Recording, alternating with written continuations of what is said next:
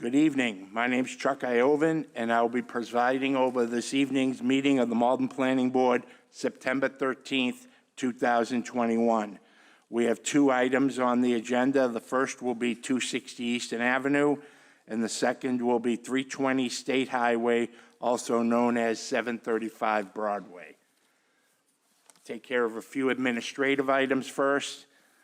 For those in attendance, under the provisions of the open meeting law, attendees are informed that this meeting is being recorded by Urban Media Arts, formerly MATV.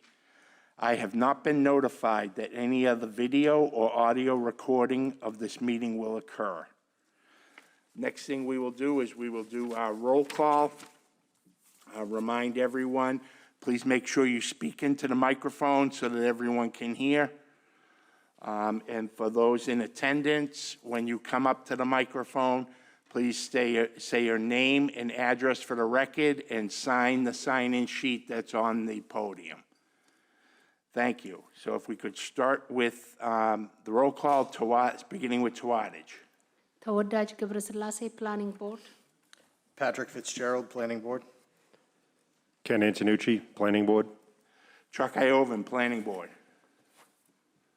Michelle Romero, City Planner. Eric McCush, Planning Board.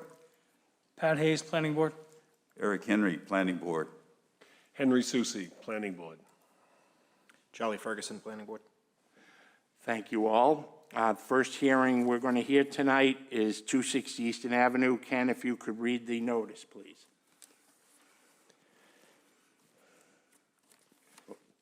Yeah, you're on. The Malden Planning Board will hold a public hearing in the Herbert L. Jackson Council Chamber, Malden City Hall, 215 Pleasant Street, Malden, Mass. At 7 p.m. on Monday, September 13th, 2021, on the petition of E.C. Barton and Company, permit application COO-037-639-2021, seeking a special permit under section 12.12.090 of Chapter 12, revised ordinances of 2020, as amended of the City of Malden, to allow off-site parking facility use of property in the Industrial 1 zoning district, namely, to construct an off-site, off-street parking lot with 22 spaces at the property known as and numbered 260 Eastern Ave, Malden, Mass., and by Malden City Assessor's parcel ID number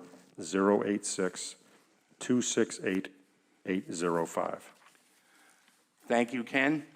Michelle, could you read the letter that you received, please? Yes, we have a letter dated September 2nd, 2021. It's regarding E.C. Barton and Malden Trans, Inc., 26290 Eastern Avenue, Malden. It reads, as a follow-up to it's addressed to me, it reads, as a follow-up to our discussion yesterday, September 1st, 2021, I respectfully request that the above referenced matter be tabled until the next available planning board meeting.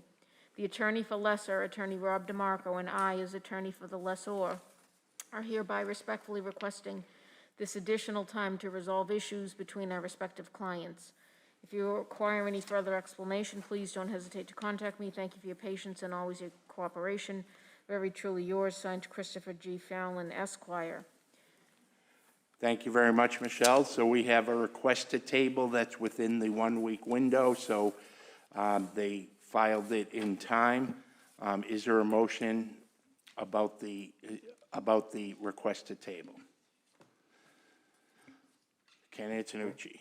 And Mr. Chair, I will make a motion to table to the next available hearing. Very good. Ken's made a motion to allow the tabling. Is there a second? Eric McCush. I'll second that motion. Thank you, Eric. Seconded the motion, and it'll be a roll call.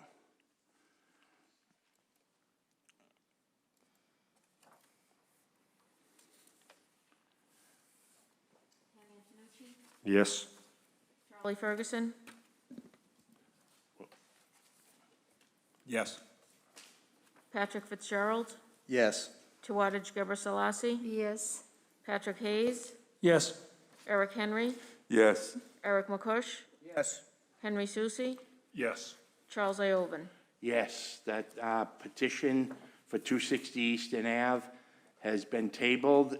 Is there anyone in the audience that came to here, 260 Eastern Avenue? Very good. So we will, publication of the notice of tabled hearing is not required. We will post it with the city clerk and on the website. Do you want me to mail notice to abutters? No. Okay, thank you. Thank you, Michelle. Ken, can you read the next case, which is 320 State Highway, also known as 735 Broadway? The Malden Planning Board will hold a public hearing in the Herbert L. Jackson Council Chamber, Malden City Hall, 215 Pleasant Street, Malden, Mass. At 7 p.m. on Monday, September 13th, 2021, on the petition of Pew Management LLC on behalf of property owner Motel Realty Company, Inc., permit application number CMID 037-453-2021, seeking a special permit under section 12.12.030 of Chapter 12, Revised Ordinances of 2020, as amended, of the City of Malden, to allow warehouse use and wholesale and distribution use of property in the Highway Business Zoning District, namely, a new building to be constructed containing 94,000 square feet, and a portion of which will be located at the property known as and numbered 320 State Highway, Route 1, Malden, Mass., and also known as 735 Broadway, Malden, Mass., and by Malden City Assessor's parcel ID number 184573368. Thank you very much, Ken. If the petitioner is present, if you can come up to the podium. I understand you wanted to plug in, so if you want to take a moment to plug in and do your thing. Okay, thank you.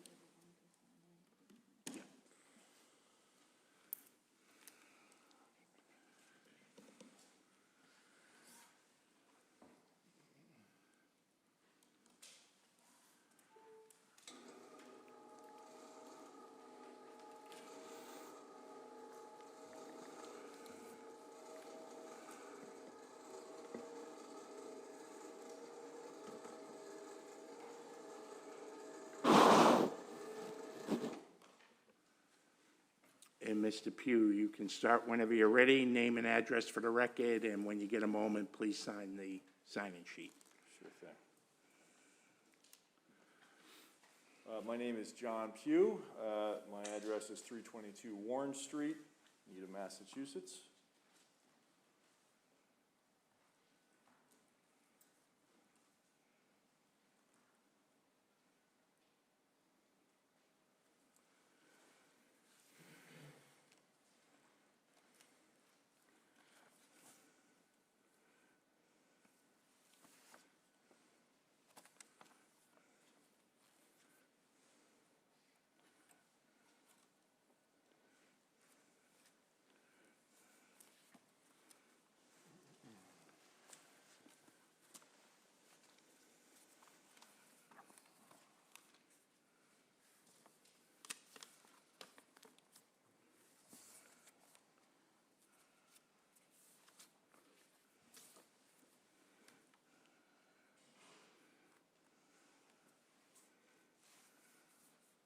Need to hold it down, or is there?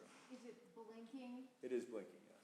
I think once it's blinking, something should be popping up on your screen, Okay. the program or the icon. Click share, yep. Yes.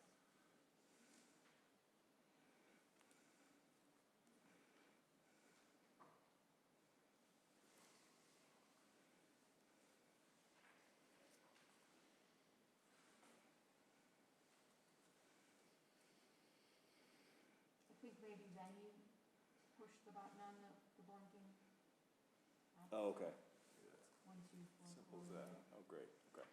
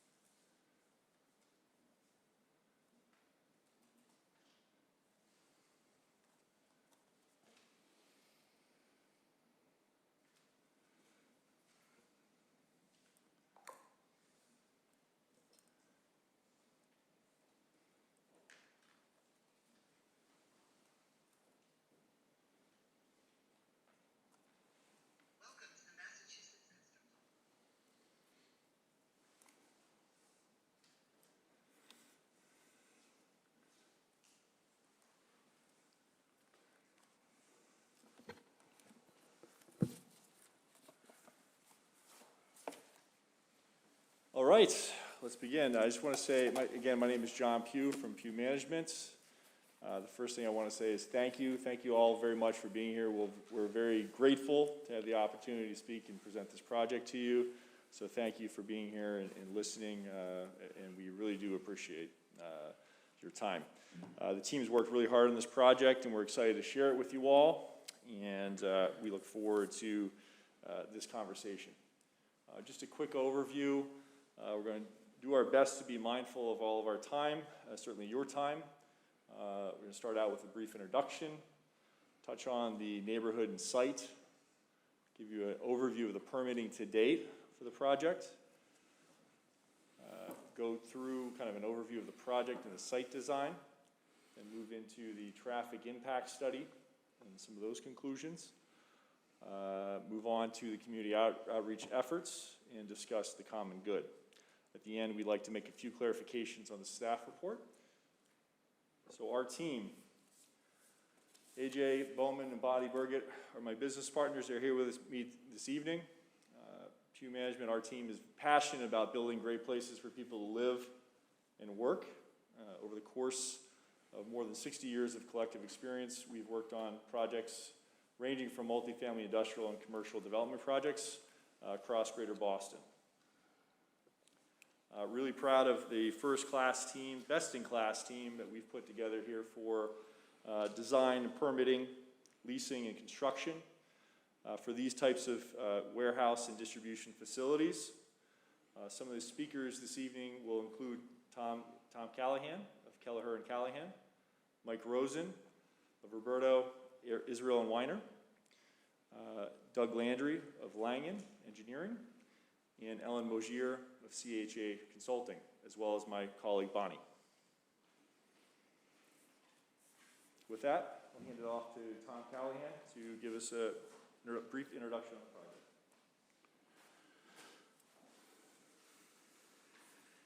Good evening, ladies and gentlemen. Thomas Callahan with offices at 1 Center Street, Malden.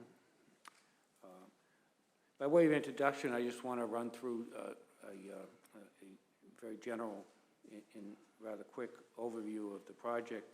We seek the redevelopment of the land at 320 State Highway and 730 Broadway for the use as wholesale and distribution, demolishing all the existing structures on the site now and constructing a 94,000 square foot structure with over 100 parking spaces and accompanying truck loading docks. This is a rather unique site for several reasons, but first of all, let me comment on it's 5 acres and it's almost evenly divided between land in Melrose and property in Malden, which is, of course, presents challenges, and the first challenge is meeting 2 different zoning ordinances in 2 different communities, but the second challenge was trying to determine the optimal sequencing of approvals. Currently, the property is utilized as the Town Line Motel with 75 rooms as well as several other small businesses on the site.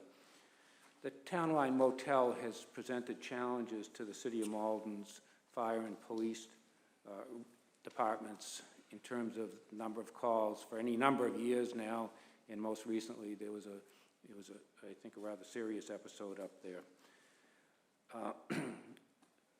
So again, we'd demolish the Town Line Motel and all the structures on the site. The city made it clear that Malden wanted to be the last stop in the permitting process, so we undertook to go to Melrose first, and late winter, early spring, and ultimately obtained approval from the Melrose Conservation Commission in May of 2021. And then further in July of this year, we obtained variances from the Melrose Board of Appeals, as well as site plan approval from the Melrose Planning Board. Later that month, we also went to the Malden Conservation Commission and obtained their approval. So we have 3 approvals from Melrose, 1 from Malden. So this is the end of the line in terms of this is the last approval necessary for us to proceed. Pugh Management has gotten to know the community and the neighbors having various on-site conversations with residents and business owners. And it also hosted 3 formal public meetings to facilitate community feedback over the past few months. And we've listened to that from, the feedback from the neighbors and learned from them and incorporated that feedback into the proposal you'll see this evening. I truly believe that Pew management has the best interests of the community at heart when designing this proposal. And over the past 9 months, they have certainly shown themselves to be honest and won the support and minds of the neighbors. I think, I firmly believe also Pew would be a welcome addition to the City of Malden and the Ward 8 community. Understanding the tax benefits that this proposal brings and the employment opportunities, and then when you look at the ongoing strain on the Malden police and fire resources and the current traffic that's being generated there now by the site, this redevelopment greatly benefits the city and the surrounding area. Therefore, it is not more detrimental to the neighborhood. As we go through the presentation tonight, we will keep a checklist of how we comply with the required findings for the special permit, and we'll demonstrate how the proposal satisfies each of the special permit standards. And I'll conclude with that. Thank you, ladies and gentlemen. Thank you very much.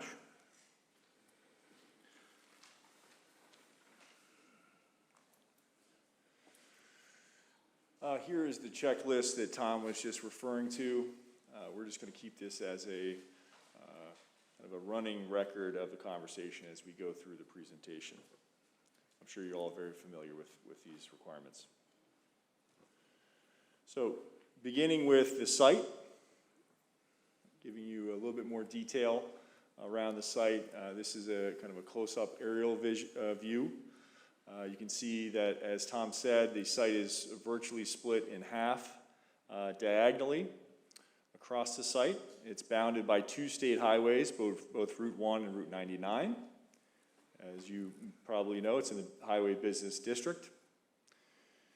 And we've touched already on some of the different uses that are on the site today. As you can see, there's an image of the Town Line Inn. I'm sure it's very well known here in Malden. This is an image from Broadway, the former Sabatino's restaurant. It's been shut down for a few years. Again, on Broadway. This is looking towards south on Route 1. You can see the Town Line sign there. The storage for school buses is an active activity on the site today as well. Some of the context for the neighborhood, the surrounding uses. We have the transfer station, not too far up the road, but basically across the street. The marijuana dispensary for Garden Remedies. The Brenner's Discount has been closed down now for a little while, so that's also abutting the site. We have the Town Line Luxury Lanes, very well-known staple here, as well as a nightclub. And then the FW Web Company, which, as I had mentioned, is also a warehouse and wholesale and trade distribution use directly across the street. This is just a kind of a map showing some of those different uses. As you can see, primarily industrial and commercial uses, and that the site is bounded by those 2 state highways, both Route 1 and Route 99. I think we'd all agree that current use is a detriment to the neighborhood. This is a high crime location. We've been told more than 600 emergency response calls have been called to this property in the last 2 years. Let that sink in for a moment. 600 to one site in just over 2 years.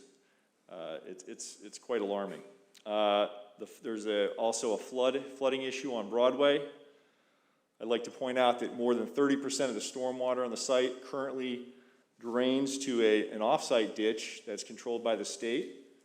That ditch is effectively where the water that is backing up backs up into Broadway. So that ditch, our site is contributing to that problem greatly today. And we've had a conversation with the Conservation Commission in Malden and agreed to work with the state and notify them if we're to be granted this special permit to make sure that we can help with that. We're also redirecting that large amount of stormwater from the site to a drainage ditch that's on the property. That's the proposal. And as you'll see later, there's currently very minimal landscaping and is an unclean and unsafe area. So we've touched on number 1 and number 2. It's not in conflict with the surrounding land uses and will not be more detrimental to the neighborhood. Now on to a permitting summary. So the project, as Tom mentioned, we've been working on the project now for about 9 months. We've received a variety of approvals. Also been working with Mass DOT, having regular conversations with them regarding access to the site.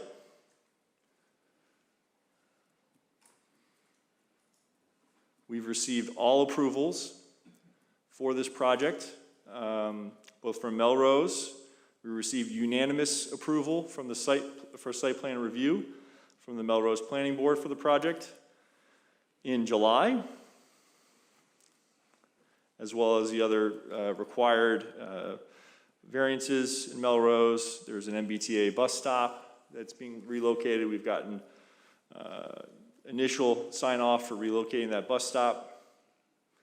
So this, as Tom said, is the kind of the final stop in terms of the approvals process this evening. Moving on to zoning and use.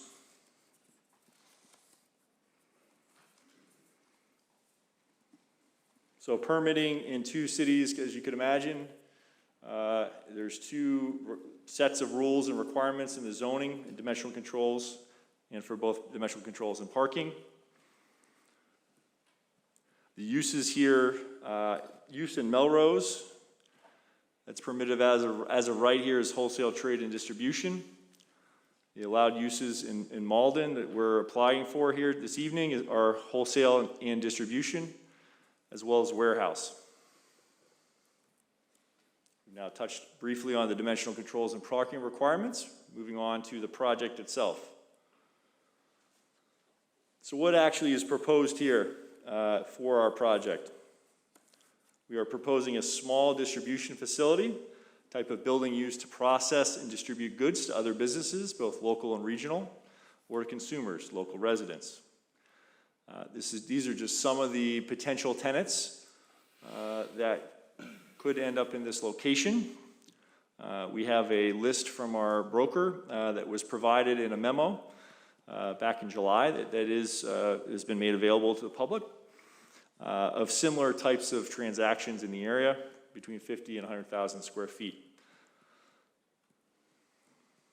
So a great example of an example tenant would be Baldor. So Baldor recently signed a 100,000 square foot lease in Chelsea. They are a specialty food distributor servicing local and regional businesses throughout the Northeast. Their focus is they're a regional supplier, and they focus on local farms, sustainability, and giving back to the community. They service the types of businesses identified in the Broadway Corridor Plan. Some of the different places where they deliver to are restaurants, local restaurants, corporate food service providers, wholesalers, retailers, hospitals, and schools. So moving into the facility design, we do have our design team, our technical team here this evening. If there are any technical questions regarding stormwater management or utilities on the site, we've worked with the City of Malden Engineering Department to ensure that everything is being properly designed. So some important items to point out for this design. If you're looking at the screen, you can see the curb cuts along Broadway. Today, there is no curb cut on Broadway. It's wide open. And as conversations with some of the Town Line Estates residents have revealed, and also some of our visits to the site, tractor trailers regularly use it as a turnaround spot. It's unsafe for pedestrians and for vehicles. So what we're proposing here is improved site access, creating a sidewalk with crosswalks, an MBTA ADA accessible bus stop, as well as shade trees and planting and attractive landscaping, as well as some additional features we'll touch on in a moment. I just want to circle back to stormwater because it's such an important piece of this site.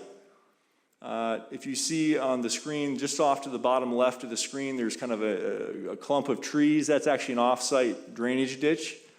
That ditch is regularly blocked, and that is where the greater than 30% of that stormwater is going today from this site.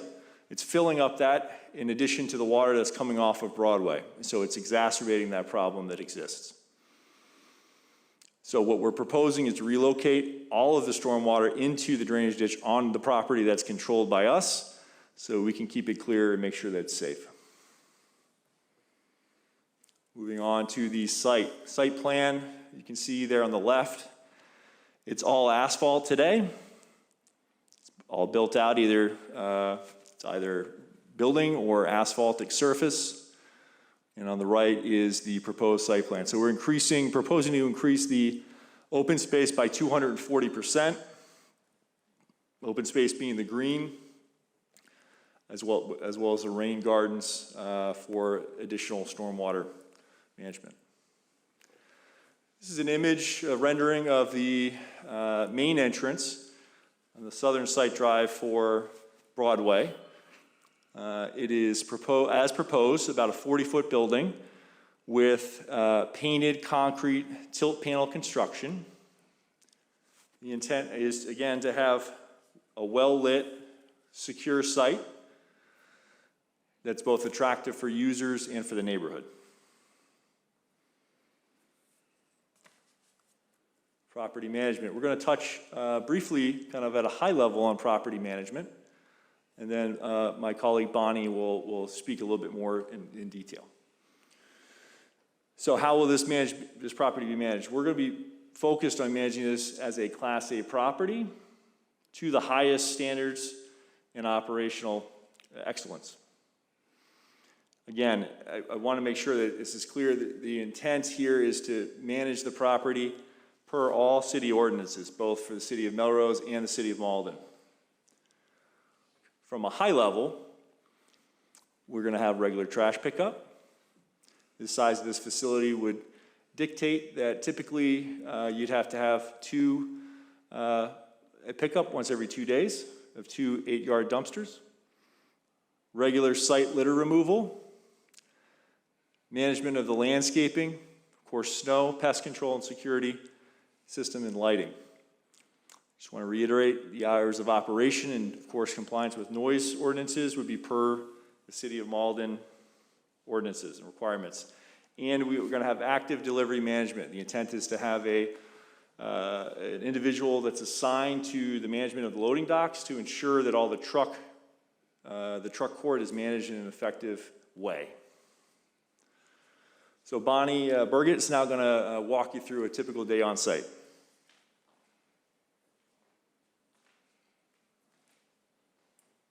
Good evening. It's a little taller than I am. Good evening. And I want to kind of paint a picture of how this is going to operate as we move more into... Excuse me, Ms. Burgett, name and address for the record, please. Yes, Bonnie Burgett, Burgett, and it's 12300 Painted Bunting Drive in Austin, Texas. Thank you. So I'm going to kind of touch on a couple points that John brought up, example tenants and facilities operation, and kind of bring it together as we transition into a discussion on the traffic by our traffic engineer. So again, operating within the hours of the ordinance, we envision employees arriving early in the morning to start the day, and maybe one delivery truck, avoiding these peak hours in the morning. This gives employees an opportunity to go through the inventory, sort, unpack boxes, do what they need to prepare whatever is going out of the facility, potentially. And this could be something like a janitorial supplier that might send stuff out to a hotel that might order, or a restaurant or something along those lines. This will go on throughout the late morning. You see box trucks and vans kind of going in and out. Think about the operations that Restoration Hardware and Peloton were some of the example tenants given by our leasing broker with Newmark. And if you really think about how that operates, they're gonna load up that couch that you delivered and show up at your house during your 2-hour window, is one example if they're not servicing a business. We're looking at a picnic table on the Broadway side and a nice rain garden on that side that we'll talk about with the design. And if it's a glorious day like it was today, they can eat outside at the picnic table that we have planned for the facility. This will continue into the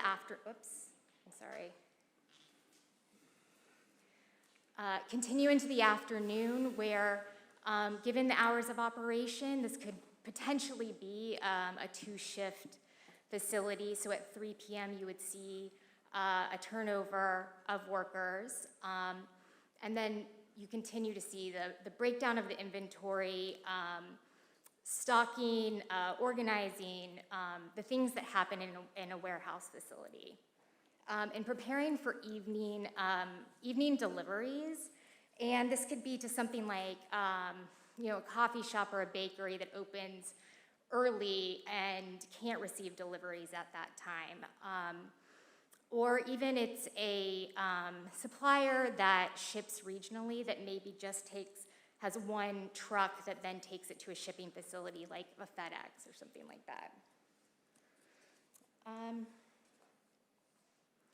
So we wanted to sort of paint this picture and take a look at, for example, we've identified that in the middle of the afternoon, there might be 3 box trucks and 3 delivery vans leaving, and maybe 1 or 2 throughout that time period of larger trailers bringing inventory in. And then we see this continuing if it is a 2-shift facility. It could continue into the evening, at which point they would get the facility ready for the next day. And one thing I did forget to mention is we also included in some of these counts, from a qualitative perspective, things like the trash truck arriving in the morning to empty the dumpster, or a landscaper arriving to service open space. So that's included in this vision of how we see the facility operating, and ultimately the count that we arrived at from a real qualitative analysis. And it ended up being very similar to the quantitative analysis that we provided the board back in August. So in August, we provided a memo to you all that describes sort of the racking layout, a maximum of 20,000 square feet of the 94 could be used for racking, how high it could potentially be racked, and what the maximum capacity of inventory would be in this facility. From that, we started backing into what the actual numbers of trucks would be based on what a truck holds and how much could actually be stored in this size facility. We touched on in that memo that the shape of the site and the dimensions really restrict it being anything else other than a very, what I personally view as a traditional warehouse and distribution facility, due to the parking, the balance between the codes, the shape, the size, the door, the dock door count, et cetera.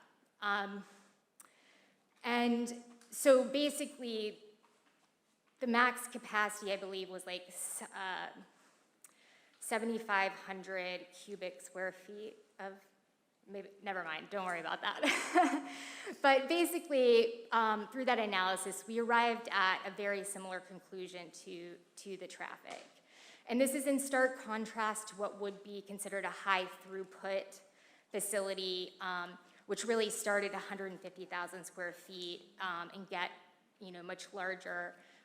They allow for at least double the truck queuing positions that we have on the site. And most importantly, they look at 350, parking spots up to, 600 parking spots was one facility that we looked at. So you're really looking at, a massive amount of parking in comparison to what we have planned, as well as the site size. And we wanted to touch on how we got to those conclusions and refresh your memory on that memo that was prepared. It was pretty detailed, but it ultimately came to the same conclusions that our traffic engineer, Ellen Mosier from CHA, did using the ITE data. So Ellen's going to come up and present her study to you. Miss, don't forget to sign the, Thank you.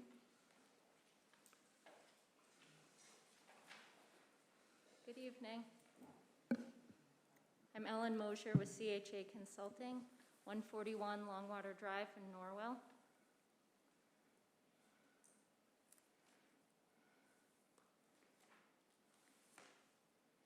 So I'm going to quickly walk you through the traffic study that we prepared, which essentially concluded that there's no impacts to traffic as a result of this development. And working with the city's peer reviewer, we developed the study area shown on the map here. This includes site driveways on Broadway as well as Route 1. We looked at the closest signal to the north and then the signal at Elwell Street and Central Avenue to the south. I want to point out that we did conduct traffic counts this year.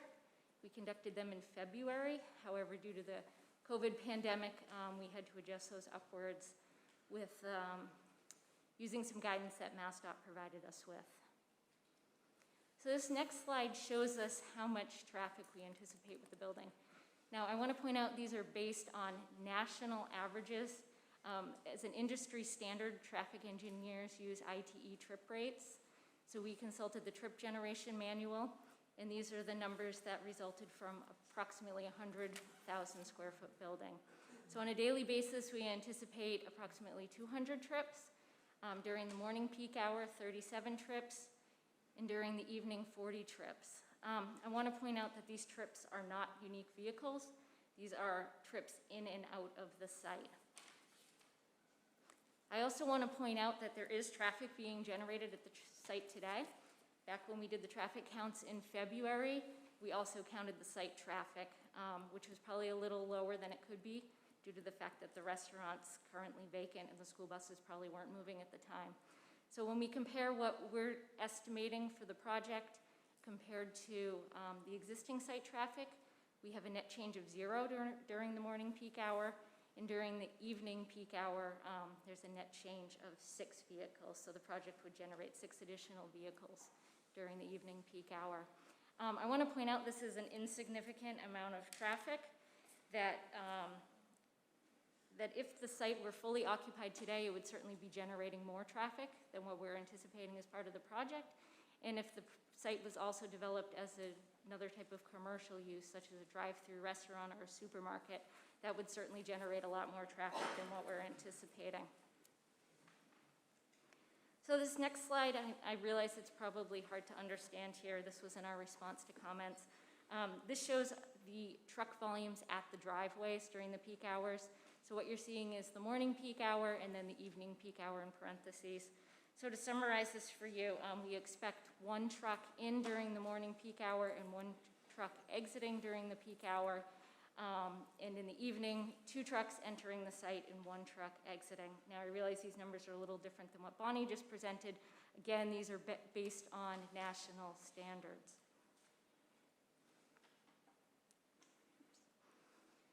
So this slide shows passenger vehicle volumes at the site driveways, essentially employee trips. You can see that this is certainly, most of the traffic is passenger vehicles versus trucks during the peak hours.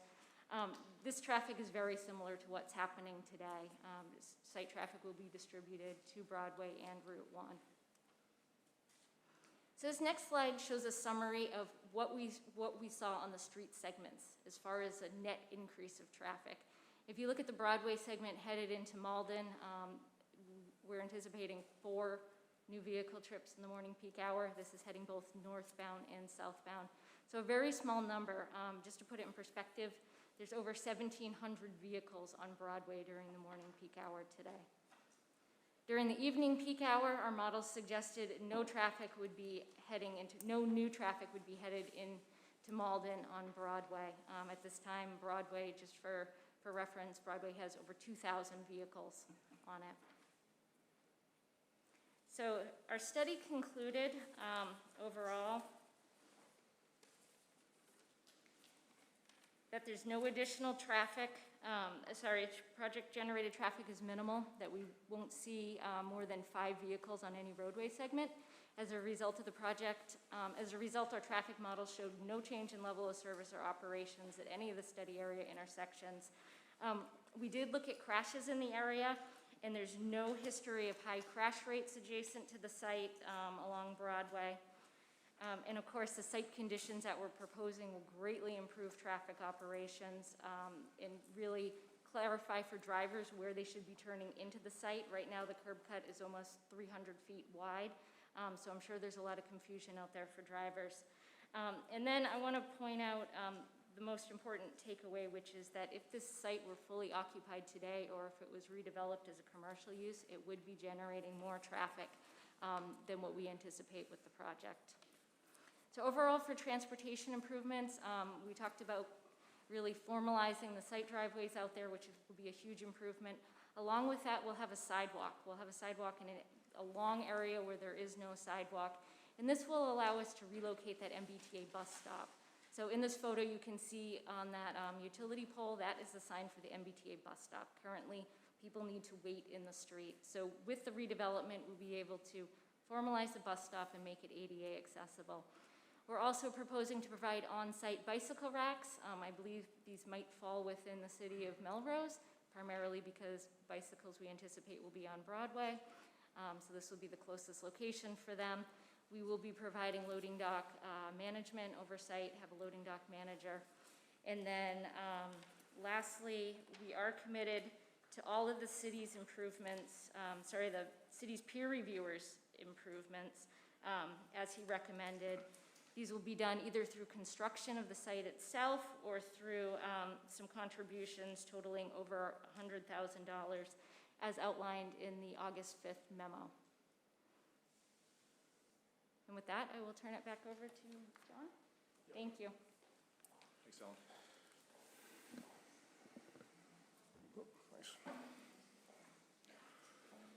Okay, moving on to community outreach.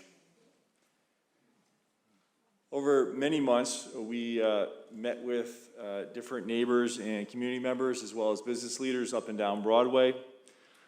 We held 3 public meetings, more formalized meetings. 2 were in person, 1 was virtual.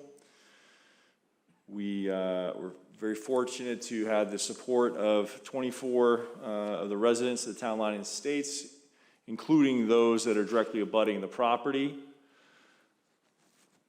7 Broadway corridor business leaders were nice enough to write letters of support for the project. And as I mentioned, we had kind of a door knocking campaign through the neighborhood led by A.J. Bowman. And we were able to really get to know the neighborhood and the community, and we hope that we can be a part of this community. Moving on to the common good. Just want to touch quickly on the sustainable features. We touched on the improved stormwater management earlier, improvement of open space by over 240%. We're committed to making this a solar power ready building, providing electric vehicle chargers for 4 vehicles, and providing heat island reduction.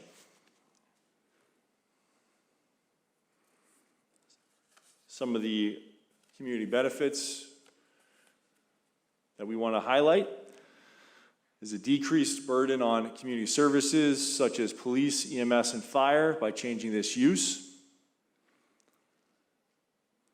Cleaning up around the intermittent stream, providing enhanced plantings for drainage and ecological benefit, and improving the Broadway flooding situation by redirecting more than 30% of our stormwater from this site to an open and operating storm drain on site.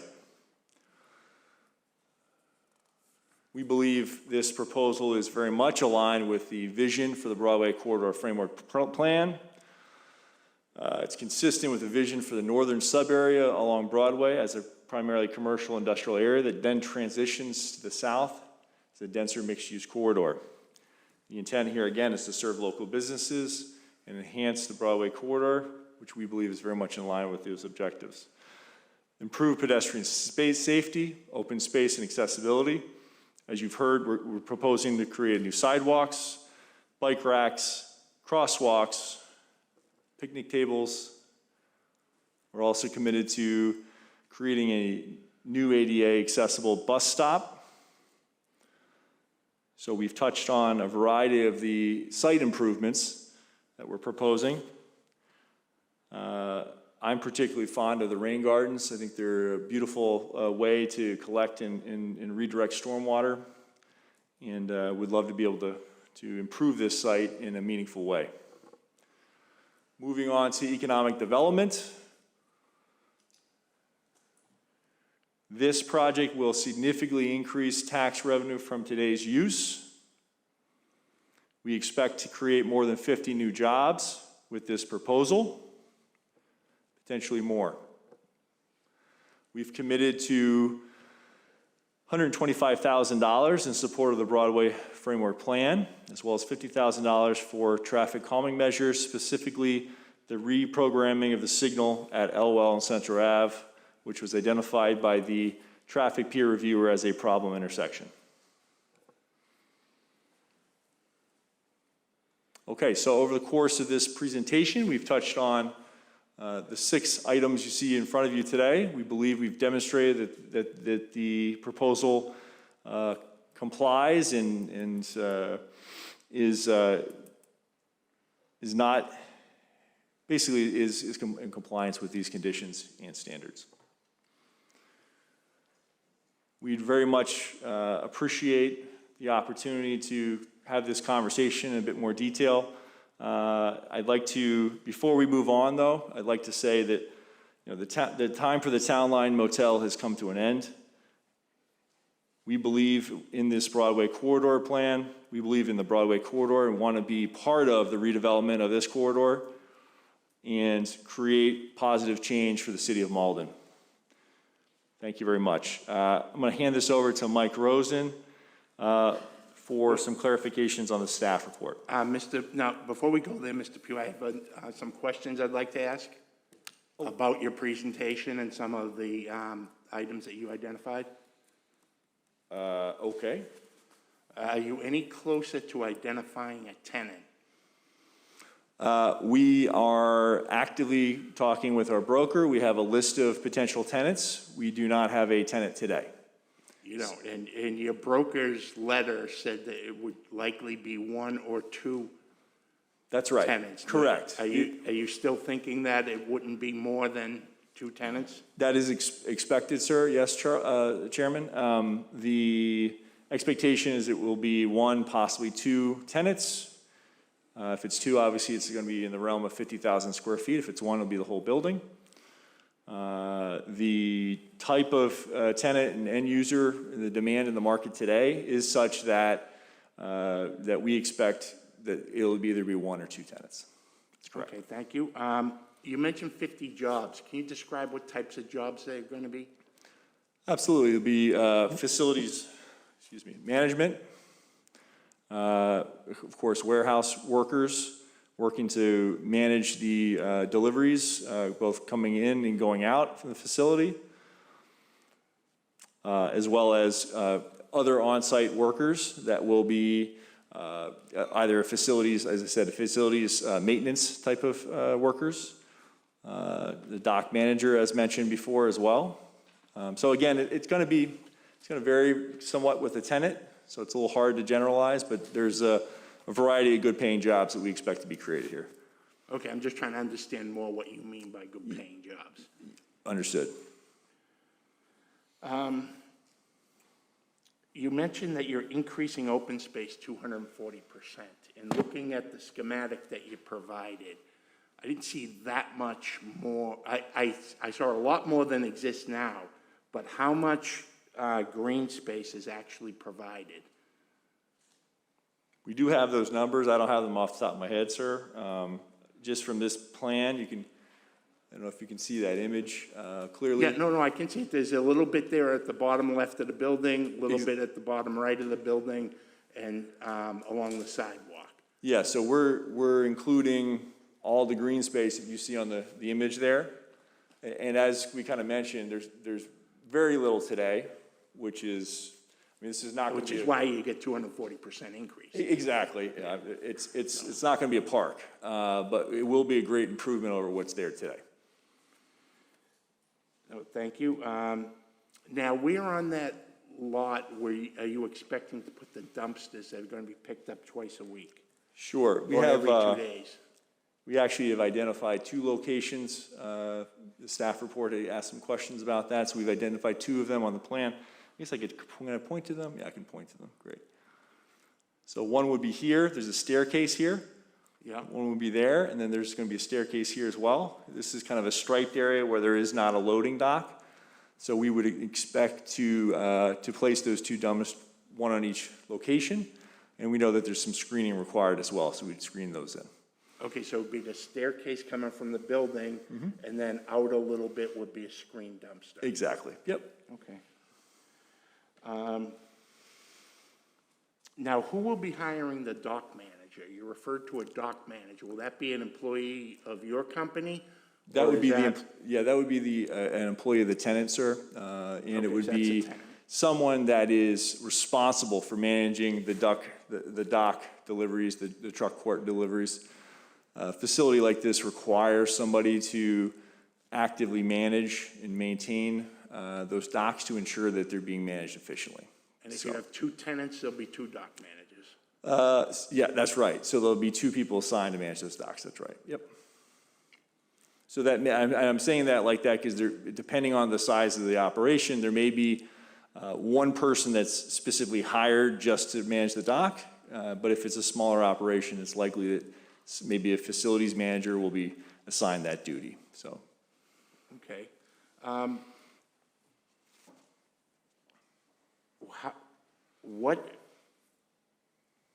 If the tenant is a Baylor or Baylor-type company, what type of refrigeration would you be required to install? Have you guys thought through that? I imagine you have as you're marketing this to see what the cost of the tenant would be. Yeah, we've had conversations about that.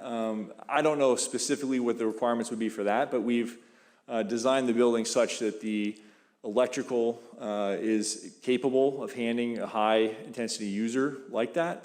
That being said, the design of that system is very much going to be based on whoever that tenant is. Sometime, it just depends. So the way that we've designed it today, as you can see, is just a shell. And then we work with the tenant to make sure that that's designed appropriately on the inside of the building. So any offices that they require will be part of that shell? That's right. So we're anticipating 3 to 5% of this space as some type of small amount of office space to manage the facility. Yeah. Okay. Let's see, just a couple more. Sure.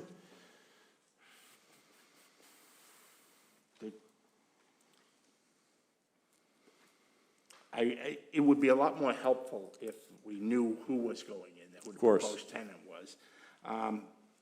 But the other thing that I'm uncomfortable about is why we're not using Route 1 to send some of the tractor trailers out.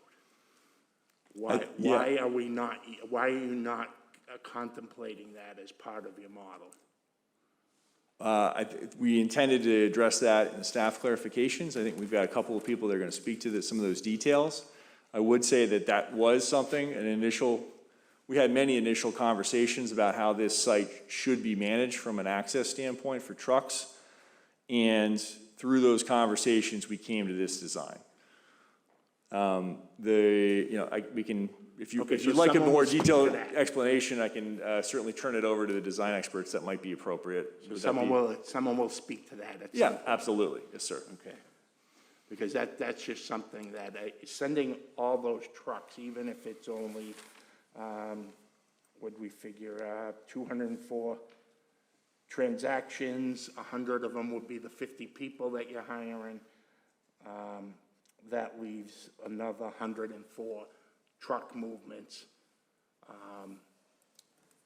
And I'm just curious that on that daily chronology that was provided by Ms. Burgess, that didn't appear to sum up to 104. Yeah, that's not the expectation for the site. Do you have the truck data, Ellen, that you can speak to? He's asking. Yes. So the 204 vehicle trips throughout the day. So not all of those will be employees coming in and out. Sometimes employees leave, they get lunch, folks come in, other services come into the building. It generates more trips during the day. So one employee comes in and then they decide to run out and get coffee or run out and decide to get lunch, that could be 6 trips a day for an employee. So you're expecting each of the 50 employees to make 6 trips? Potentially they could, but anyways, along with the trucks, the 50 employees, and then the trucks add up to around the 200. We're anticipating approximately 36 trucks over the course of the day. Since we're talking about trucks, I'll volunteer. We expect 12 of those to be trailers, and the remainder would be box trucks or vans. Okay. So that would be 72 of those 200 trips are really truck trips. Okay, that's what okay, yes. Thank you. Thank you.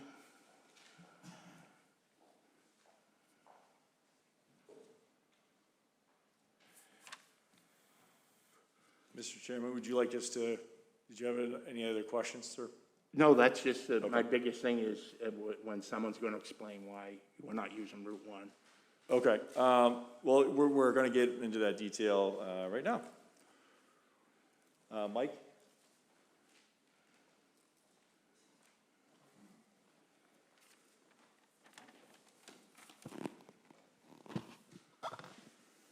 Good evening, Mr. Chair, members of the board.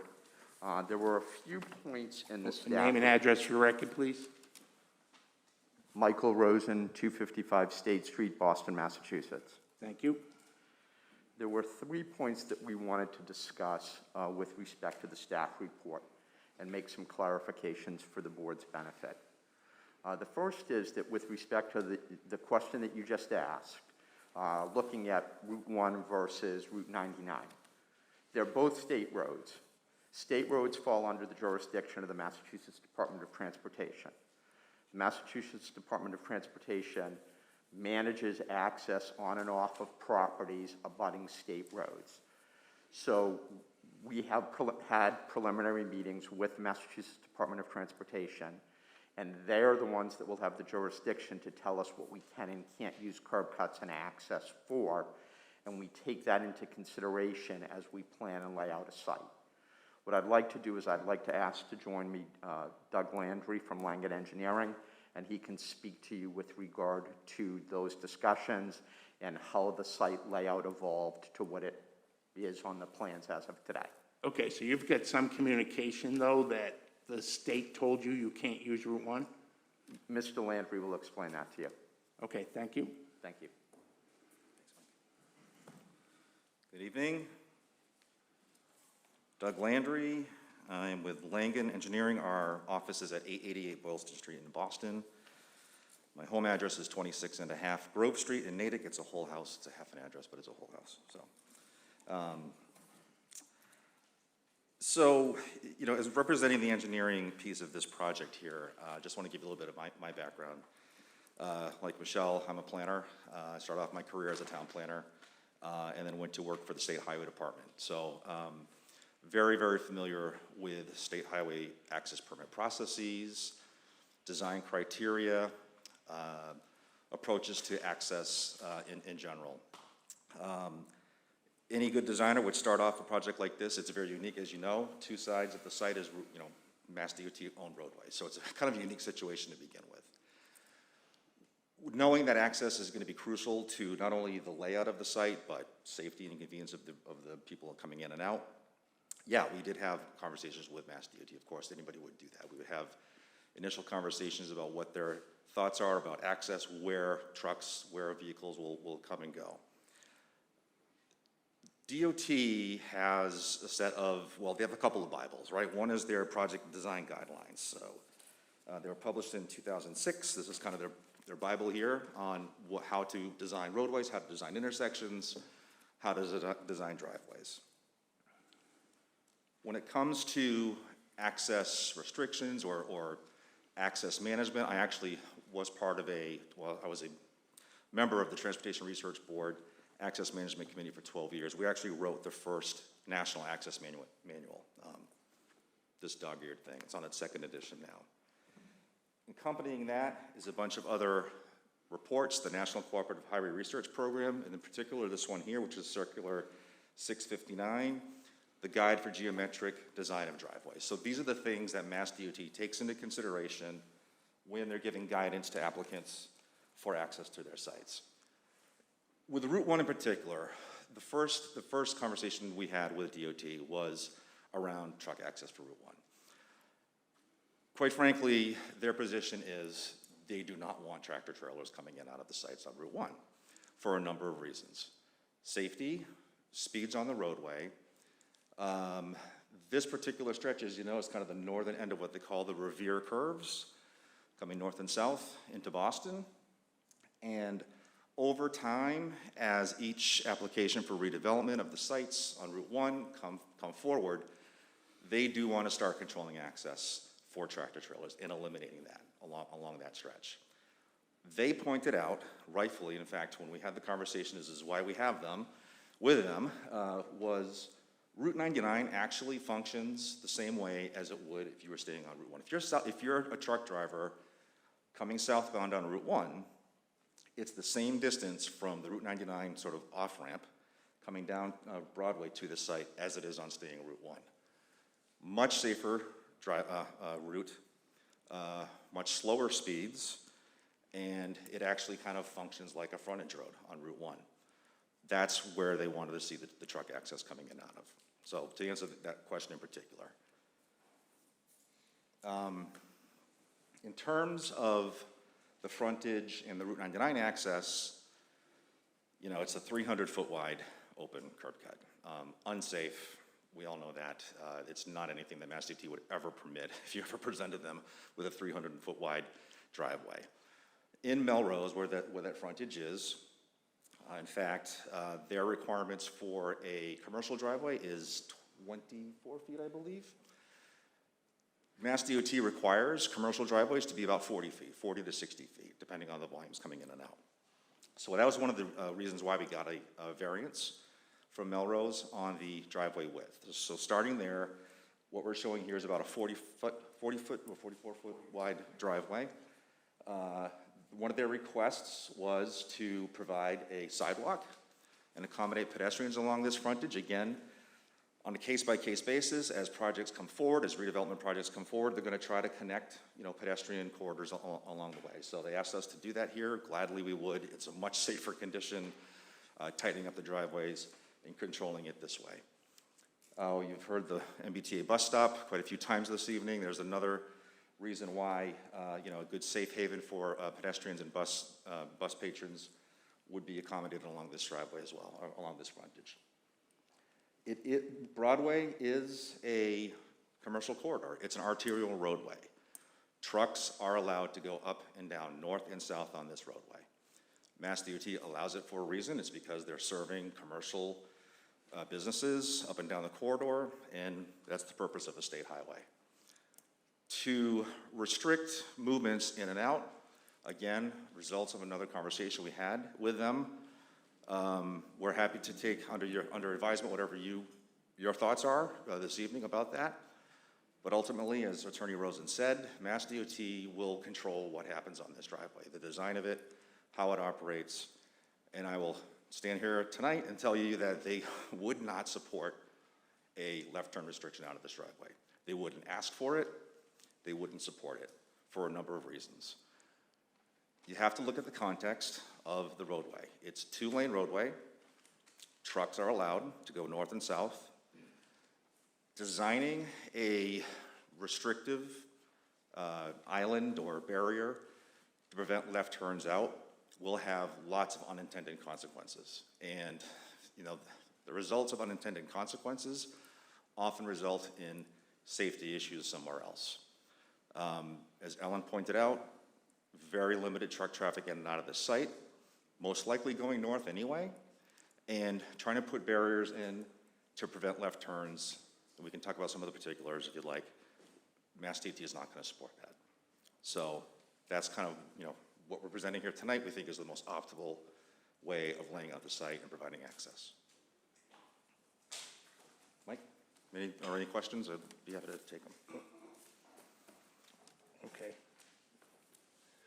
Yes, I understand Nelson Miller will speak to this at some point about the Mass DOT regulating it and telling them they can't do it, or why they want to send it through our neighborhoods as opposed to on Route 1. Is that accurate? Okay, at some point. Doesn't have to be the second, but we'll let the presenters finish. Thank you. Okay? Okay, yep. Mr. Chair, if I could continue. So on the first point, you know, I would point out 4 things. One, on June 22nd, the town's peer review consultant issued a report and had recommendations for the traffic. On August 5th, Pew Management responded to those recommendations of the city's peer consultant, and they effectively agreed to all of them. There were 2 conditions they didn't agree to, and the reason they couldn't agree to them is because they required modifications to a state road, and an applicant in a community can't do that. That jurisdiction lies with Mass DOT. However, the applicant agreed to the mitigation funds that you saw earlier this evening, the fund for $50,000 and $125,000 to address those 2 concerns. And then obviously the last point is Mass DOT is going to review this site further. There will be a need to go in for the final access permits from Mass DOT. And if Mass DOT in any way, shape, manner, or form believes that any of the design or layout is unsafe, they will impose conditions that we will have to comply with. So when you look at the staff report and some concepts under, I believe they're sections B1 and B2, my suggestion would be a condition that requires the applicant to comply with all recommendations or requirements of Mass DOT, as they have sole and exclusive jurisdiction over both 99 and Route 1. The second point that I wanted to clarify in the staff report is note 1 in the staff report discusses a proposed zoning amendment that I believe was published on September 10th, seeking to remove the warehouse and the wholesale trade and distribution uses in this district, in this corridor. I would point out that the applicant filed an ANR plan on September 7th, 3 days before the publication of the proposed ordinance change. As a result, zoning as it exists now, warehouse, wholesale, trade and distribution, is frozen for the duration of that ANR plan and for a 3-year period following that. And if anyone would like, I can explain how that all comes into play if this board requires further explanation. Okay. No, typically, if you file beforehand, I don't think it's guaranteed, but we have typically allowed those that file before any proposed zone changes to be grandfathered in. It was interesting. I did watch the city council meeting last week, and while there was some debate about it, the chair of the city council did mention that Malden has customarily put right in any zoning ordinance a grandfathering and a protection. So that also would be equally applicable and obviously would be appreciated. The last point clarification is really on definitions. We found it interesting that the staff report recommended the granting of the approval for warehouse with an ancillary use of distribution, but suggested a rejection of wholesale and distribution. And under your bylaws, the definitions first fall to definitions in your bylaws.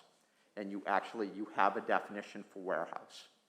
But you have uses for warehouse, for wholesale, and for distribution, but no definitions for wholesale or for distribution. So your bylaw defaults to, if there is no definition, you go to the state building code. The state building code does not have a definition for wholesale or for distribution. And then by default, you go to the Random House Unabridged Dictionary, which hasn't been published in a number of decades. However, we did do some research and we found out that in fact, Random House Unabridged Dictionary is the basis for dictionary.com. So we did go to dictionary.com and we looked up warehouse, wholesale, and distribution. One thing we want to understand better, and we want to be careful as the board contemplates this project, is whether there was a substantive reason for supporting warehouse but recommending disapproval of wholesale, because the definitions are long, and when there's not a definition in the bylaw and you go to a definition in a dictionary, we're concerned that there might be a reason that something's trying to be excluded. Our preference is both the definition of warehouse as you read it in your bylaw and the definition of wholesale have a significant amount of overlap to them. And it does seem that it would be more appropriate to include both of them so that there wouldn't be an aha moment later on that a small sliver of something that you might otherwise think is warehouse, somebody argues falls under the definition of wholesale but not warehouse. And so we wanted to just have a little bit of discussion. I actually, if the board would like, I actually went to the trouble of creating a little dictionary and including all of the terms, if any of the members, if Mr. Chairman would like me to approach so that people... You're welcome to pass it out, but I'll let Michelle Romero speak as you're passing it out to that. Yes, thank you. Nelson Miller, the building commissioner, is the zoning enforcement officer for the city, and he would be the one to interpret the use based on what is being proposed with the permit application. So he can speak to the difference in definitions, the warehouse definition, and I believe one of the slides, we don't have wholesale trade and distribution. That's a Melrose category. So I think that's I'm not sure what that number 3 is about. But Nelson Miller is here and he can speak to those definitions. That is who would be doing the interpretation for the city. Thank you. So, Mr. Chairman, in the table of allowed uses, you do have wholesale and distribution. But in the table of definitions, you don't define them. So that's why I went to the lengths of finding the definitions. Okay, thank you very much. Nelson, could you come up and tell us about, I'd like to speak to two things. First, this definition issue that seems to have cropped up, and the second, if you could speak to the state,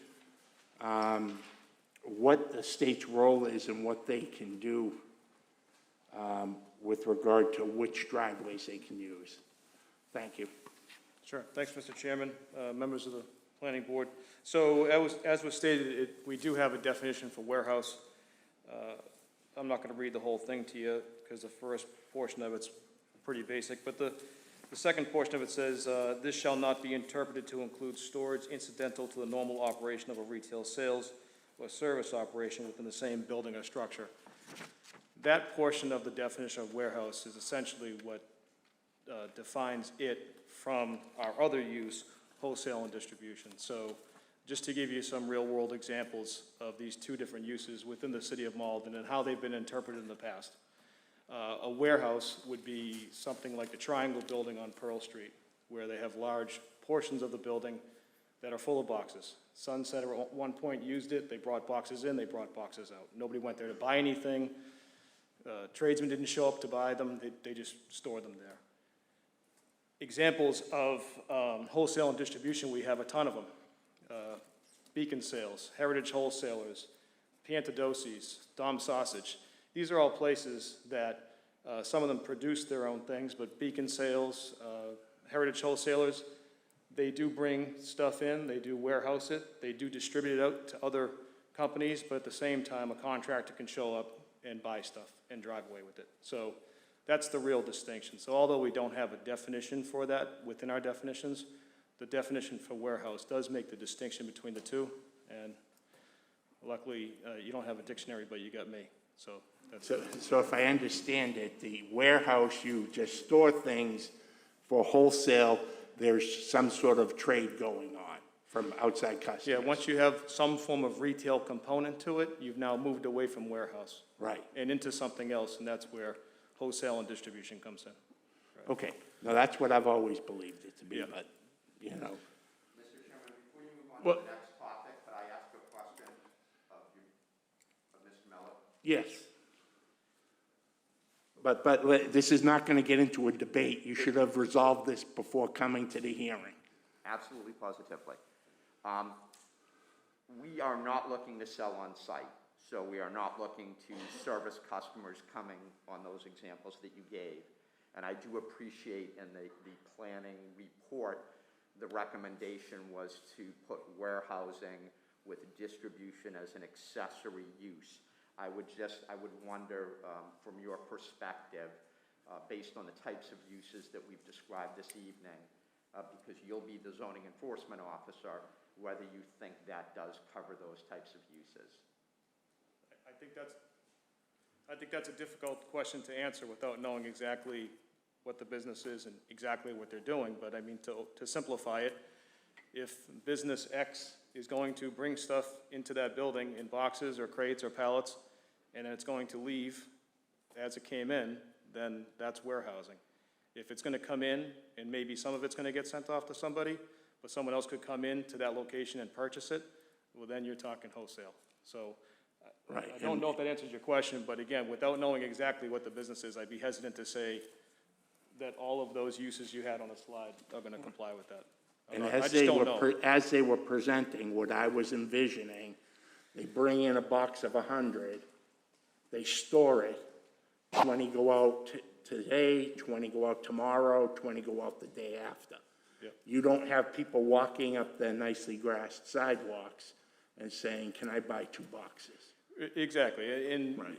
you can go to Beacon Sales on Commercial Street, and a tractor trailer full of shingles comes in, and half a tractor trailer goes out to someone in Pennsylvania, and the other half gets sold to Joe's Roofing in Malden. That's wholesale and distribution, not just warehousing. Okay. Thank you. Does anyone have any questions for Mr. Miller? Michelle? Yes, thank you. Do you have a copy of that list that they submitted? It's from, I believe I sent it to you. I can give you another copy now, it's from Newmark. It lists, yes, Newmark. I didn't bring it, I remember it, Okay. but I didn't If bring we it. were to give you that list, these were examples of possible, well, these were examples of permitted projects. That's how I understood the list. I believe that's how it was labeled. Would you be able to tell which fell into wholesale, distribution, or warehouse? Looking I'd at have to it, see the list again. give some sense of that? Yeah, do you I mean, have, some were clearly labeled I manufacturing. have it if you'd like it, Mr. Miller, but I tell you, unless you're familiar with the actual company involved, it's a Yeah. task. Well, I was also asking because in the final column of that list, it actually categorizes the business as manufacturing or something, there are, I think Michelle's getting back at me for something I said in the office today. I'm sorry. If you could just give some sense, not to go through the 100. Well, but- again, I don't, you know, Yeah. the second one says Home Depot. Your typical Home Depot is not warehousing. So that's retail sales. It's retail sales, okay. Right. Now, if it's Home Depot just storing their own stuff from wherever Home Depot stuff comes from, and then going to Home Depots, that would be warehousing. But if you could go there and buy it, then no. It's a long list. I don't think I'm gonna go through all of these, right? But I think you get the idea of, Right. Does anyone have any questions for Mr. Miller? Anyone else? Thank you, Mr. Miller, for being put on the spot like that. Thank you. The last thing before you sit down, Mr. Miller, could you speak to this idea that the state can come in and tell us to send tractor trailers through neighborhoods as opposed to the highway? yeah, I didn't have as much to add on that, other than the fact that I just reached out to some colleagues at Mass Highway.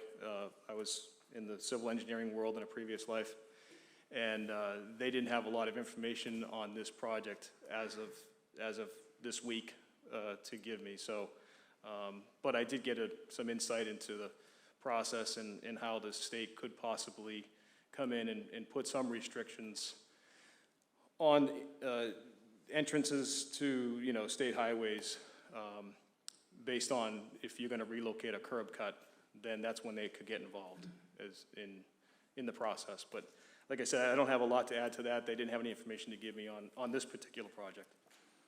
So, Okay. Well, thank you very much. yep.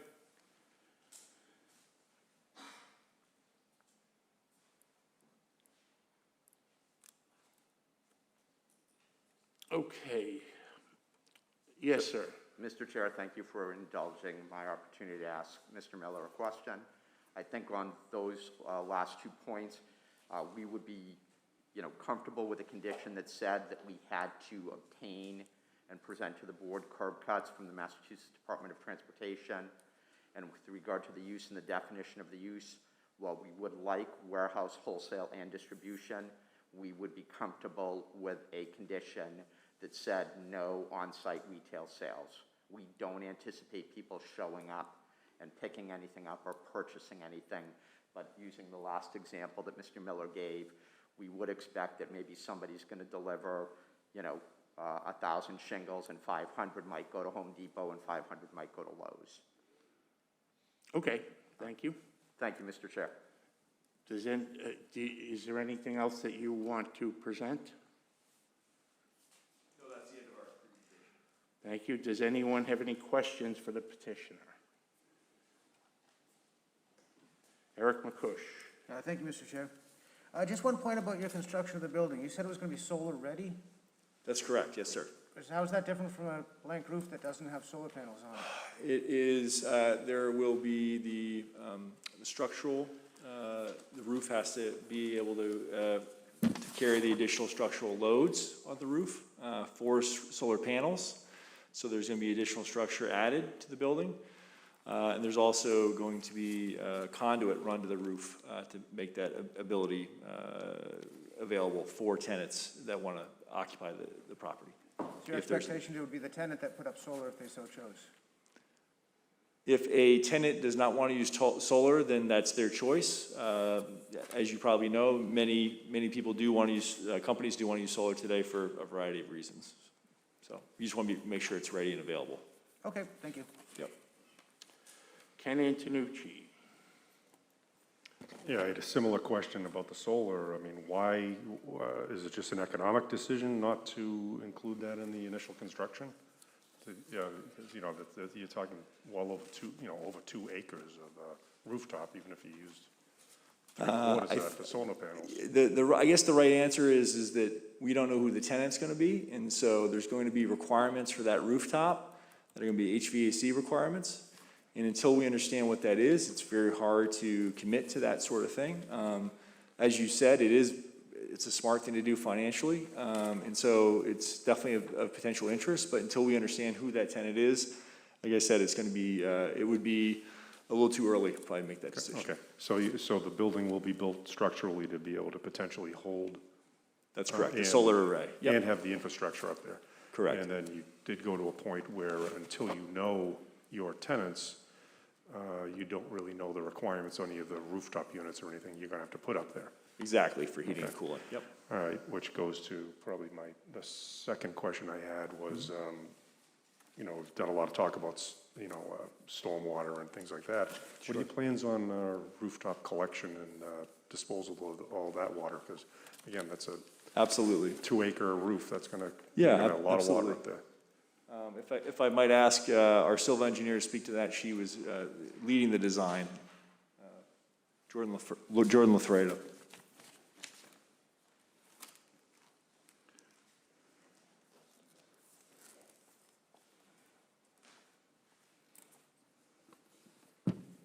Good evening. My name is Jordan Lafredo.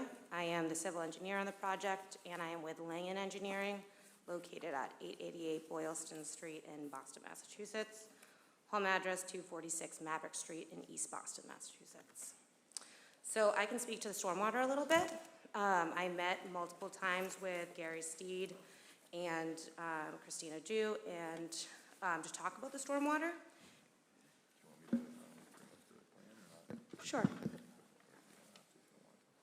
I can speak to it, probably helps.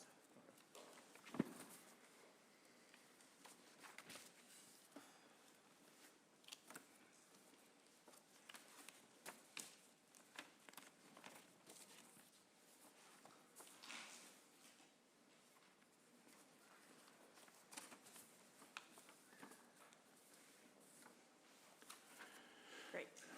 Thanks, John. All right, that should help a little bit. So as you can see here, and I don't know if, okay, my cursor does work.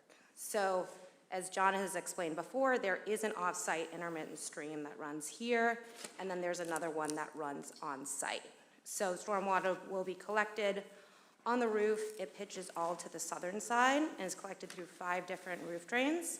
And so we've taken that opportunity after meeting with the engineering department to find opportunities to infiltrate back in and recharge the groundwater, because I think, as most of you know, it's a clean water, and you want to take as much opportunity to put that back into the ground. So after working with the engineering department, we are changing one of the roof drains has an infiltration trench, so that's 20% of that part of the roof is being collected and will go back into the ground, infiltrate, and then if there's any heavy storm events, overflow can go back into the drainage system and make its way to the swale.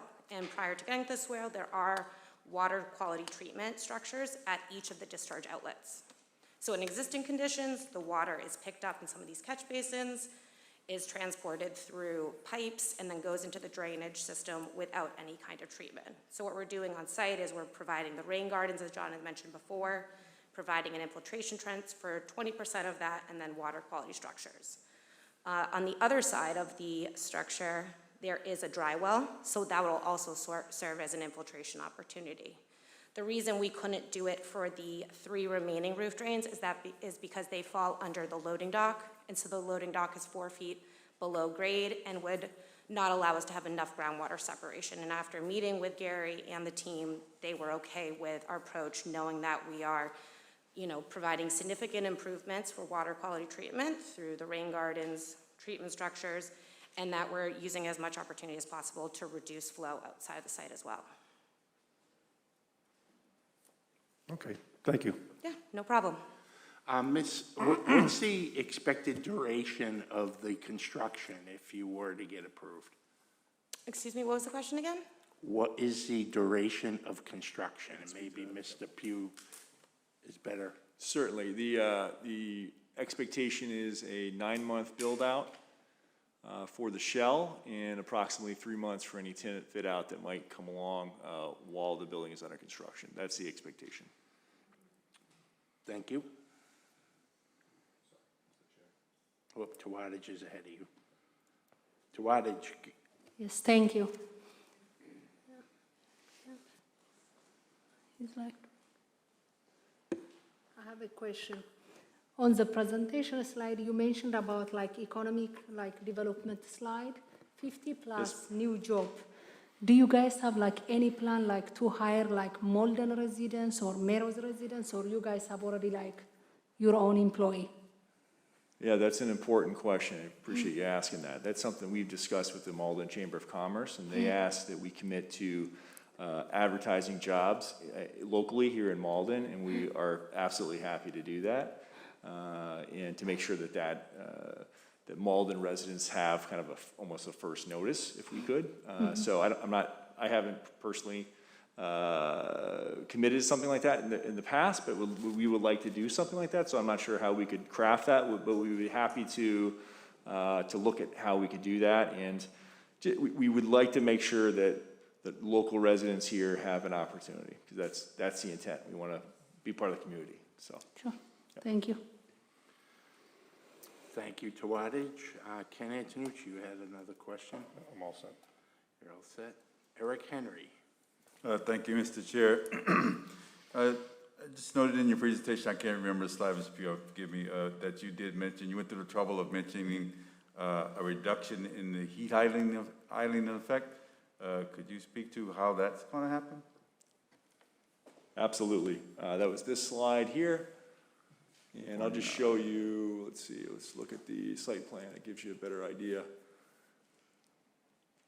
Just kind of in terms of the overall impact. Sorry, let's get there. There you go. As an architect, there is a concept you kind of study in school and you learn about, and one of those is the heat island effect, and it's typically influences the microclimate in a very meaningful way if there's a significant amount of asphalt across the site.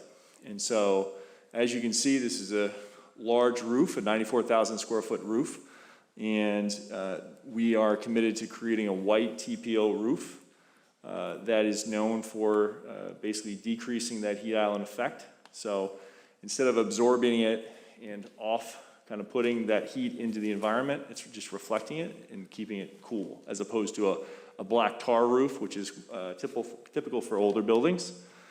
So that is a meaningful decrease in that heat island effect across the site. As you pointed out, it is, or somebody earlier pointed out, it is around 2 acres in terms of the size. And then you can also see, of course, the green space that's being provided as well will make a meaningful impact in the community and the surrounding microclimate. Thank you. You all set? Eric? Thank you, yes. Ken Antonucci.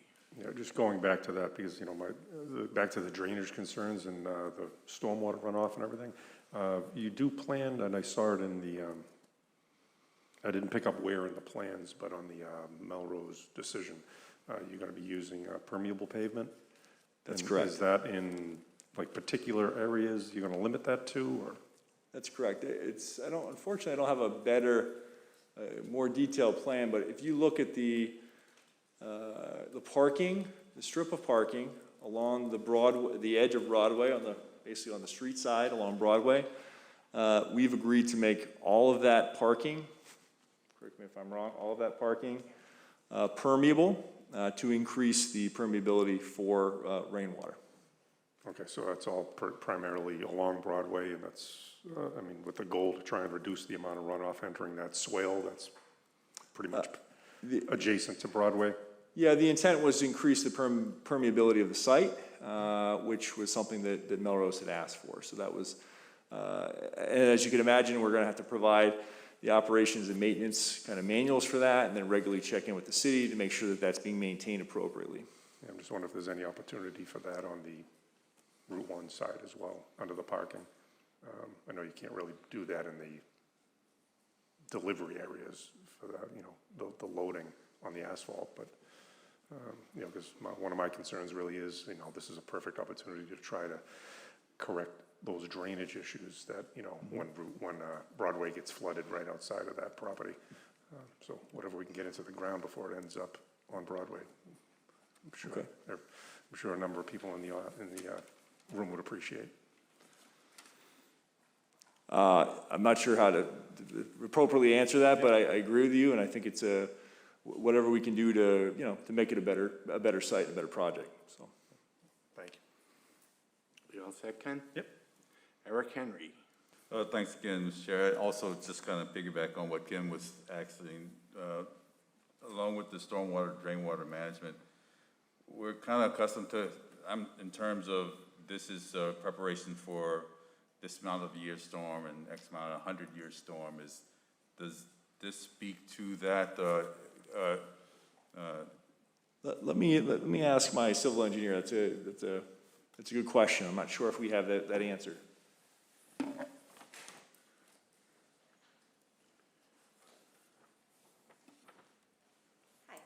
Hi. Happy to speak to it. So we did run the storm events for the 2-year, 10-year, 25, and 100-year storm events. And in all conditions, we are reducing both volume and outflow for all conditions. Is that getting to your point? Yes, it's a lot closer than I was before, thank you. Okay. Thank you, Eric. Any other drainage questions? That's, if anyone has any questions, you want to weigh in? Otherwise, I'll take fun. Did you have something? Okay. No questions, thank you. So will you build this without a tenant? Absolutely.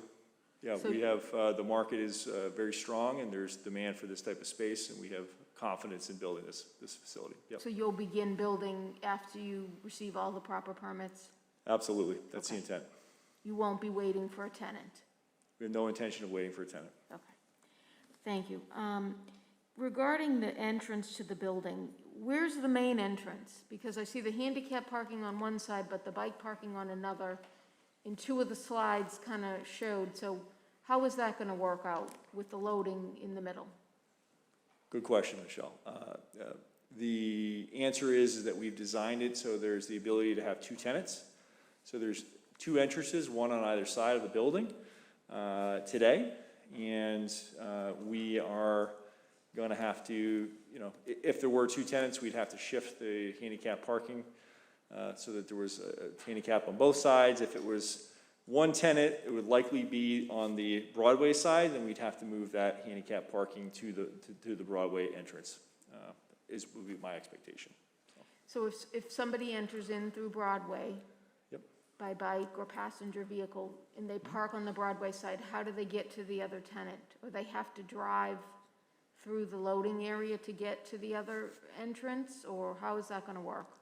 If there's 2 tenants, there will be parking on both sides of the building.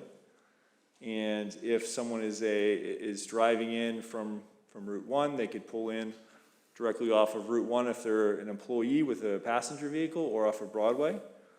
The passenger vehicles for that Route 1 side parking lot would primarily be routed through the truck court.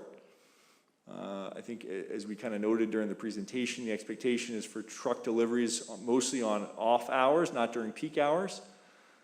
As we all know, that trucks try to be as economical as possible and as efficient as possible, and so those deliveries typically take place in those off hours. Peak hours, of course, are associated with the movement of employees, so that's part of the reason why we have the layout here today. The lane at the northern edge of the property is primarily expected to be used for emergency access only. Just wanted to point that out as well. Okay, thank you. In terms of the parking, you have excess parking? Meaning you have more than what's required under the ordinance, a lot more than what's required? Could you speak to that and also speak to the requirement? Melrose required you to have the 8, I believe it was 8 parking spaces permeable. So that was just part of their decision. They wanted that and they requested it, and is that how that went? You agreed to it? On the last question, that is correct.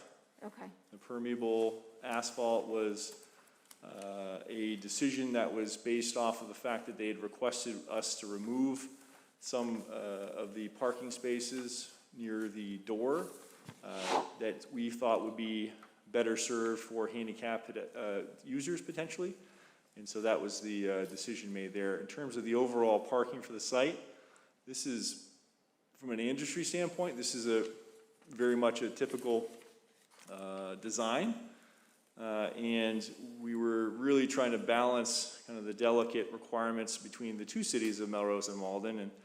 And this is where we ended up with the parking that is shown here today. I don't know, Jordan, do you have any other items? You were the one who did the calculations. Yeah, so I can add some. So to reiterate, like John said, it is a complicated site. We are split between both towns and trying to appease both towns' requirements. And so in Melrose, they have a requirement for 1 space per 1,000 square feet.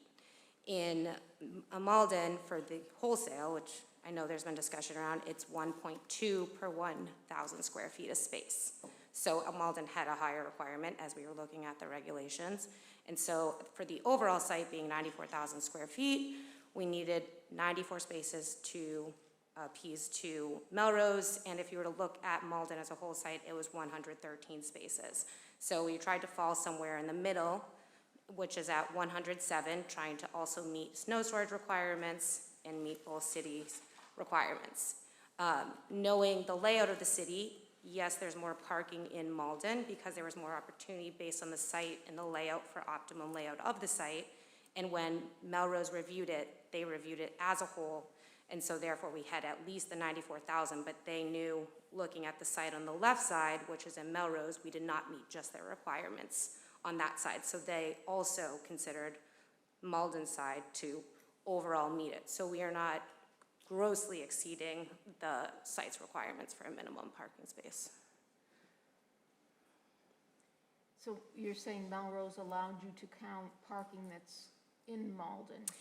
They acknowledged the complicated site, that there is a town line between them, and looked at Malden as well in order to meet their requirements.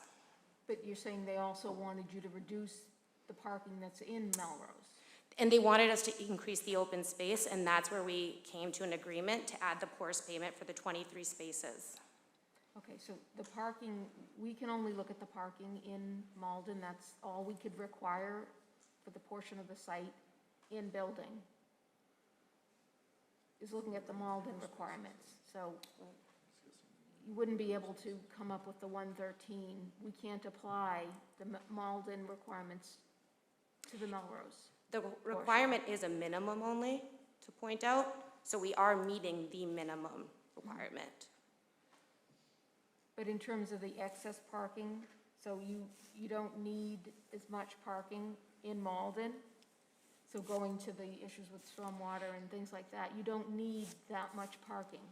If we were to remove parking, though, for the number of spaces you're asking for, we then would be not meeting the requirements that were under the decision of the Melrose site planning review. So you would end up having to provide more parking in Melrose? There's no space to add it. So we're looking at the site, because it is a complicated split for the town lines, and they accepted that to meet that, we were able to provide the parking in Malden as well in order to meet the site requirements. Okay, but you designed it this way, right? We looked at all opportunities. This was the plan that you came in with, right? What was that? This was the plan you designed? Yes, we looked at several different conceptual options and how to operate the site, and understood that, you know, there is a drainage ditch on one side, on the southeastern side, that we wanted to maintain and not disturb. And so we put the site as it is located. Okay, thank you. But, and on that note, in terms of the DOT process, I don't know if you can speak to this, how did that transpire? Did you bring the plan to DOT? Or did you bring a blank slate and they said, use Broadway, not Route 1? And do you have any of that documented? Doug Landry can speak Thank to you. that. No problem. Because we've asked for that several times, the city peer reviewer and I. Excuse me? We've asked for that several times. Do you have any documentation from Mass DOT? And how did this process go? Did you bring a blank slate and they told you, use Broadway, not Route 1? Or did you show them the plan? And, Well, as I said, how at would- the how did beginning of the process planning go? process, you would engage Mass DOT in laying out the site. We don't get into the application process until we submit formally with them, which will happen when we get our approvals in Malden. So we share informal conversations with them. We show them this plan. We zero in on the 2 site drives. We have conversations with them about it.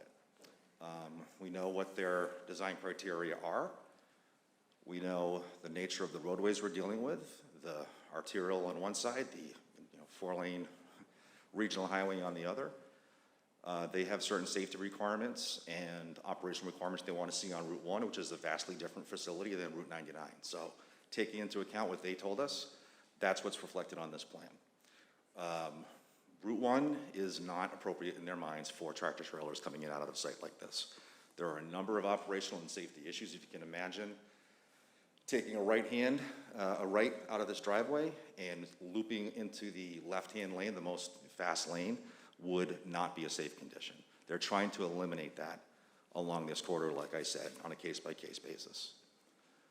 Route 99, again, it's a state highway, trucks are allowed, it's a commercial corridor. They flat out said it doesn't require, nor would they ever support turn restrictions out of that driveway. It functions today, it would function much better today with full access in and out. If you can imagine a restriction on that driveway, let's say a physical barrier, a physical median, pork chop kind of arrangement, there are lots of unintended consequences that would come with that. And as designers, as engineers, professional engineers who put their stamps on a plan, we would not incur the liability of what some of those unintended consequences were in the face of what Mass DOT has told us, what they want to see in the design. So I'd be happy to talk about those, but, So just to be clear, you don't have something prohibiting from using Route 1. You have informal conversations you had with someone at well, I would DOT. say that if we put an application together showing full access in and out on all trucks, they would tell us, no tractor trailers But coming you out do of not have that right now. You can't show us a document that says. No, we have nothing. You are prohibited from. I have Right. contemporaneous And notes I that get I've it. I taken. hear you, I get it. I'm Yes. just making the distinction that you don't have anything prohibiting you. It's something you're anticipating they wouldn't let you do. It's something they told us not to do. And please come back with a plan that shows no tractor trailer truck access on Route 1. But you don't have a document. I have contemporaneous notes of my own, but we don't have any. Excuse me, sir, you don't have a document from DOT prohibiting you from doing that. You have notes from a meeting you had with discussions at DOT. We expect to have those kinds of comments when we submit the application to them. Thank you. Michelle, anything else? Ken Antonucci. Do you have, would you entertain, and I'm not sure if this is allowed or not, foodstuff storage there, or this, I'm looking at this building, and just the layout of it reminds me of driving through the produce center or something. I mean, is that a tenant that you might entertain in this facility? Because I think it would fall Food under the warehouse. distribution? Yeah, food distribution. Yeah, absolutely. I mean, I think Baldor was our example tenant. They're a specialty foods provider. So I don't think there would be, yes, I believe that would fall into what we're discussing here today. That is not kind of the primary user that we've had kind of in our minds, but to say that, I mean, that is a distribution type of use, which is what we would expect in terms of potential tenant. So.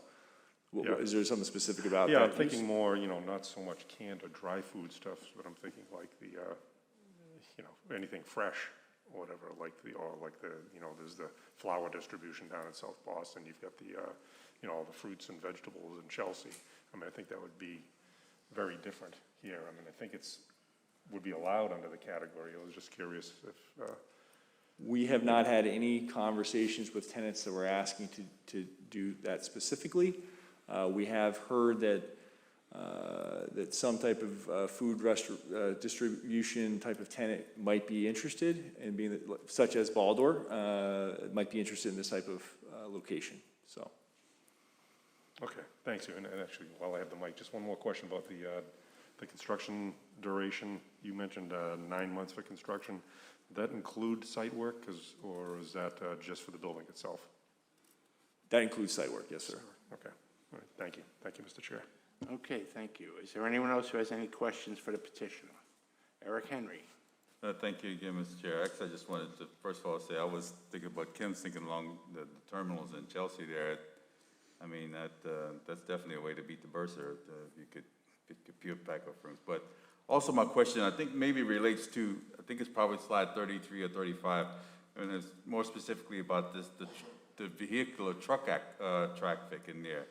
I think you guys made it clear that it's not happening during peak hours, but there are, if I heard correctly, there are like 72 truck trips per day.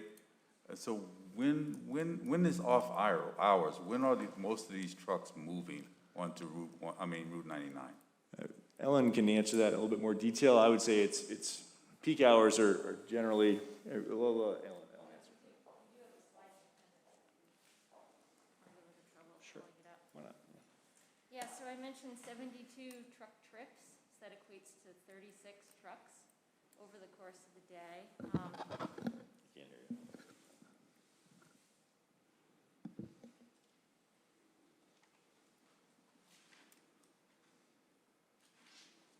No, there was one with like a little bar chart, right there. Okay.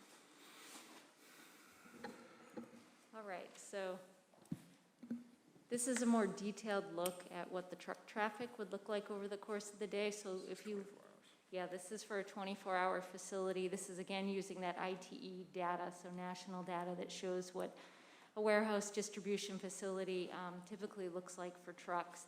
So you can see that truck traffic's pretty minimal during the morning hours, and then it does spike during midday hours, but there's never one real peak.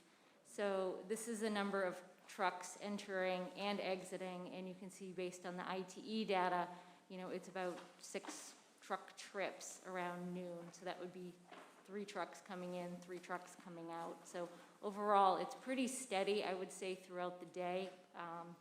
Since we're looking at this at such a fine level, the scale's only going up to 16 on this graph. It just seems like the 5 maximum are all occurring above 4. So I think you had another slide that was, you gave the, like, on the hypothesis of 2 shifts and the traffic in the evening, the vehicular traffic was like. That was Ms. Burgett's slides of the typical day. That's right. I think it was in the early 30s, 33, 35, somewhere up in there. I'm sorry for not catching that exactly, but I'm just trying to see if you ran 2 shifts, when would be the peak traffic on Route 1? Because it seemed that would be out of that maximum range in there.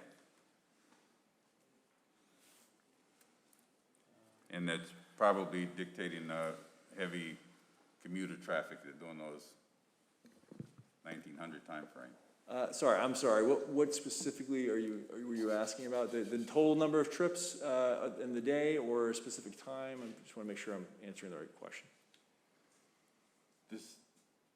I think it's probably slide 33. Okay. That's not quite the one I was referring to, sir. Okay. In the afternoon shifts. Yeah. So if you're 8 p.m., 2 tractor trailers arrive in delivery, 7 p.m. So between these peaks right here don't correlate to what the previous slide, correct? If you run a second shift. Yeah, so this is, the intent here of this set of slides is to show kind of a generic typical day for a local distributor. And so we're assigning hypothetical truck trips based on some of that data. That chart that you just saw, the different spikes, we use that as a reference point and applied some of that data to this. So understanding that that was a 24-hour facility, and this is not, we kind of extrapolated that, and that's how we arrived at some of these numbers. So these numbers are correlating with our throughput analysis for the facility, which is a memo that was provided. In that, I believe it was 12 tractor trailers per day and 24 box trucks and/or vans that we were expecting at the facility. And so those numbers line up with what we have in general terms pretty closely with our traffic impact study. So that's where this hypothetical day comes from and the way we were trying to think in a little bit more detail about how things could work throughout the day. So that graph you just saw with the spikes on it, some of those spikes are corresponding to kind of these kind of mid-morning, mid-afternoon types of delivery spikes where we're showing 3 tractor trailers at 10 a.m. We're showing 4 tractor trailers at 2 p.m. You saw in that middle of the day there was some of these spikes going on. But effectively what we're This is the slide. Yep. And so we're showing 2 tractor trailers there, kind of doing these deliveries towards the end of the day, delivering things that will probably be distributed either the next day or be organized and made ready for distribution on the next day. So understanding the difference in the graphs, one is on a 24-hour and this one's about from 7 to 10 or so? That's right, yeah. Even this would dictate a higher level of traffic during the evening if you ran 2 shifts. The combination of trucks, there's truck traffic that was on that graph, and then there was vehicle traffic. So This speaks specifically to trucks, 7 p.m. and 8 p.m. That's right. This speaks specifically to trucks. That's right. I'm not even talking about employees. So let me, do you How want to much go back to the traffic other is gonna slide? be on Or? Route 1 from 6 p.m. to 8 p.m.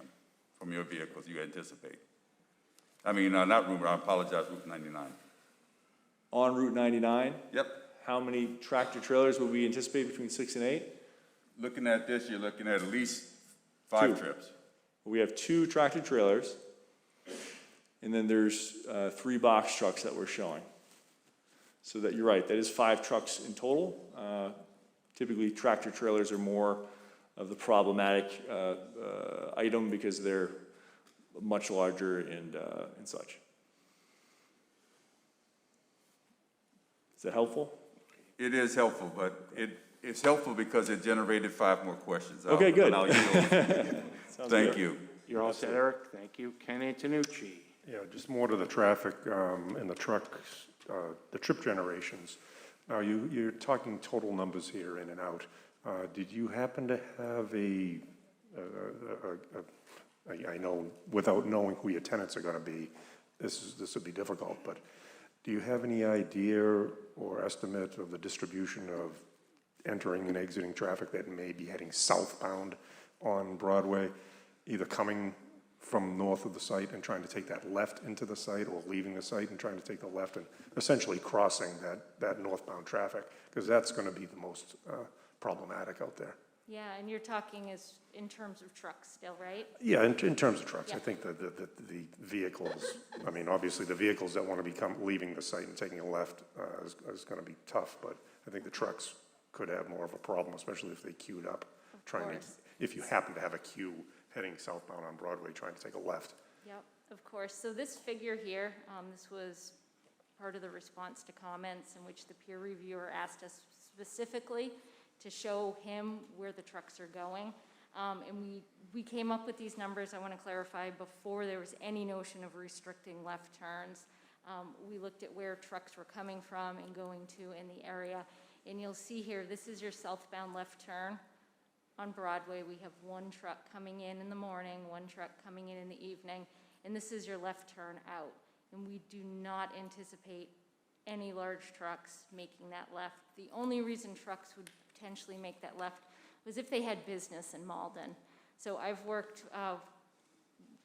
done plenty of truck studies in my career. I've interviewed truck drivers, which is really interesting.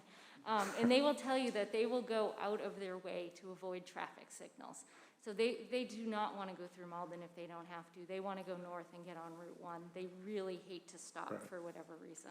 Yeah, and that would be my instinct too, that, there wouldn't be, unless there was a destination, they're not going to be leaving and going southbound. But the entrance in is, I think, more of an issue of the trucks coming down from what would be Route 1 southbound and come down 99 to take the left.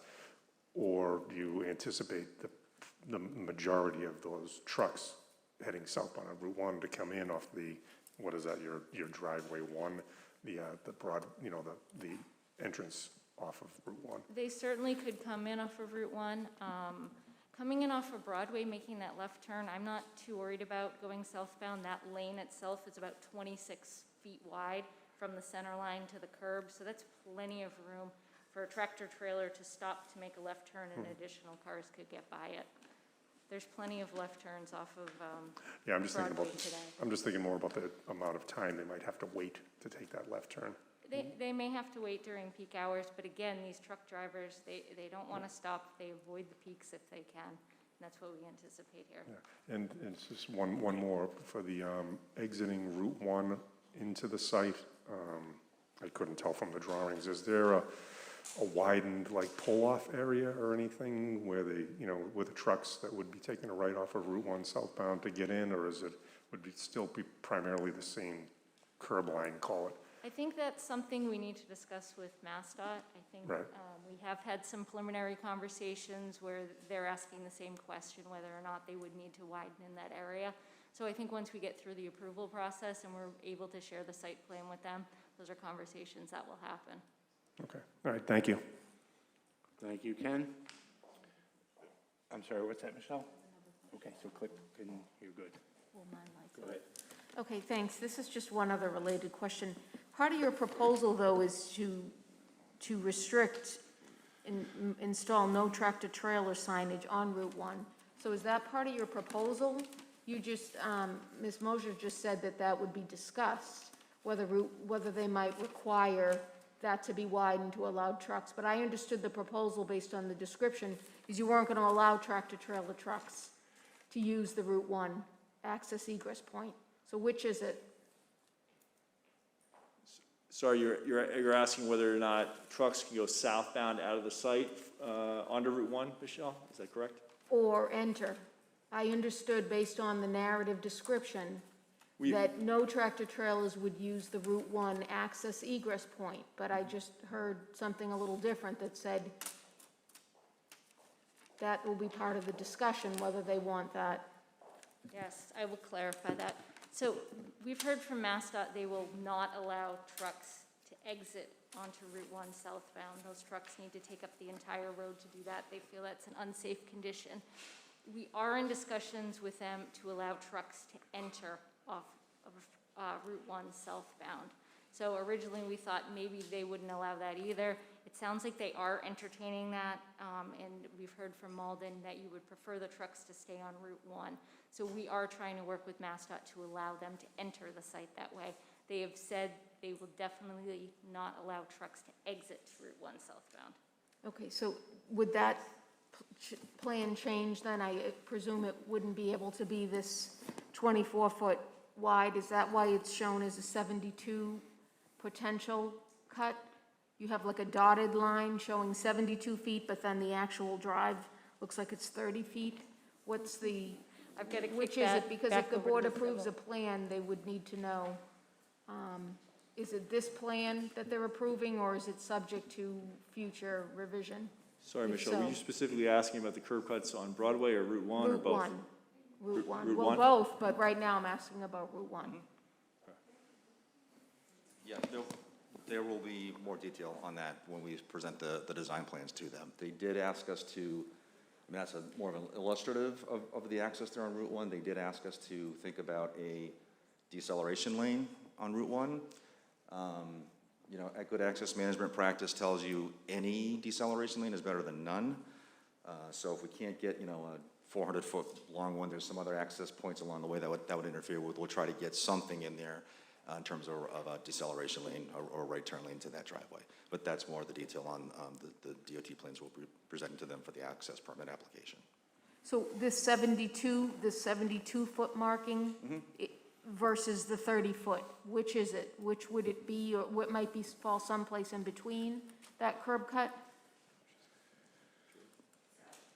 can speak to that, whether it's, bring up here, yeah, just the site plan.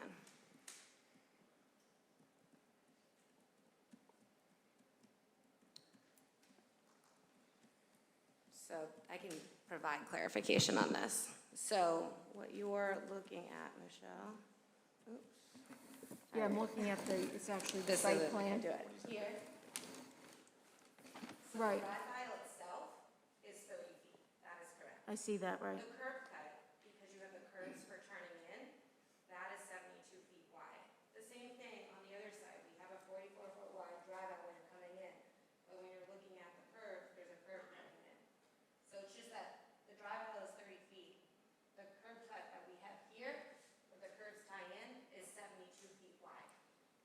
So, Tangent to tangent.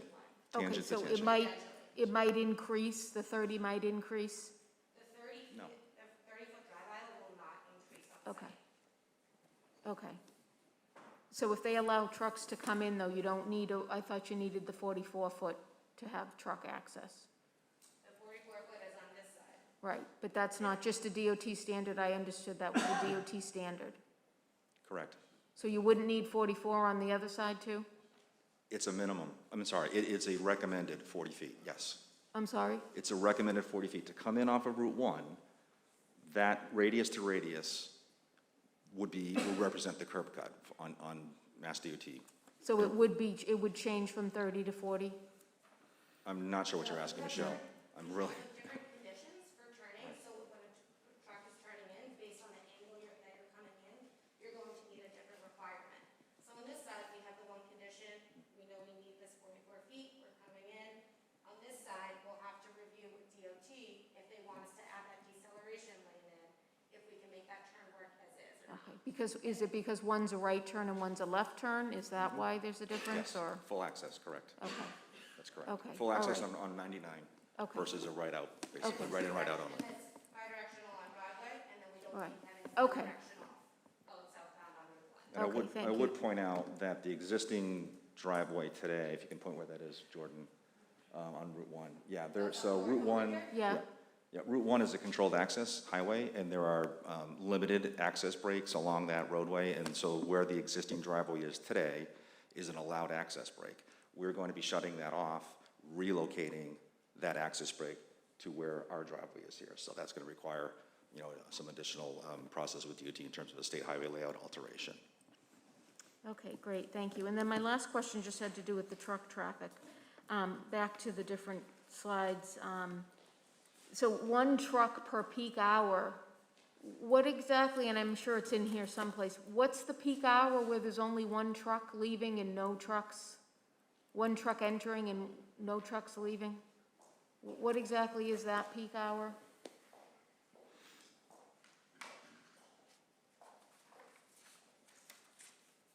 So our peak hours were identified as 7:30 to 8:30 in the morning, and then 5 to 6 PM.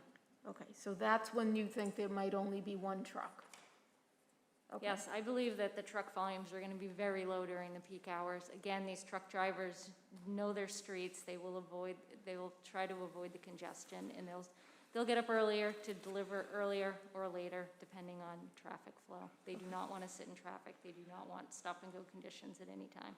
Okay, and no trucks at all during the peak hour you're expecting off Route 1? None leaving and none entering? It says 0. 0 in our traffic study, yes. So it doesn't sound like there's going to be much truck traffic at all based on some of this information. Why do you need the 23 loading bays? I think you're confusing peak hour for the Right. entire facility with peak hour for just general traffic. You want to? I believe so. But, no, Strike but that I out. mean, even so, you said what, maybe 70, what was it, 70 trips a day? 36 trucks over the day. Okay. So that equates to 72 trips if every truck comes in and also leaves. So 36, but you think So you, 36 trucks, of those, we have 2 coming and going in the morning and 3 coming and going in the evening peak hour itself. The rest of them will be distributed from 7 a.m. to 11 p.m., stretching out those 32 trips. okay, so then how did you Those come 32 to the trucks. 26 needing the 23 loading bays? How is that calculated? That's an industry standard for this type of facility. I'd also like to point out that tractor trailer trucks many times will bring their truck, and other types of trucks will bring their truck and park their truck overnight. So the expectation is not that these truck docks are going to not be turning over kind of all day long, but there will be, the ability to bring a truck, if necessary, leave it overnight, and then move it out the next day potentially. Ellen can speak more to some of the truck kind of statistics, but.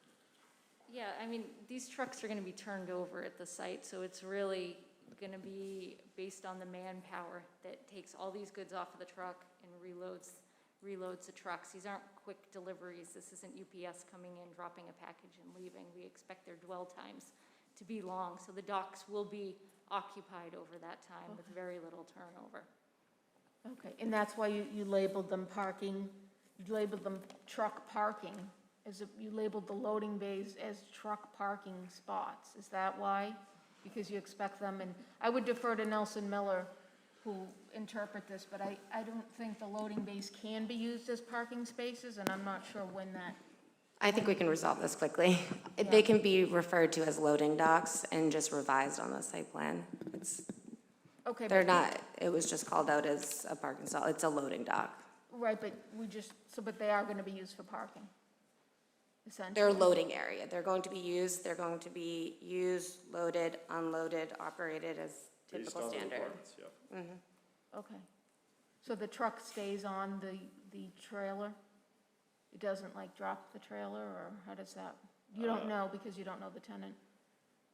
I can't tell you, because I don't have a tenant, but I would Okay. say, yes, many times trucks will leave a trailer in a dock to be unloaded. Another might come and pick it up. It just depends on the facility type.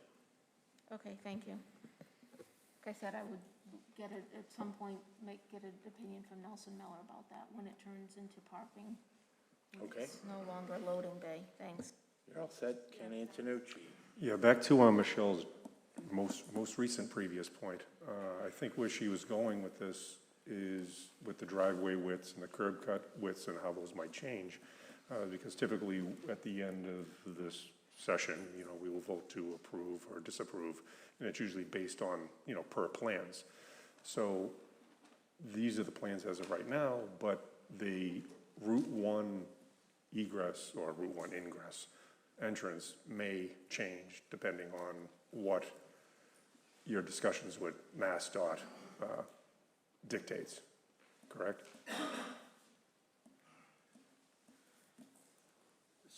As I had pointed out earlier this evening, MassDOT has exclusive jurisdiction. They will tell us what it has to be. Exactly.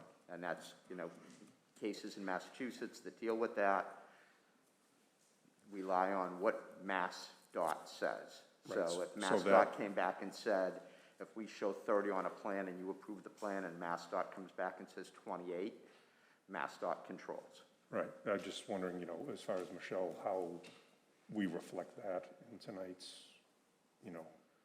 recommendations, decisions, or whatever, because it may change, and if it does change because of MassDOT having its, they're the authority, would the client have to come back? Or can we, word it in such a way that there may be a change there coming down the road, so to speak? I mean, it will be up to the board to make that decision. But we would have I mean, you do typically review and approve a plan that's submitted.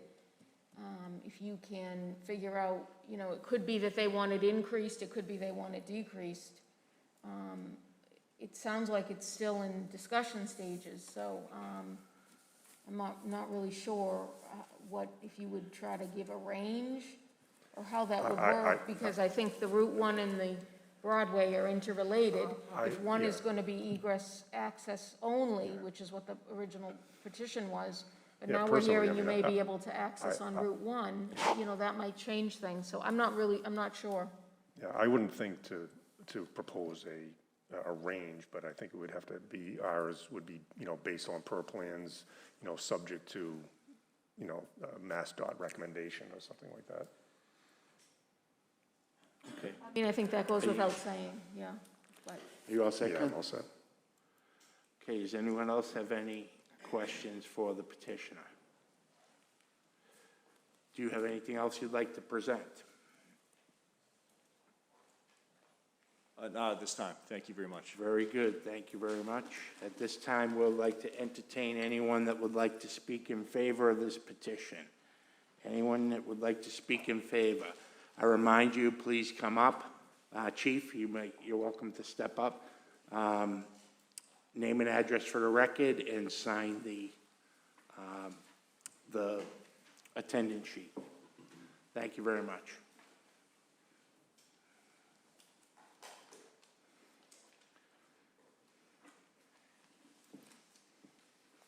Thank you. My name is Kevin Molis, Malden Police Chief, 800 Eastern Avenue. I am here to speak on behalf of the Malden Police Department in favor of this proposal. And I speak in favor of it based upon my historical knowledge of that particular address. In the field of mathematics, there's a thing called a constant, and that's a fixed value that does not change. And in science, there's a constant that they use. It's a variable that cannot be changed. And in the field of law, there's a thing called judicial notice. When there is evidence that allows a fact to be introduced into evidence, if the truth of that fact is so notorious or well-known that it can be reasonably accepted. I have been a member of the Malden Police Department for 42 years, and I speak here tonight on behalf of police officers past, present, and future. I have spoken at roll calls recently about the proposal to tear down the Town Line Inn. And I asked every police officer who was present what their opinion was. I've never seen an overwhelming agreement about something as this. The impact that this has had on public safety is compelling. Anybody that knows me knows that I've lived in this city my entire life. There have been challenging times in this community, times when crime was weighing on everyone's minds, like 9 or 10 years ago when we had shootings on some regularity. And there were times like that when people used to say, I'm thinking of moving out of Malden. I think the city's lost. And I always said, no, don't do that. I'll tell you what, if I leave, that's a good sign. Stay with it. And there's something else that I've always applied to my perspective on policing, and it's called the mother test. It's like, how would you want a call to be handled if your mother was the victim? How would you investigate the crime? If your mother sat on a park bench, what would you do to make sure that that park was safe? If your mother lived in a neighborhood, what would you do to make it safe? And I have to tell you, there's been times in my career when I've always said, is there a part of this city that I would want my mother to avoid? And there really hasn't been such a place. But the Town Line is one of those places.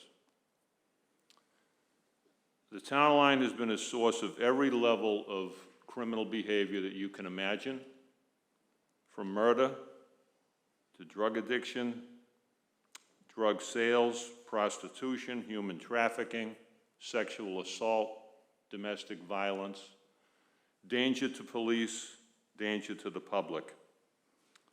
It has been a constant, as in mathematics, as in science, as in law, something that we can take note of that has not changed. This is no exaggeration. That's the one area of the city where I would tell my mother, stay away from it if she was still with us. But I want to point out the impact that it has. If you live in that ward, the city is divided into sectors. So every sector of the city is policed by a police deployment in a sector. So there's a sector that covers the east side of the city. And if there is a location in a sector that is a drain on police resources through calls for service, directed patrols, or arrests and enforcement, that takes that cruiser out of service. It causes an unnecessary drain or emphasis on resources is based upon the crime reality there. So the impact that a location can have on a sector and a city is very, very serious because it can be detrimental of the resources that are allocated to patrol in a sector or a city. So I can't emphasize that enough. And I want to emphasize something else, response time. If cruisers are tied up because of what's going on at one location, They are not available to go to other calls.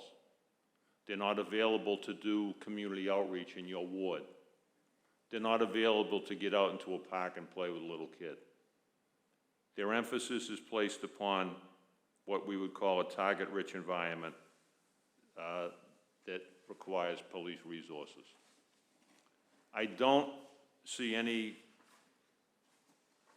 improvement in the location the way it currently exists. This has been something that has been woven throughout its history. But I want to tell you that I'm not here to speak about the intricate details about the proposal before you. I'm not qualified to do that. But I can tell you that this presents an opportunity, a public safety opportunity, to take something that is bad, to take something that in many occasions is evil, to take something that on many occasions has been dangerous to the public, dangerous to police officers, take something that is inherently dangerous, consistently dangerous, and replace it with something else. I'm very confident from sitting here tonight and looking at the detailed, methodical way in which you analyze proposals before you, to know that whatever you decide to do with this proposal will be done after careful reflection and contemplation and in full accounting of the rules and regulations that are required. Confident in that, I'm also confident that you act in the community's best interest, and I only ask you to take into account what currently exists there now and in the past and in the future, and I'm asking you to take into account the benefit to replacing it, taking it away, making that type of place no longer exist for the betterment of the community that we live in and the police department that protects and serves you. Thank you. Thank you, Chief. Is there anyone else that would like to speak in favor of this petition?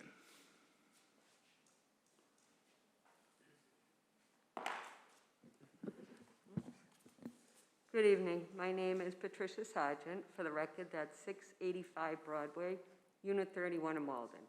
I'm a longtime resident of the Town Line Estates, which is the community that directly adjacent to 735 Broadway. I am here tonight to express my full support for the proposed redevelopment of the property known as Town Line. For many, many years, my neighbors and I have had to endure and listen to the fallout from the illicit activities at this motel. Their clientele roam our neighborhood. They meet their dealers right in front of our homes and litter our streets with dirty needles and trash. These activities have been a burden not just to us as a community, but as the chief mentioned, to the first responders in both Malden and Melrose. Redeveloping this property will free up emergency personnel to answer calls throughout both cities without putting any additional strain on the system and improve our community aesthetically. I'd also like to take a minute to address the traffic concerns surrounding this proposal, especially with regards to the large trucks. I can state without any hesitation that on any given day, if you stood on A Street, you would see 10 to 15 trucks, such as semis and those from JRM and Aggregate. Turn into A Street, turn behind Sabatino's, go through the parking lot of Town Line and back onto Route 1. This continues all day long. And this use as a turnaround for large vehicles has been an ongoing problem for years in our neighborhood, making it both difficult and sometimes dangerous to enter or exit our own community. Pugh's plan has taken these concerns into consideration by restricting the trucks and vehicles to entering and exiting solely from that property and blocking off access to A Street, which will absolutely improve the safety of our neighborhood and its overall traffic flow. Lastly, I'd like to take a minute to address other suggestions proposed for this property by councilors and candidates on social media. There are so many recommendations as to what should be developed at 735 Broadway. However, not once any of these folks have come to talk to us, the community directly affected by this project. No one has talked to me to Tony, Elaine, Jim, Donna, Maureen, Vin, Doug, Kai, many of the neighbors that are here tonight. No one has approached us. The one constant we have had throughout this entire process was the folks at Pew Management. I'd like to take a minute to thank both Mr. Bowman and Mr. Pugh, excuse me, for all the time they have put into their community outreach regarding this project. They have met in a large group setting with my neighbors multiple times. They've come down on countless days to meet one-on-one with us, the people, again, most affected by this project, and for anyone that had additional questions. They have made themselves available both by phone and email to us should we have any further questions. We have had numerous discussions in our neighborhood about this project and feel that Pew has provided us with the assurance we needed to make an informed decision. We do not want another hotel. We do not want any more entertainment venues in our neighborhood. We want quiet neighbors. My neighbors and I, again, the most affected by this project, have signed in favor of this proposal. Pew Management has been transparent. They've answered our questions and addressed any concerns we had surrounding the proposed project, such as the traffic, noise, fencing, and pest control plan before, during, and after the project. So I thank you for allowing me the opportunity to voice my full support for this proposal and for your consideration in the matter. Thank you. Thank you very much. Don't forget to sign in. Miss, don't forget to sign in. Thank you. What's that? No, you can shut it down. You can shut it down if you want.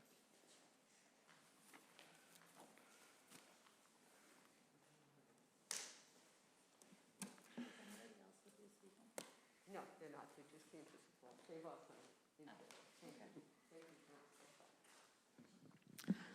Good evening, members of the Planning Board. My name is Jadine Sika. I live at 12 Cleveland Street, and I'm the Ward 8 City Councilor. I come before you this evening to speak in favor of this petition. I've been the Ward Councilor in Ward 8 for the last 8 years, and this is the only development that has actually come this far in the process of revitalizing Upper Broadway. I've had the pleasure of walking the ward over this past weekend for an upcoming election, and I can't tell you the numerous residents that don't care what goes in this parcel as long as it's not the Town Line Motel. I have not heard from anybody on Upper Broadway on both sides, over near Mariello Drive and Truman Drive, that have expressed concern. They'll take the traffic over what currently sits at this particular parcel. 2 Fridays ago, we had a fatal overdose. I'm not going to go into all the details, but the chief, he was amazing with what he said. It's very true. We put our neighbors and our police and fire at risk every time a call goes there. He didn't get into any details, but I did some research. From July 7th of 2019 to July 7th of 2021, there was 616 calls to the Town Line Motel. It's basically one a day. I think that our police officers are already overworked, and I think that this would be a great opportunity to start focusing on that Broadway corridor study, although some of my fellow colleagues don't think that this is what it should be. I think this is what is here right now and what we need to do to start to get the ball rolling on that. We're going to have some new sidewalks that Broadway's never had. They seem to have looked at how we could help with the flooding that happens in that area. The last month or so, we've had unprecedented rain. I had rain in my basement. Easton Ave had rain. If they can help improve the Broadway corridor with the floods that happen over there in front of those parcels, then I think that would be a great improvement over there. The mitigation, I'm happy to see that they're looking to put some money into Ward 8 to help start that, excuse me, this mask, to start the changes with the Elwell Street lights and the new ADA compliant bus stop. The MBTA loves bus stops, but they don't like to keep them up to code and maintain them. So I think that it's a welcome site to have a new, a developer willing to do that. So I just wanted to say that I am in full support of this project moving forward this evening. Thank you. Thank you, Counselor. Is there anyone else that would like to speak in favor?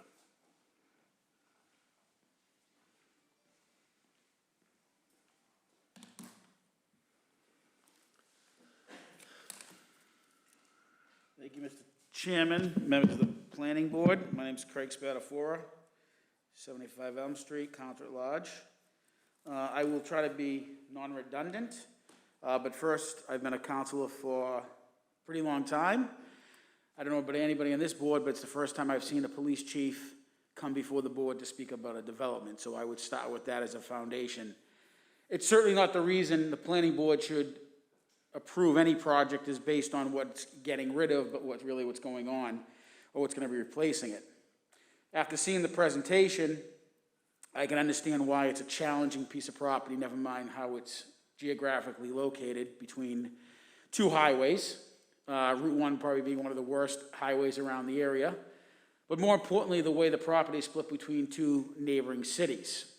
And I don't mean to be disrespectful to my colleagues or residents of Melrose, but they've always haven't been the greatest neighbor up there in that area. For those who remember, there was a gating issue with water. There's been traffic concerns up there. There's been a lot of history up there. So I think anything that would go up there would need both cities' approval.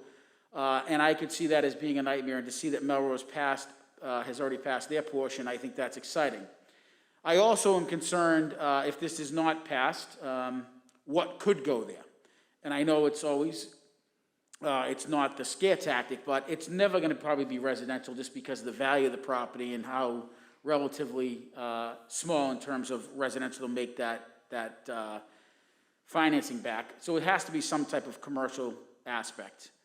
A hotel would be nice, but again, I think you have Melrose and Malden would fight over that. I think the highway with Route 1 would be a challenge. I can see all types of questions, who's going to get the room tax, etc. I also see increased traffic with that. The same thing too with a big box store, whether it be a Target, which is I think 120,000 square feet, or a large neighborhood drugstore, they call them now. I think those anywhere from 20 to 30,000 square feet. So you could put a retail store in there, or a couple of retail stores, which would dramatically increase, I think, the traffic.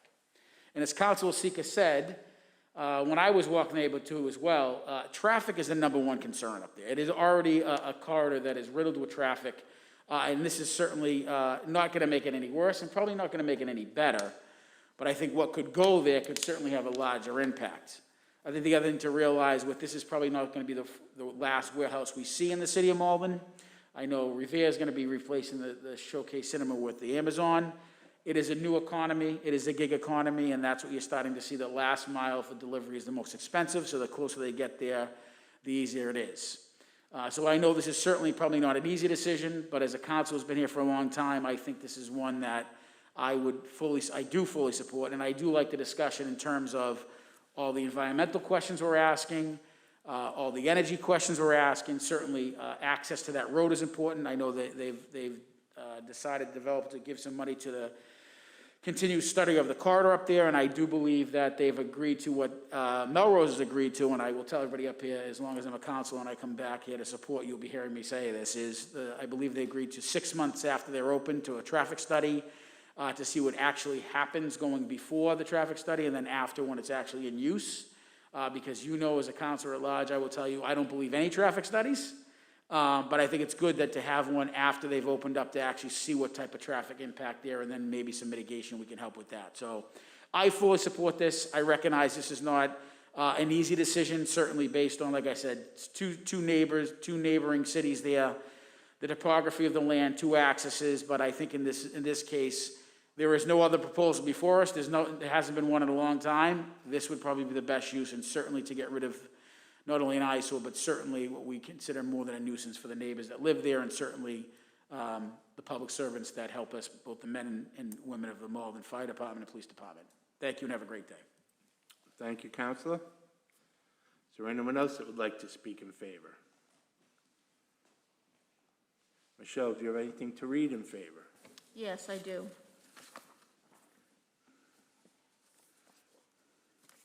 I did have a letter from Counselor Sika. I will not read that into the record as she testified in person.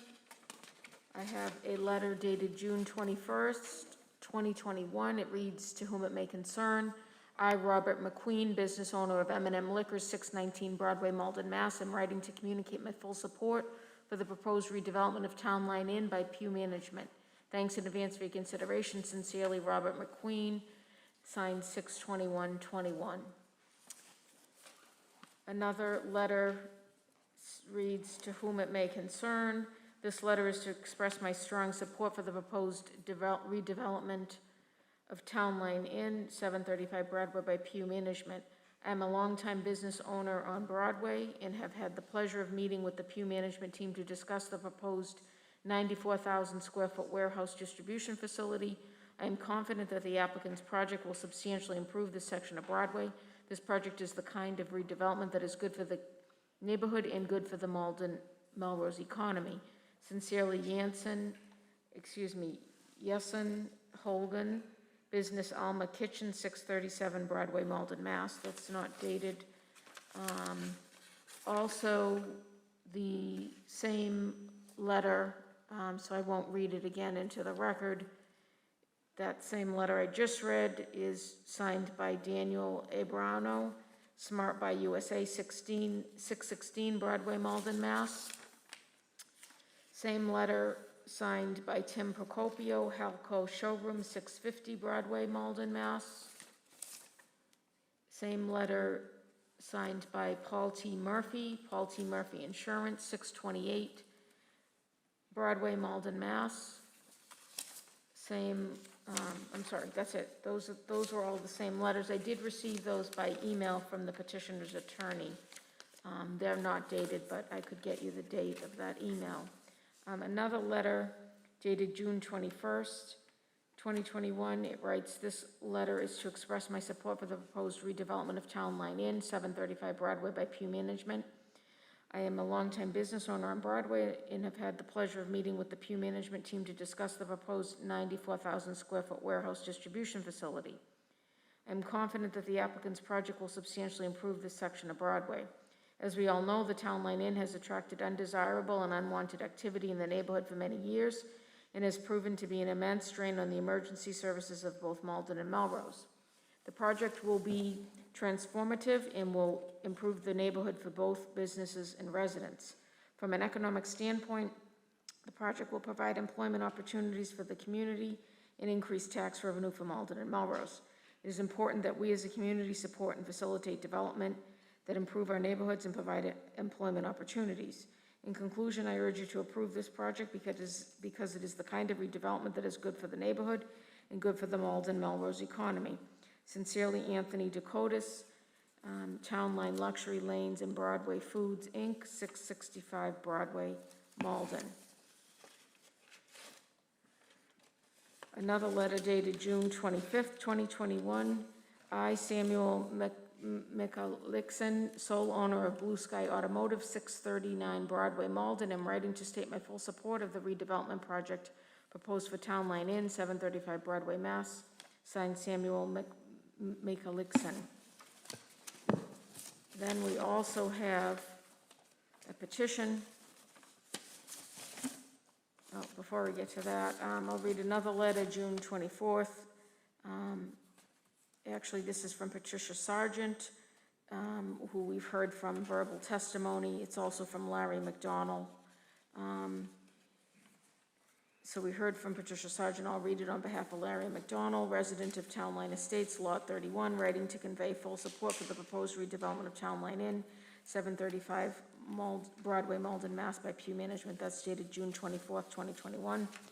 Then we have a petition that is dated June 21st, 2021. It reads, to whom it may concern, we the following are expressing our support in favor of the proposed Town Line Inn redevelopment project for 735 Broadway, Malden, Mass.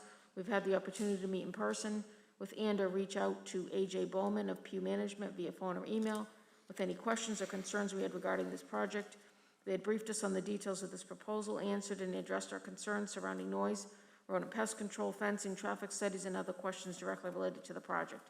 We feel they've adequately addressed our concerns and answered our questions regarding this project. Thank you. And that is signed by, do you want me to read the names and addresses or just give you a number? A number. Okay, so 10, the first page has 10. They're all 685 Broadway. Oh, for that, yeah, there's Addresses? 23 from 685 Broadway. Okay. So you've counted that, so did. then there is one from Leonardo Avenue. So 1, 2, 3, 4, 5, 6, 20. So a total of 24 names on the signature, on the petition.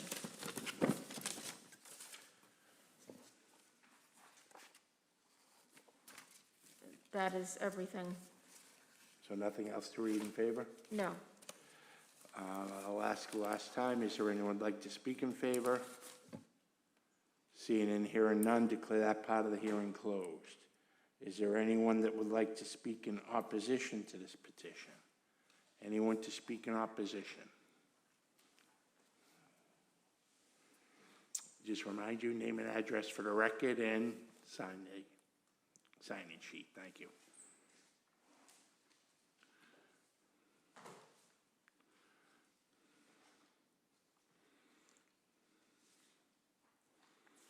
Good evening. My name is Nate Bay Cupel, 15 Village Court. I'm here today as a Ward 8 resident near the site of this evening's special permit on 735 Broadway, with a sincere belief that while it very well could be the will of this board to approve this permit, that based on the results from the Broadway corridor study, a community meeting of 25 residents, 145 Malden resident survey respondents, and 9 property owners, that this was not part of the proposed redevelopment along this part of the corridor. In October of 2020, the City of Malden and the Malden Redevelopment Authority released the Broadway Route 99 Corridor Framework Plan based on community feedback to evaluate conditions and develop a plan to improve infrastructure and resident usability along the corridor, along with a 7 to 10 year implementation action plan for how to move forward with the plan's recommendations. From it, we learned that the commercial business area near the Melrose line and proposed site is frequently backed up with traffic.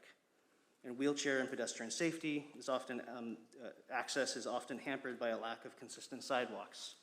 We learned that we need better traffic control, street lighting, pedestrian-friendly streets, and that there is this is from the report, a general agreement that this stretch is not safe for pedestrians.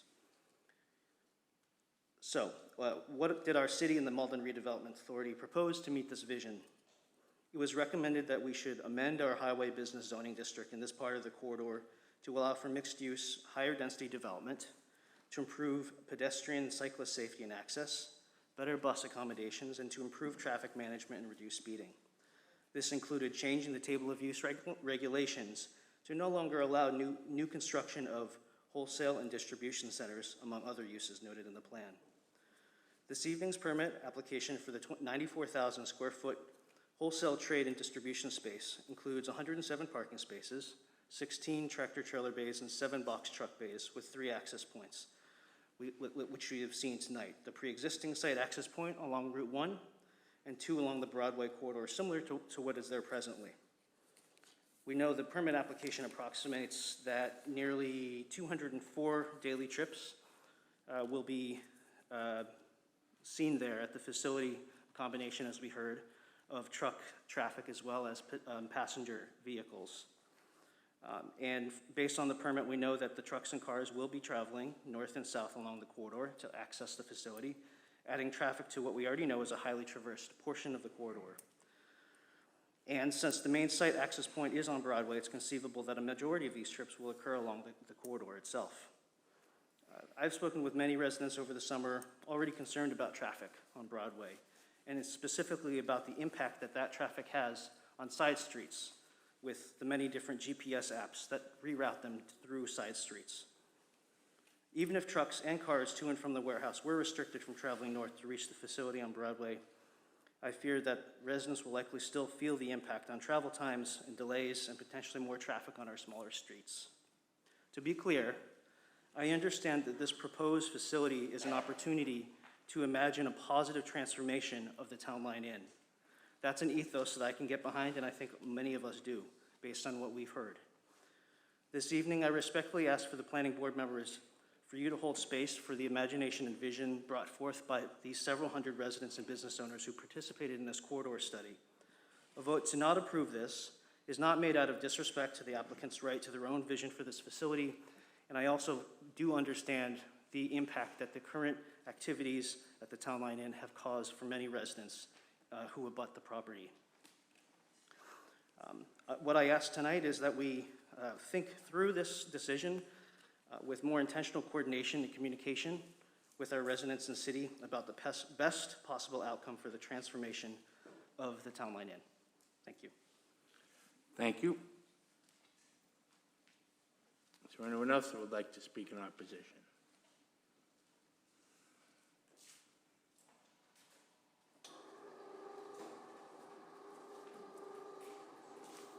Hello, I'm Stephen Winslow of 83 Jacob Street. I'm Councilor at Large and a candidate for Ward 6 City Council. I'm here to speak tonight. I've sent a letter and I'm expressing my opposition to the issuance of a special permit for an industrial warehouse in the Highway District Zone 735 Broadway sits in. Proposed use will be detrimental to the east side of Malden due to the increase in truck traffic, the additional congestion caused by traffic delays created by trucks entering and leaving the site, and the inconsistency of the proposed use with the vision of the corridor laid out in the December 2020 Broadway corridor study. Furthermore, allowing a warehouse in a highway district, a business district, sets a precedent for any area of the city that has a highway business district, including such areas as the Town Line Plaza on the Malden-Medford line, Route 60 and Route 90. So, truck traffic. Truck traffic is already a concern for nearby residents. Ward 6 residents are already gathering petitions to deal and study truck traffic that's going over Elway, Beachview, and Olive Avenue, which is comes off the Broadway street. And they are concerned about trucks traveling on a windy, hilly residential street and cutting through to Lebanon Street. They're calling for the city to perform the study necessary to ban heavy-duty trucks through that route. Though the applicant puts forth the claim that trucks will all arrive from and leave to the north, the reality is that Broadway and Route 99 is part of the federal highway system, so trucks will have full access to that roadway. The applicant specifies no particular user in generic IT and uses generic ITE trip generation models that do not adequately account for how this warehouse will be situated in the Boston region. The semi-trucks that supply the regional warehouses like this will undoubtedly come from the west and the south, because that's where major central warehouses are. And those obviously will be coming from I-95 corridor or Mass Pike. And the speediest route from those corridors up to this location is up Route 1 south. And there's no restrictions that the city could really put on to have trucks not go on Route 60 and up Route 99 or even past the Linden School right now. So that's just a basic concern. We can do some things to, truck traffic in and out, but we can't really restrict some things of how these trucks will travel through our city. The applicant offers to restrict semi-trailers from turning left onto Route South 99, and I guess the latest proposal is to try to focus that onto Route 1. But there are no such restrictions related to how the semi-trailers will turn in from Route North, turn right if they're going on Route 199 North. Furthermore, the box trucks and large vans that will be using the distribution site will have no such restrictions. And all trucks turning from Route 99 south into the site will cause backups or, oops, sorry. Sorry about that. That's my buzzer to remind me that tomorrow is street sweeping on my street, so that doesn't have to go in the record. Thank you. So all the trucks turning from Route 98 south into the site will cause backups and have them swing around as you see at the waste transfer stations in Saugus. Although the applicant offers to construct a sidewalk in front of the site, the turn lane and wide driveway necessary to accommodate semi-trailers and truck traffic turning through there, basically it negates any real benefit to pedestrians walking along Route 99. It's just such an open area. It's not very pedestrian friendly. There are no sidewalk improvements or an ADA landing to the south of the property. So you walk across a big driveway and then you're in no man's land. So there's no proposed landscaping. The Broadway corridor study showed some landscaping to make it a more pedestrian thing, like streets, trees, and that type of thing. This proposal does not propose anything in line with the route corridor study in terms of pedestrian amenities like that. The other thing is that the way the building is set up, any office space or locker space is on the Route 1 side, not Route 99. So if you're thinking of anybody taking a bus here, I mean, they're gonna have to walk through 16 loading docks to get there. It's not really a very pedestrian-friendly design. The design doesn't show that, so that doesn't really apply. And the parking shown on the site plan does not meet current zoning requirements for landscaping, islands, and trees.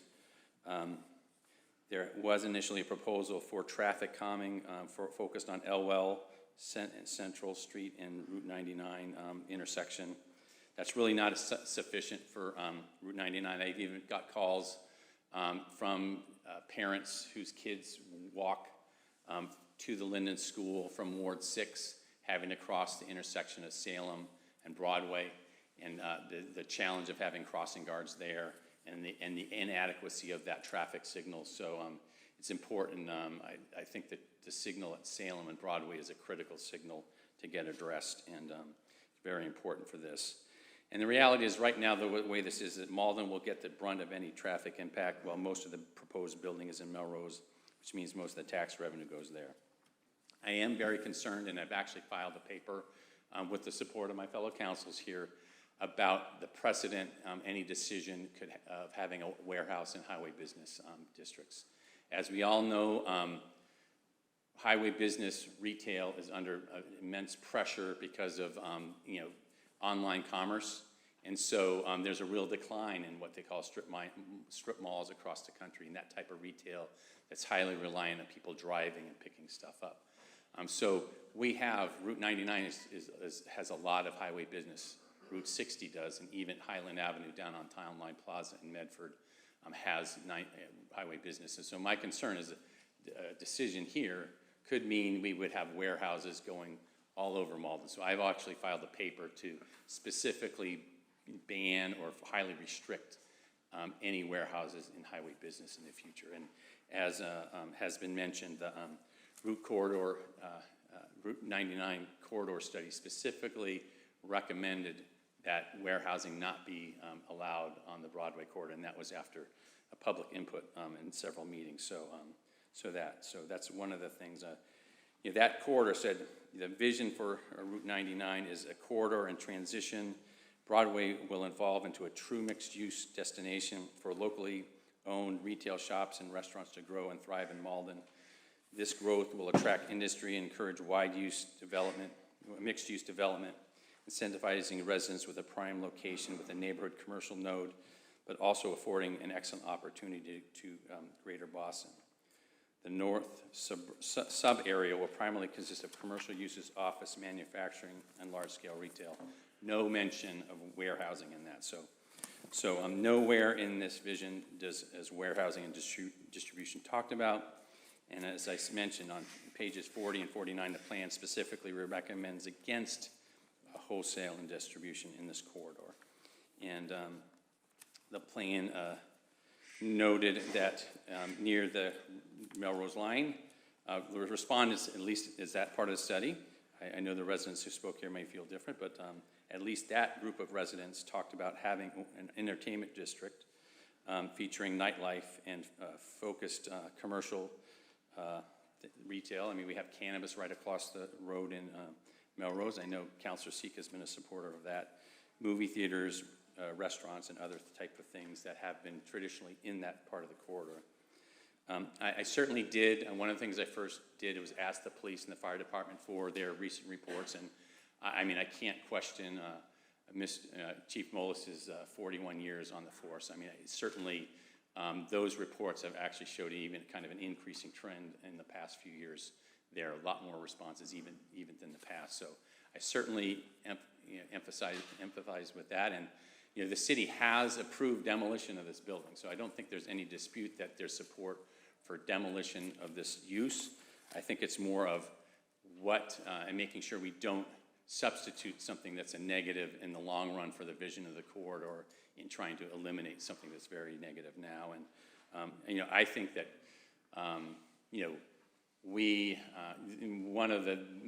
one reasons I'm here tonight is that we took the effort. We spent over $100,000 as a community to try to do some forward thinking on our planning.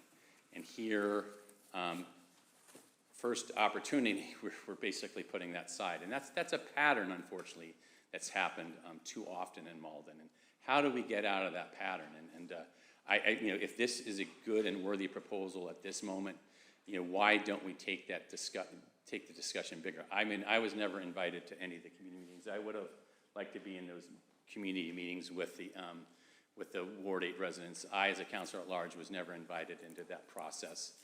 So this has been my first opportunity to say anything about this and be educated about that. So, never had that chance. So I didn't really know those things were going on. So appreciate the company reaching out to the neighbors immediately there, but they did not reach out further to neighbors who could be affected more broadly. So just in conclusion, I just think that I really want us as a city to pursue forward-looking planning. And apparently this has been going on 40 years. Why, as a community, did we not do that forward-looking planning 10, 20 years ago? So we could have had the zoning in place to promote a different use than a warehouse. So that's the type of thing that I'm really standing for here, is to have good planning so we don't let something fester, that we actually take action, have zoning that can support better uses, and then we don't let situations fester for 30 or 40 years. So that's really the key thing. I really think that we have to be a forward-thinking community, and I understand the effort to eliminate a very negative use, but this is something we could have done in a different way than this setting. So thank you very much. Great. Thank you, Councilor.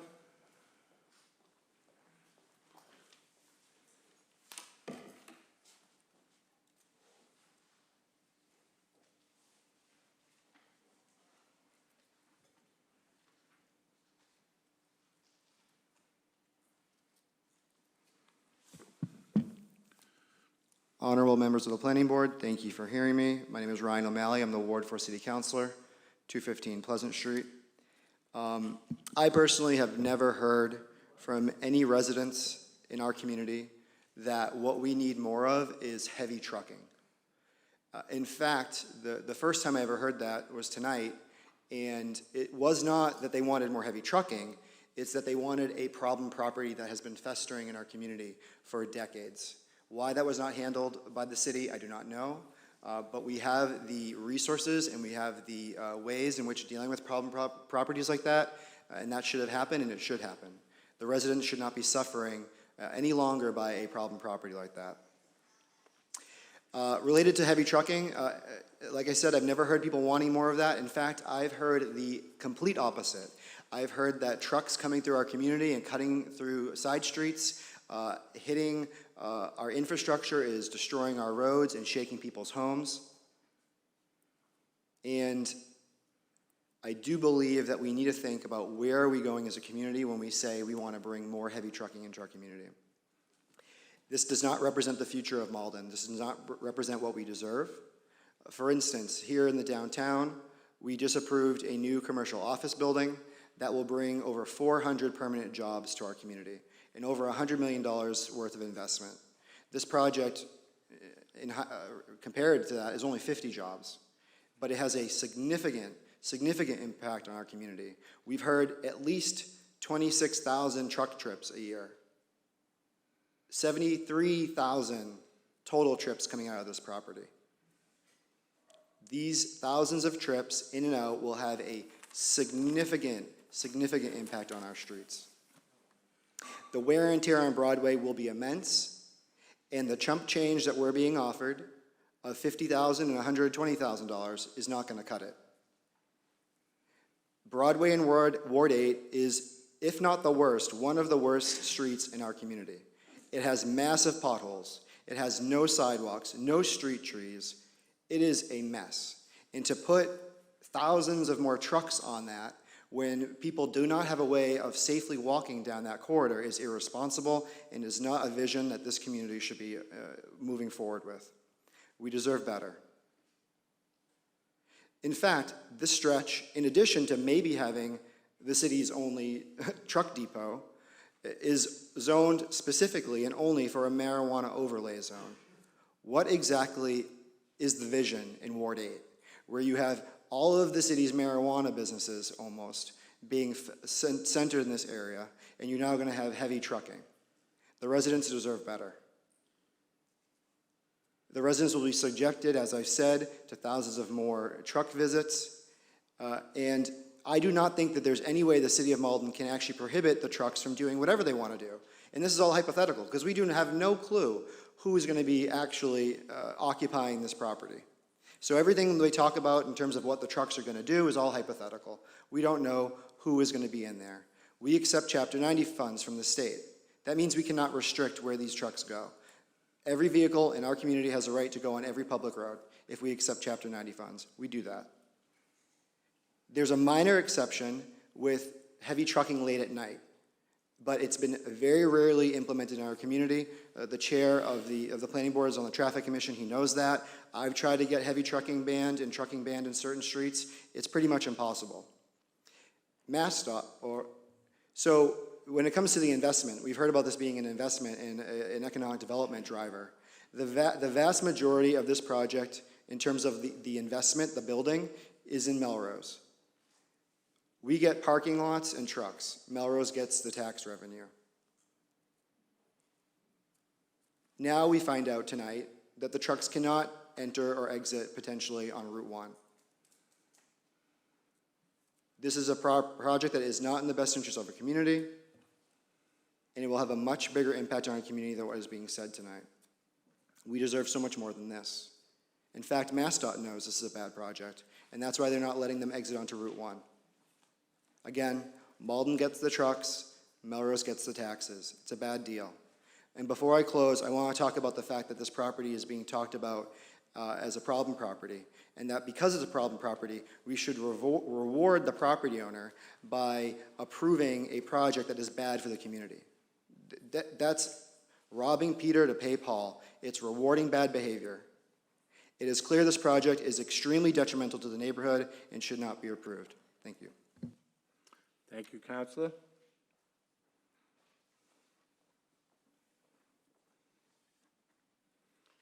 Is there anyone else that would like to speak in opposition?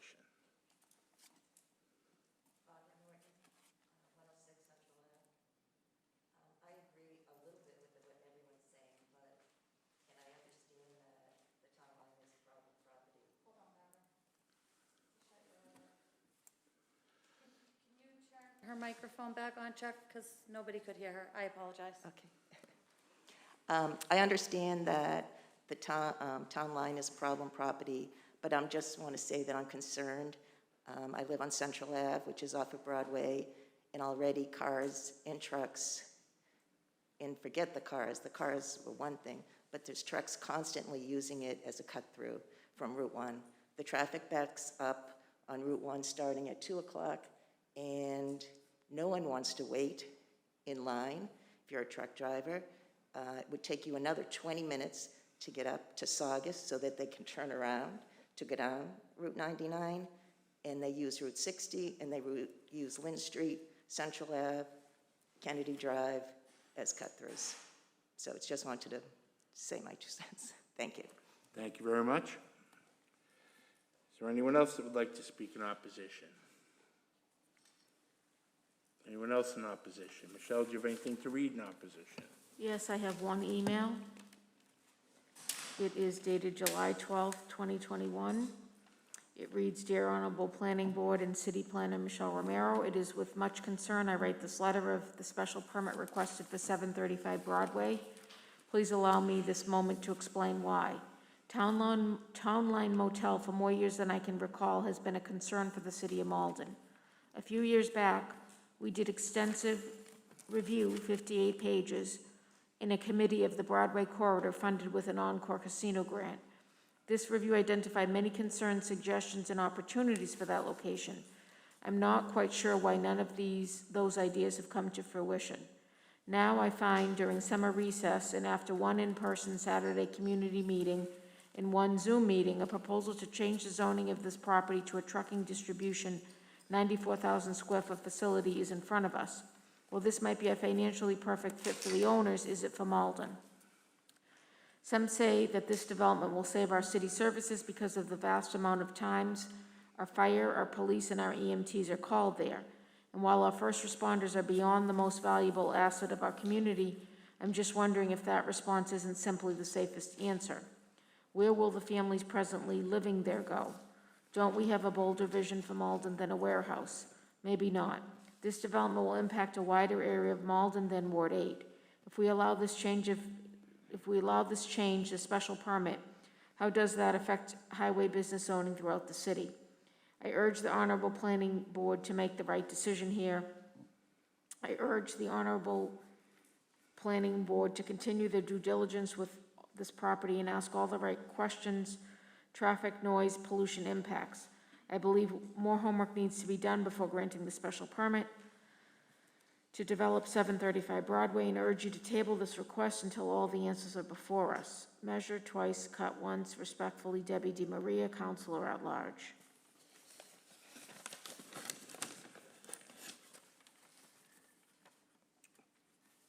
Thank you.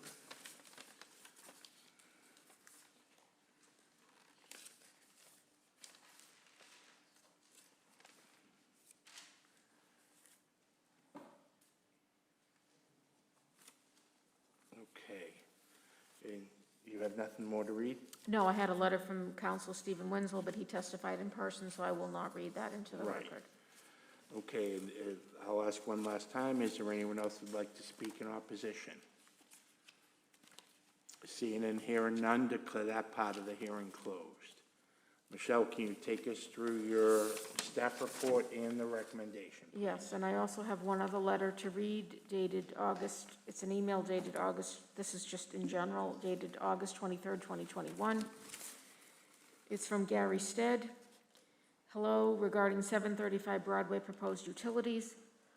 Christina, you and I had several Zoom meetings with Jordan, the project engineer. Most of the discussion was focused on site drainage. In early meetings, the city requested additional measures to retain more stormwater flow on site. In subsequent meetings, they presented design changes to do so. We feel their current design addresses drainage to the best practical design and find the proposed drainage, water, and sewer utilities to be acceptable. Signed, Gary Stead. He is the former assistant city engineer. And current city engineer Yem Lip was also copied on this.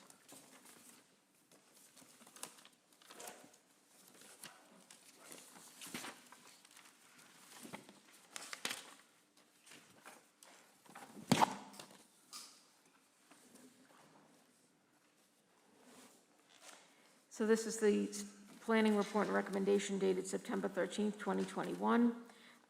For your reference, this is all incorporated in by reference into the record of the hearing, even though I'm not going to read it all verbatim. I won't repeat anything that has already been discussed, or I'll try not to. We heard about the location of the property, the petition. As they mentioned, all the existing buildings will be demolished. The trailer and off-site parking lot will be removed. I've outlined for you the subject property, where the buildings sit, which buildings are located in Malden, which are in Melrose. This off-site parking facility is located in Malden. That is currently used for a school bus parking lot. Under the proposal, we heard about the new building to be constructed. According to the plans, 33% of the new building is located in Malden, 67% is located in Melrose. As we heard, the proposed building will have 23 loading bay spaces, 1 loading dock ramp with a drive-in door, 16 loading bay spaces, and the loading dock ramp are located entirely in Malden.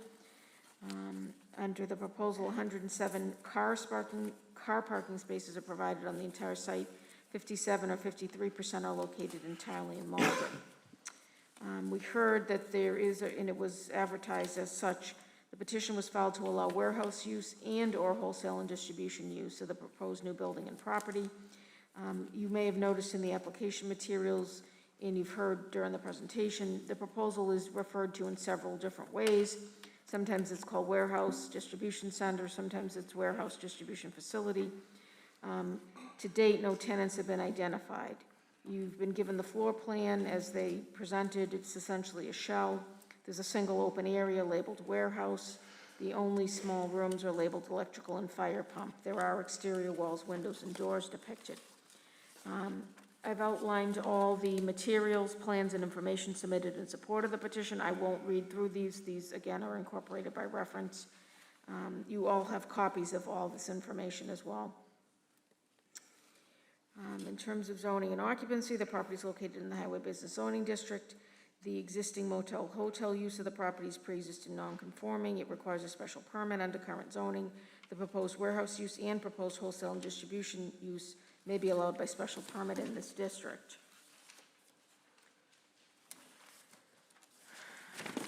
Under the current zoning, you did hear reference to a petition for zoning amendments that's been filed. That's referenced here in note 1.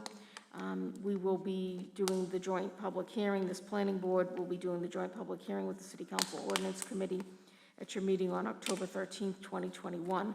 Under that particular proposal, there are 2 alternate proposals. One would prohibit the warehouse and wholesale and distribution use in highway business zoning. The other would change the special permit granting authority from the planning board to the City Council for those uses in the highway business zoning district. As the chairman mentioned, this special permit was filed May 19th, 2021, which was prior to the date of first publication on that joint public hearing. However, per state law, it is not exempt from the proposed amendments because they would not have a building permit or special permit in hand, or did not at the time of that publication. However, historically, the city does include language in zoning amendments that are ordained to extend the exemption to applications that are filed prior to the date of first publication of the notice of public hearing. And that's in consideration of any pending petitioner's good faith reliance on current regulations. So we would certainly recommend that at the October 13th, 2021 hearing. In the event, well, we'll recommend it either way, whether or not the board recommends in favor of those amendments or not.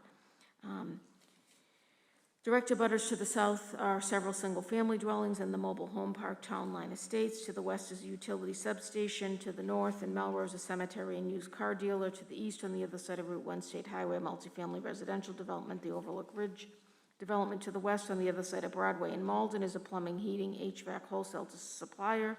And in Melrose, a marijuana retailer and medical dispensary, and a paving contractor. Surrounding land uses are businesses in Malden. There's a body art, tattoo parlor, recreation for gainful business, bowling alley, restaurant. In Melrose, there's a cemetery, city waste transfer station. In Saugus, an asphalt, concrete, recycling, and building construction contractor supply business, residential dwellings business, and industrial uses. Dimensional controls. The dimensional controls are the same for both proposed uses, warehouse and wholesale and distribution. Property in the highway business zoning district is also subject to additional controls regarding height and setbacks. The proposal complies with all requirements for that portion of the building and property in Malden. Parking requirements analysis was done for that portion of the proposed building and property in Malden, which are subject to Malden requirements. So for the warehouse use of 30,598 square feet, 31 spaces are required. For the wholesale and distribution use, 37 spaces would be required. A total, so either 31 or 37 are required for the Malden portion of the site. 57 are provided. You heard previously that Melrose counted the parking in Malden to satisfy its requirements. For Melrose, 64 spaces are required for its proposed wholesale trade distribution use. 46 are provided on the Melrose side. There are 4 spaces that are located in part in both cities. So total parking provided is 107. Total required is 95 or 101. 57, though, are required for Malden. So as I previously mentioned, there is an excessive amount of parking on the Malden portion of the site. It does grossly exceed Malden's requirements by 54 to 84%, 20 to 26 spaces in excess.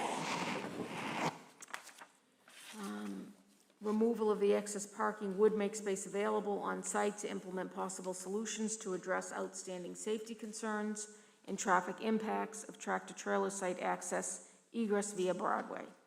When we get to these recommended revisions and traffic impact, we'll go over those.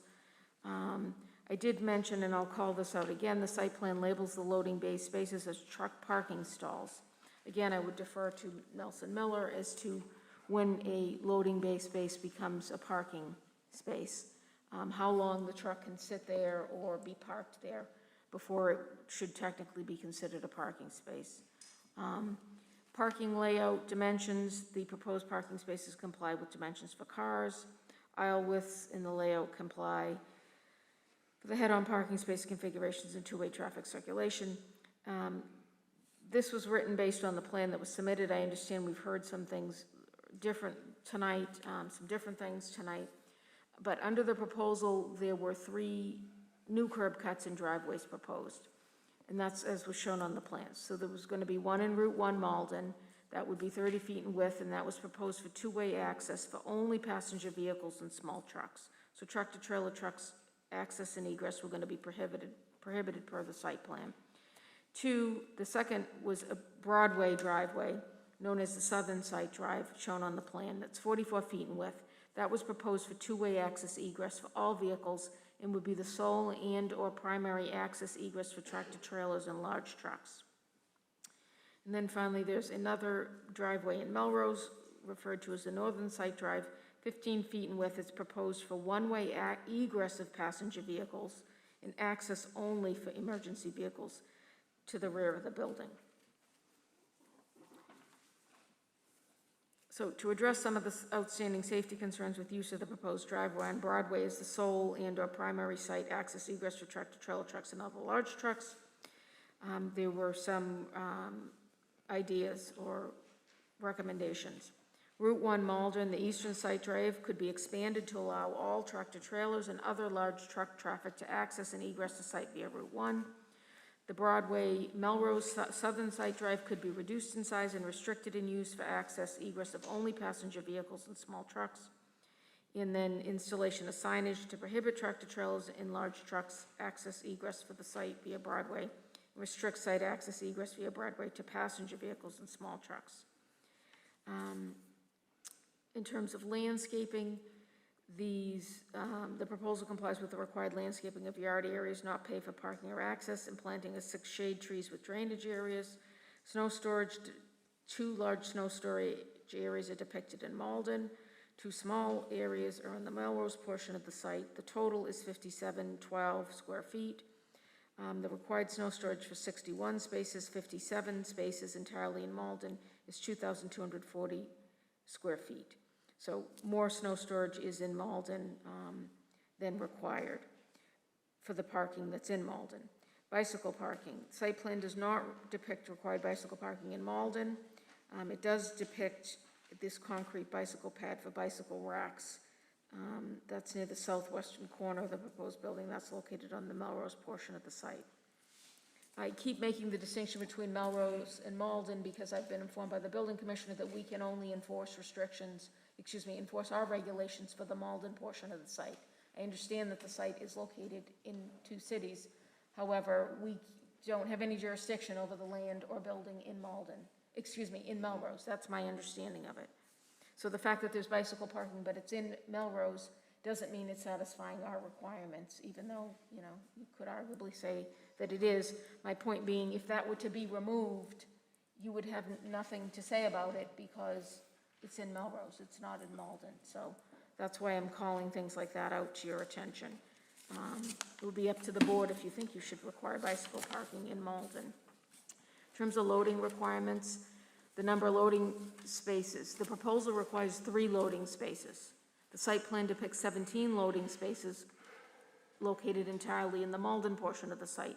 6 others are located partially in Malden and with doors access to the building in Melrose. Minimum dimensions, the proposed loading bay spaces comply with the requirements. 10 meet the dimensions for loading bays, 6 meet or exceed dimensions for loading spaces, and the 6 located partially in Malden meet dimensions for loading bays. In terms of dumpsters, no dumpsters are proposed or depicted on the site plan. They may not be located within 20 feet of the property line. They must be visually screened. There is a trash compactor area near the loading bay spaces. No screening is depicted. I believe you heard some testimony tonight that there may be 2 locations for dumpsters near the loading bays and spaces. Screening, the proposed on-site residential, the proposed residential uses, I'm sorry, that should say the proposed non-residential uses, it's missing an N. Abutting residential uses must be screened with fencing or foliage. The screening area must be at least 10 feet wide. The plans depict a screening area with fencing along the southern property line abutting residential uses. Traffic impact. So a traffic impact access study is required per your rules and regulations. The city peer review of petitioner study is described in correspondence dated June 22nd, 2021 from Kenneth Petralia, your city peer reviewer. I will note that there was a prior preliminary review dated June 5th from Kenneth Petralia that was forwarded to the petitioner that outlined some other issues or repeated some of the same issues, requests for more information, etc. The final report was in June 22nd, dated June 22nd. There were some follow-up comments and responses by petitioner. There were some follow-up comments and responses by the peer reviewer. Most of that was done by email. We did have a telephone conference as well. So city peer reviewer recommends petitioner implement the following traffic and safety mitigation on-site and in the project area. Spelling. 1, identify and implement alternative signal timing strategies at the Broadway, Central Ave, and Elwell Street intersection to improve results. Consider advanced crossing timing at this location due to speed consideration. 2, provide bike lanes and relevant pavement treatment to accommodate pedestrians and bicyclists. 3, install reflective lights embedded along Broadway to enhance safety for pedestrians and motorists. 4, install and maintain no left turn onto Broadway for tractor-trailer trucks at Southern Site Drive. Reconfigure Southern Site Drive to restrict left turn movement for tractor-trailer trucks. 5, developers proposed access management improvements such as reduction of curb cuts, entrances, exits. 6, installation of signage at Route 1 Site Drive to restrict trucks exiting. 7, installation of on-site bicycle racks to encourage employees to use alternative modes of transportation. 8, relocation of an MBTA bus stop closer to the site. 9, installation of signage on site to prohibit idling. 10, management of truck access by facility loading dock manager or operations manager. 11, future traffic monitoring, including turning movements and flow, 2 days each month, days to be determined by the city for a continuous period of 6 months, beginning 1 month after full occupancy, following which the city will review the operation. Applicant will meet with the planning board to discuss further traffic mitigation and or other operational adjustments. There's modifications to site access egress. This would be an alternative to 4, 5, and 6 that were just read. 1, or A, would be Route 1 Malden Eastern Site Drive. Expand the driveway curb cut to allow tractor-trailer and all truck traffic access and egress for the site via Route 1. 2, for the Broadway Melrose Southern Site Drive, reduce the size of the driveway and restricting use for site access egress of only passenger vehicles and small trucks. And then 3, install signage on site to prohibit tractor-trailers access egress via Broadway and restrict access egress via Broadway to passenger vehicles and small trucks. I'll note items 5 through 10 and a version of item 11, which is the traffic monitoring, are measures proposed by petitioner. To address certain concerns, petitioner proposes to contribute $50,000 to the city for traffic calming measures to be implemented along the Broadway corridor that may be used for items 1, 2, and 3 that I just read. In terms of other reviews and approvals, the Historical Commission reviewed the proposal to do the demolition of the 2 buildings in Malden. Pursuant to the demolition and alteration delay ordinance on February 22nd, 2021, the Commission made the determination that the buildings are not significant and the demolition will not be delayed. You have a copy of that determination in your package. The Conservation Commission also reviewed the proposal, and the Malden Conservation Commission issued an order of conditions on July 6, 2021. That is attached. The proposal is subject to the Massachusetts Wetlands Protection Act because it's located within the 100-foot wetlands buffer zone to an intermittent stream that runs along the southern property line. City engineer reviewed the proposal, and I previously read that email dated August 23rd, 2021 from Gary Stead, Assistant City Engineer. The Broadway Route 99 Corridor Framework Plan of 2020 contains recommendations regarding transportation, public realm, and project area sustainability in the project area, which includes the subject property. The proposal appears to support goals and priorities of the plan in these areas. Petitioner proposes to contribute $125,000 for Broadway corridor improvements or engineering studies. You all have copies of the Broadway Corridor Framework Plan. You also have the information we received from the former Malden Redevelopment Authority, the Office of Strategic Planning and Economic Development, that details transportation improvements that are in the funding process, or they're attempting to obtain funding. And there are also activities ongoing to pursue a grant to look at the zoning recommendations of that corridor plan. That plan did not have specific recommendations. That was not part of the scope of that project, so that is why the city is pursuing this other grant to look for assistance with that. Petitioner proposes to contribute $125,000 for the Broadway corridor improvements or engineering studies. In terms of findings required to grant the special permit, you must find, one, that there is compliance with the dimensional controls and parking requirements of the zoning ordinance. Two, that the traffic and traffic patterns generated by the proposed use will not adversely impact any of the surrounding streets or create a traffic or safety hazard. Three, that the proposed use will not be more detrimental to the neighborhood. Four, that the proposed use is not in conflict with surrounding land uses.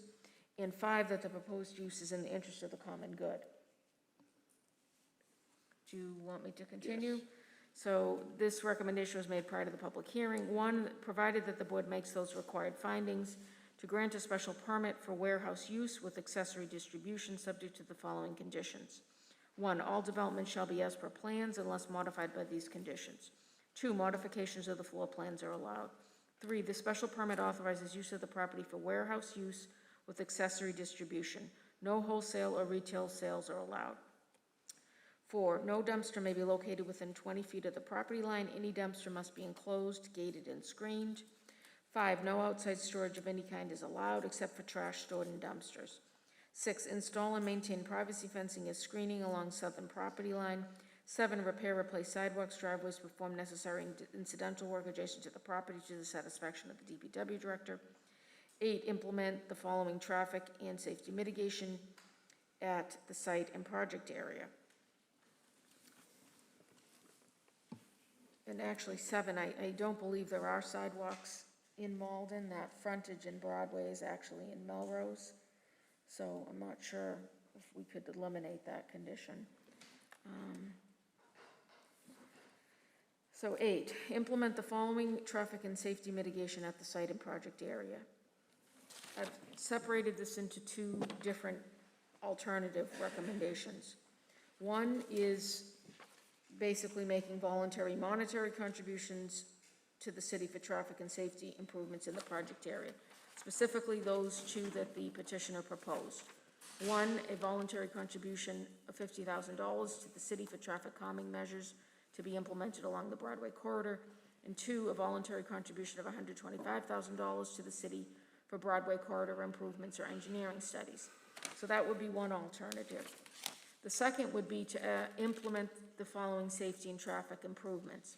Identify and implement alternative signal timing strategies at the Broadway, Central Avenue, and Elwell Street intersection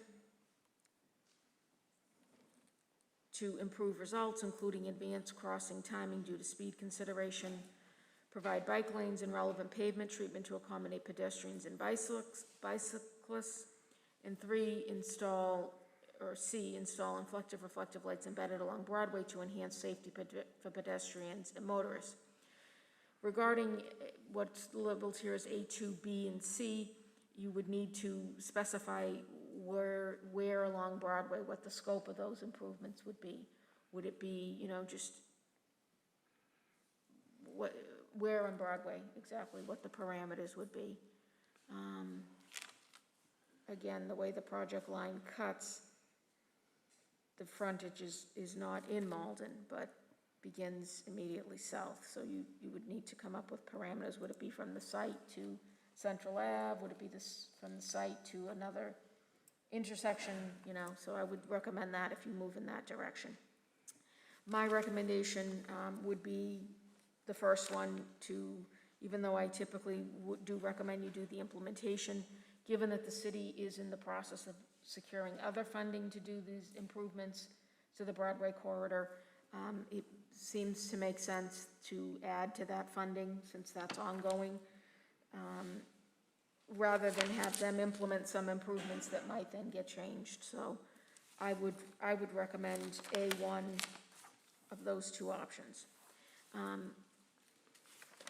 The second part of the traffic and safety mitigation at the site and project area is labeled B1 or B2.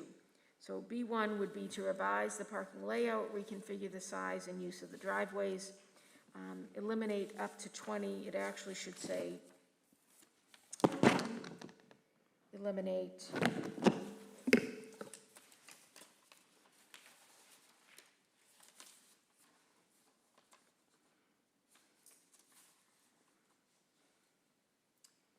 what is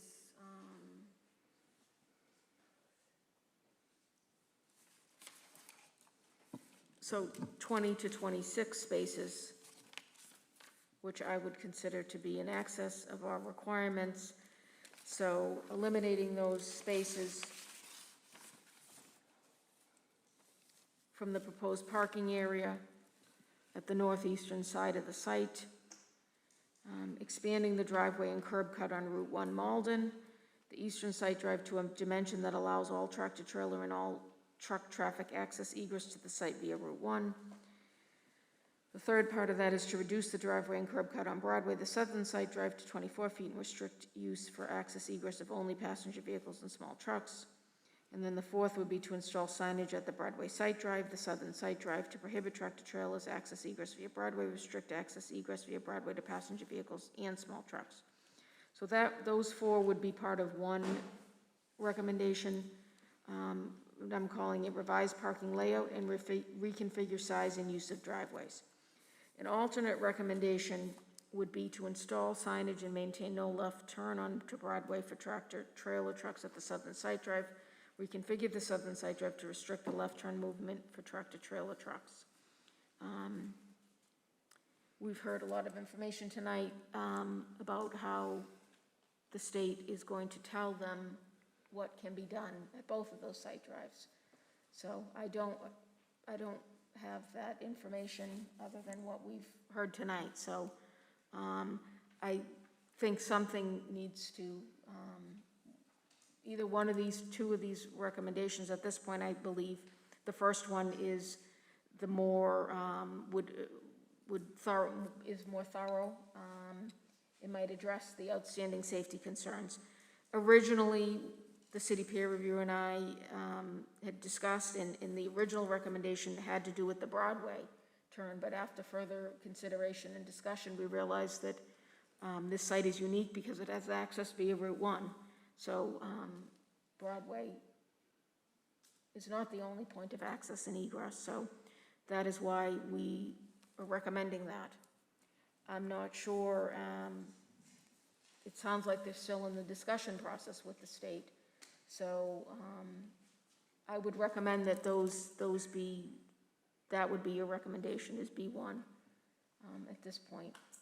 I don't know if it would comply with Mass DOT. They're saying that it wouldn't, but they're also saying that they haven't filed the plan. So I'm not sure where we stand with that, but I'll just finish the rest of it and then you can discuss it. In terms of the rest of the safety mitigation, installation of on-site bicycle racks to encourage employees to use alternate modes of transportation. I think I would specify in Malden if you want them to be in Malden or if you want them to be on site. Again, you're not going to have any regulation over what happens on the Melrose portion of the site. Relocation of an MBTA bus stop closer to the site. That is a recommendation that the petitioner had proposed. I'm not sure how much closer to the site it could be. It is on that telephone pole, but I guess a relocation is a possibility. Installation of signage on site to prohibit idling, management of truck access by facility, loading dock manager, operations manager. We did hear some information about that, so I'm not sure if there's gonna just be one designated person or they're gonna be different tenants. So I'm not sure, you may need to look at that. And then finally, future traffic monitoring of turning movements and flow, 2 days each month, days to be determined by the city for a continuous period of 6 months, beginning 1 month after full occupancy, following which the city will review the operation. Applicant will meet with the planning board to discuss further traffic mitigation and/or operational adjustments. This is a different type of condition. You don't usually do this. It's not clear whether they would need to come back for a public hearing or they would just present the information. It's not clear what will happen if there is an issue. You know, at that point, there'll be an occupancy permit issue. They'll be operational. So this isn't to suggest that you would have any, you know, recourse to change the special permit. You would just, at that point, in terms of whether it's granted or it's not, but I would probably recommend, depending on what the monitoring shows, that you may want to reopen the public hearing and consider amending the decision in the sense of at least requiring some sort of additional traffic mitigation if that's warranted. Again, I don't think that's going to be, you can no longer use the site for this, but it could be something to try to mitigate some of the issues that might be going on at the site. Again, this is something we don't typically do, so that's, you know, a little bit different. But if petitioner is agreeing to it, or I should say they're agreeing to some traffic monitoring, their proposal was to do it for 1 week. And our peer reviewer didn't think that would be adequate, give an adequate capture of what's going on at the site. And then finally, the special permit shall expire August 31st, 2023, unless substantial use of construction has commenced. I would actually, am going to eliminate that because they're saying that they are ready to begin as soon as they get a special permit. So they will have 1 year to pull the building permit. If they don't need, I was only thinking they were not possibly going to be building until they got a tenant, but again, they were very clear they're going to build anyway. So that condition's not necessary, and they will have a year to begin per our ordinance. And then finally, part 2 of the recommendation is provided that you do not make the required findings, and those were all the same findings that I read before, I won't read again, to deny the special permit for wholesale and distribution use.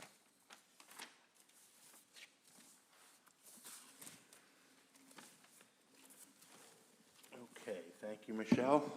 Thank you for going through all that.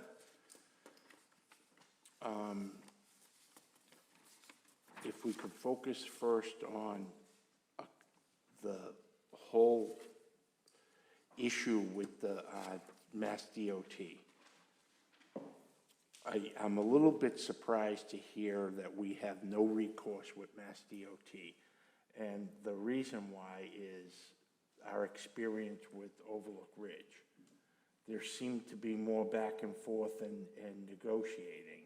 Am I misunderstanding that? No, and actually Overlook Ridge is a good example where the developer actually told us Mass DOT had specifically advised something, assured the city, and when we said we wanted it in writing and wanted to talk to DOT, that was actually not correct. That was absolutely incorrect, actually. So there was a process that we were allowed to participate in. So with DOT, and it was not, the developer had asked DOT for what they wanted, and DOT had basically said, that's up to you. That's different from saying Mass DOT won't let us do X, Y, and Z. Agreeing to something isn't the same as saying you can't do anything else.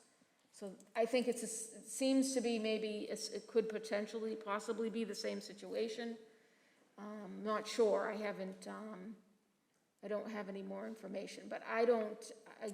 What do you recommend we do in this situation? Is there some sort of recourse we have with DOT? I don't think there's any recourse, in the sense that once the special permit is granted, if we're not, what happened with that project, the Overlook Ridge project, is it was tabled until we could go talk. The city met with DOT, both cities, Malden and Revere, and the developer. So that process went on for a while because it took a while to get that meeting. But that committee delayed its decision until it had a definitive answer. And that was, you know, it was a different project, a different thing, but it was a specific representation about Mass DOT and what they were going to allow relative to a project. So in that sense, it's a similar situation. So that's the only experience I have.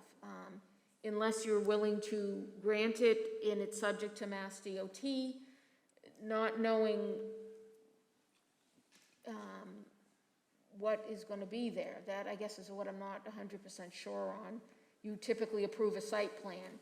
So if you're approving this site plan, but then this isn't the site plan that Mass DOT approves, then are they What do we coming? do in that situation? Are they coming back to you with the correct plan, or are you just approving a plan and deferring your authority to Mass DOT in terms of site access, which I wouldn't recommend. I think you should know. I think you should know what the site access and egress are going to be. Right. See, there's some complications. Definitively, yes. There's some complications here that because part of the building is in Melrose and part is in Malden, we have to try to work, I think, with them. Part of that has to do with the fact that there's the parking and some of that, the issues related to that. The reality is, it is a shared lot, and we want to try to work with them on that piece, I think. But, and the fact that they're building it to spec, I don't like it. I'd rather know who's going in there so we can make more informed decisions. But they're building it to spec. They're basically, they're basically building it based on what they believe to be the market needs, and that's what it is. What I'm really uncomfortable about is this whole idea, as air traffic guy said, we have absolutely no input. That DOT is going to tell us what roads they can use, what roads we have to let them use, the sizes of the driveways and things like that. I'm not comfortable with that at all. I can get my head around some of the other pieces of it. That's a piece. I don't like the state banging us on, telling us, as was described, they can tell us anything they want to do and anything they want to allow, and we have to eat it. I'm not comfortable with that. And if you think I misinterpreted what was said, let me know. And I think that's what they said, but I can't verify that. I don't know, I guess my point is, I don't know if they present a plan and say, the city of Malden wants to allow access, truck access through Route 1, or now we heard tonight that possibly they will allow trucks in. Originally, no trucks. They weren't going to use Route 1 for trucks, so I don't know. I wasn't part of these informal conversations. I don't have anything in writing. We did ask for any documentation in writing for that, because it did sound, honestly, it sounded strange to us that a property located on Route 1 a business wouldn't be allowed to use Route 1 for its trucking. I don't have info confirming, or, I can't confirm that. So that is what they said, but I don't know. right. I don't know. Well, that's kind of where I am. A lot of it I can get my head around and come to agreement with, but that part about DOT is really sticking in my craw, and I'm not sure what to do about it. Let's see if Patrick would like to weigh in. Patrick, what are your thoughts on, or what is your question? Thank you, Mr. Chair. My biggest concern with this as a resident of Ward 8 is the traffic impact, and as has already been discussed, the ambiguity as to the access and egress from the various points. While it wasn't said, it was abundantly clear to me that the plan that is presented before us tonight has been flushed out with DOT, and they don't want to use Route 1 for either access or egress, and they want all the traffic for tractor trailers to go north and south on Broadway. They're vehemently opposed to a restriction to turn left onto Route 99 South, And that's where the greatest impact in that neighborhood is going to result if they are going to be allowed to have those tractor trailers turn left onto Broadway going south. So that's what I'm struggling with. I'd like to be able to support this. Nobody other than the residents of Ward 8 want to see that property redeveloped, but the traffic impact is the biggest concern for me at this point. So Patrick, if I understand what you're saying, you believe that the state has the ability to just tell us what that's going to go there? I don't know that Okay, at all. okay. I'm just saying I don't believe the petitioner, given the connections that they have with the people who've testified before us tonight, have not already gotten that plan approved already with Okay. what they're proposing. Okay, thanks. Henry Susi. So, can I ask you, that Broadway study of the corridor that we did, that was a much broader survey of across the city in constituents, and it included the elimination of warehouses. And the only way to implement the particulars of that survey is through zoning. So first off, I'll say the first part of your question. So this was a citywide plan, so the whole city was invited to participate. All the Broadway property owners were personally invited, or, hand-delivered invitations, mailed invitations. Sure. That's the whole Broadway corridor, not just the section of Broadway. So part of the plan, or part of the project, was doing a community meeting, doing a community survey to gather community input on what people wanted to see in Broadway, what the people responding wanted to see. So it is, based on the responses. Sure. But this project also surveyed existing uses, it looked at existing zoning, it did a whole analysis of the corridor. It looked at current zoning. In terms of, it looked at traffic, because this actually was a transportation grant that it was done under, so. It looked at traffic as it relates to the casino, it was a casino gaming grant. In terms of the specifics, and I'm just gonna look quickly, it had different, as I mentioned, it had different areas it looked at. It looked at transportation improvements, it looked at what they call public realm improvements, it looked at some economic improvements. It does have a vision statement in that, talks about, it broke it up into the different zones, the northern, southern, et cetera. I do not have, it had specific recommendations. It did not have, again, to my knowledge, and I was part of the team, and I did look at this a couple different times recently again.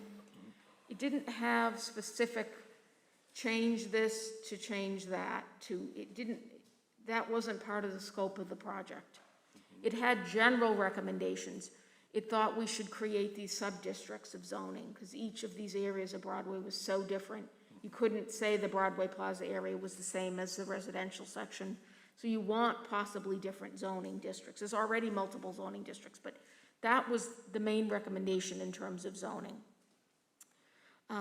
Reducing the number of zoning districts to 1 with 3 sub-districts, prohibiting uses that conflict with the vision.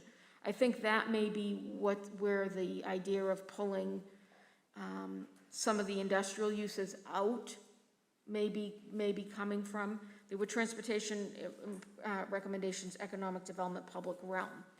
But in terms of specific, and I mean, I'm gonna just quickly look again.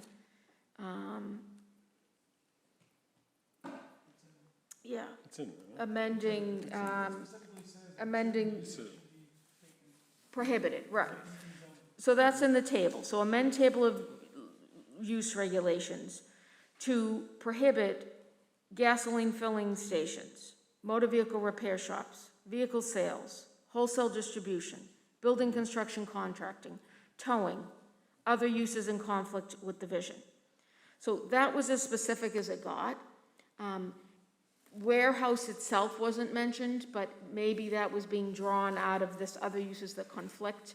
These are the other uses that were named. And wholesale distribution was one of them. So that I can say, but again, I believe that is why we're now also pursuing this other grant to look at planning and zoning to try to explore some of these other zoning recommendations. And that, what I was reading from, is in the implementation strategy section of the plan. Does that answer your question?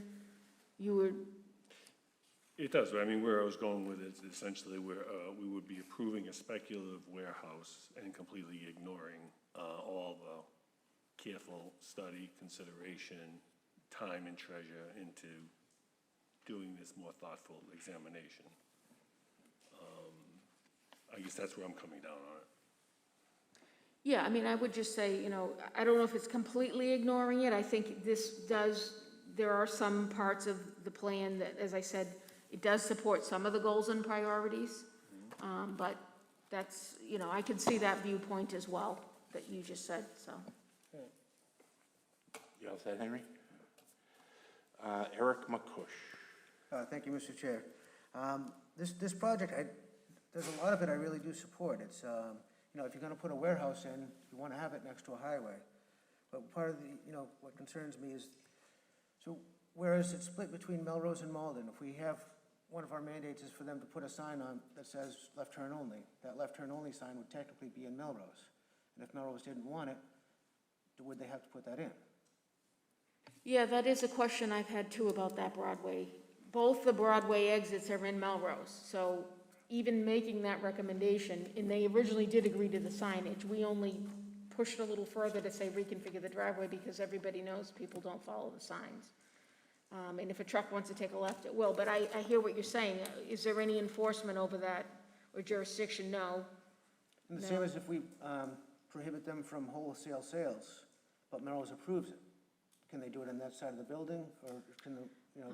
I'll defer to the building commissioner on that. I'm not sure how that's gonna work. I know the building permitting he's been exploring with Melrose. I'm not sure how the occupancy permit is gonna work.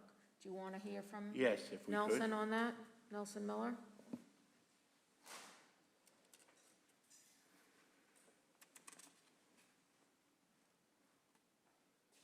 Yeah, it's an interesting question. So I've had a few conversations with Paul Johnson, who's the building commissioner in Melrose, regarding the permitting end of things. We haven't quite hammered it out yet. Typically, when a parcel crosses a city line, it has a single address, and whatever city or town has that address is who does the permitting. So all of our properties that go from Malden to Melrose or Malden to Medford, if it's a Malden address, even if half of the property is in Medford, we issue the permit, and vice versa. This one's different because it has two addresses. It has one in Malden, one in Melrose. So Paul and I need to figure that out. With regard to a use that's not allowed here, but it is allowed in Melrose, I think a use is never assigned to a corner of a building or a portion of a building. So I think that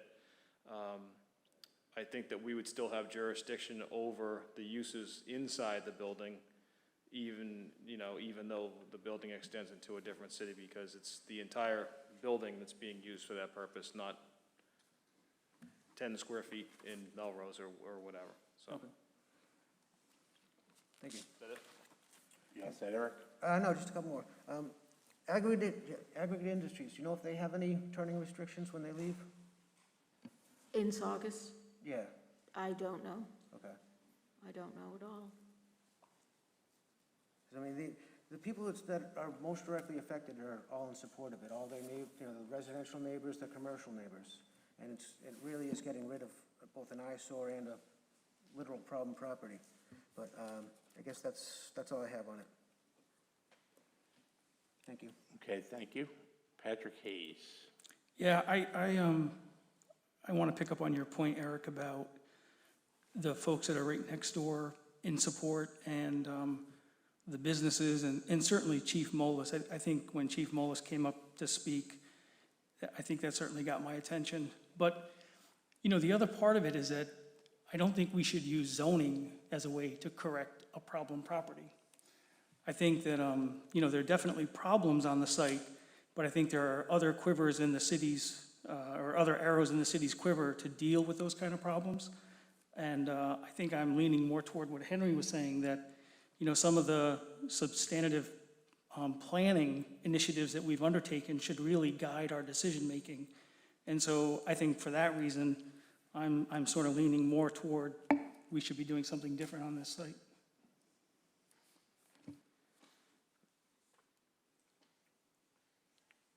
Does anyone else have any comments they would like to share? Ken Antonucci. Yeah, just as far as the Broadway corridor study goes, just did want to point out that, you know, Michelle pointed it out earlier that, you know, it goes the entire length of Broadway corridor, but Upper Broadway basically begins at what, roughly, the Upper Broadway portion roughly begins around 500 Broadway and goes all the way to the Melrose border. So I think we've got to take that into consideration, you know, the recommendations that are in the Broadway corridor study, but also the considerations of the neighbors, the residents that live there, as well as the ward counselor of that area. So it's tough because, you know, we want to try and address it from both directions, right? We don't want to discount the Broadway corridor study, but, you know, in reading what is, you know, what is desired up there, I'm not sure that the focus of the recommendations was really up at that Melrose end of the Upper Broadway. I would interpret it more that would be more on the southern end of that Upper Broadway corridor for what was recommended. But, you know, it's not an easy mix to make. But if you do consider what's actually across the street and right next to this property, I don't see mixed-use residential going in there. And you know, when it comes to traffic, you know, we keep talking about the traffics and the truck traffic and everything, and yeah, I would prefer not to see truck traffic more on Broadway, but think of another option, another development that goes in there, like Councilor Spatafora was saying, it would probably generate more traffic. Maybe not trucks, but probably volume. So, you know, just observations, that's all. Thank you, Ken. Charlie Ferguson. Yeah, just kind of echoing what Ken was saying there too on kind of the study of the Broadway corridor. I think it was kind of, you know, in general what they saw as a vision for the Broadway corridor, but not each parcel. So I think for this specific one, maybe folks would have different feelings about the Town Line Motel in particular. And in terms of like trucking, I think it's pretty consistent with the uses that are around there currently.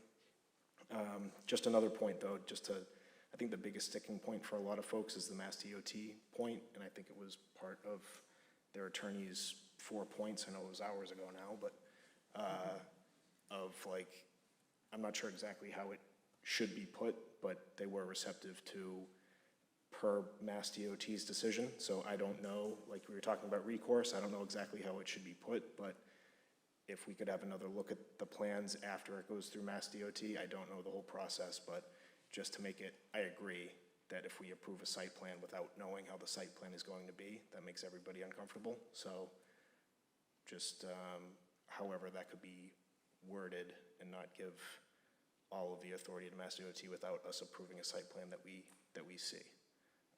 Just thoughts. Thank you. Thank you, Charlie. Patrick Fitzgerald. Thank you, Mr. Chair. One other thing I just wanted to make clear too, the problem with this is, again, the joint jurisdiction here, and as we all know, how Melrose treats this particular isolated section of their city that has no direct impact on the greater Melrose community. And in this particular case, where they literally shifted their parking burden onto us, they have the pervious pavement, you know, on their limited section. We don't. So if we're going to do something with that, we need to be equitable in terms of how this property is treated, because the impacts on the traffic, the neighbors, it's all Malden bears the brunt of it. So we should keep that in mind as well, that if this is something that's going to go through, we need to make sure that Malden is protected on all fronts. As to the point on DOT, I made my point clear, but I think Michelle's recommendation of B1 would be the way to go, and then see how that plays out. If it's a requirement of the special permit to implement those conditions, and if it's in contradiction to DOT, then we go from there. But I think we need to be firm as to what we think is best for our community, particularly as it relates to the traffic. Thank you, Patrick. Ken Antonucci. Yeah, I forget who actually raised it. It might have been Councilor O'Malley, but do we know how the tax revenues would be split in something like this? I mean, there was a comment made that Melrose gets all the money and we get all the traffic. And it is straddling both cities. Do we have any knowledge of how things will actually work? I believe it's based on, the taxes are based on the building and the use of the property. So when I said in the beginning that 67% of the building is located in Malden, I believe that's how the assessment goes, no? Melrose, I'm sorry, 67 in yes, Melrose. 67% is in Melrose, they would, you know, the 67% would be taxed under the assessed value in At the Melrose rates, and we would have the 33%. 33% would be assessed at the Malden Right. rates, and we get That's the how I 33%. understand it goes on other properties. Yeah, but I do agree, especially with what Because Pat, it- with what Pat just mentioned, that, you know, the people that are gonna bear the brunt are the Malden residents of anything. They already are, and they're, no matter what goes in there, it's gonna be Malden that's, bearing the brunt of that, and it is true, you know, that's a little postage stamp corner of Melrose that, really has no connection to the rest of Melrose. So, and I would agree with Pat's, you know, direction he was going there with going with B1.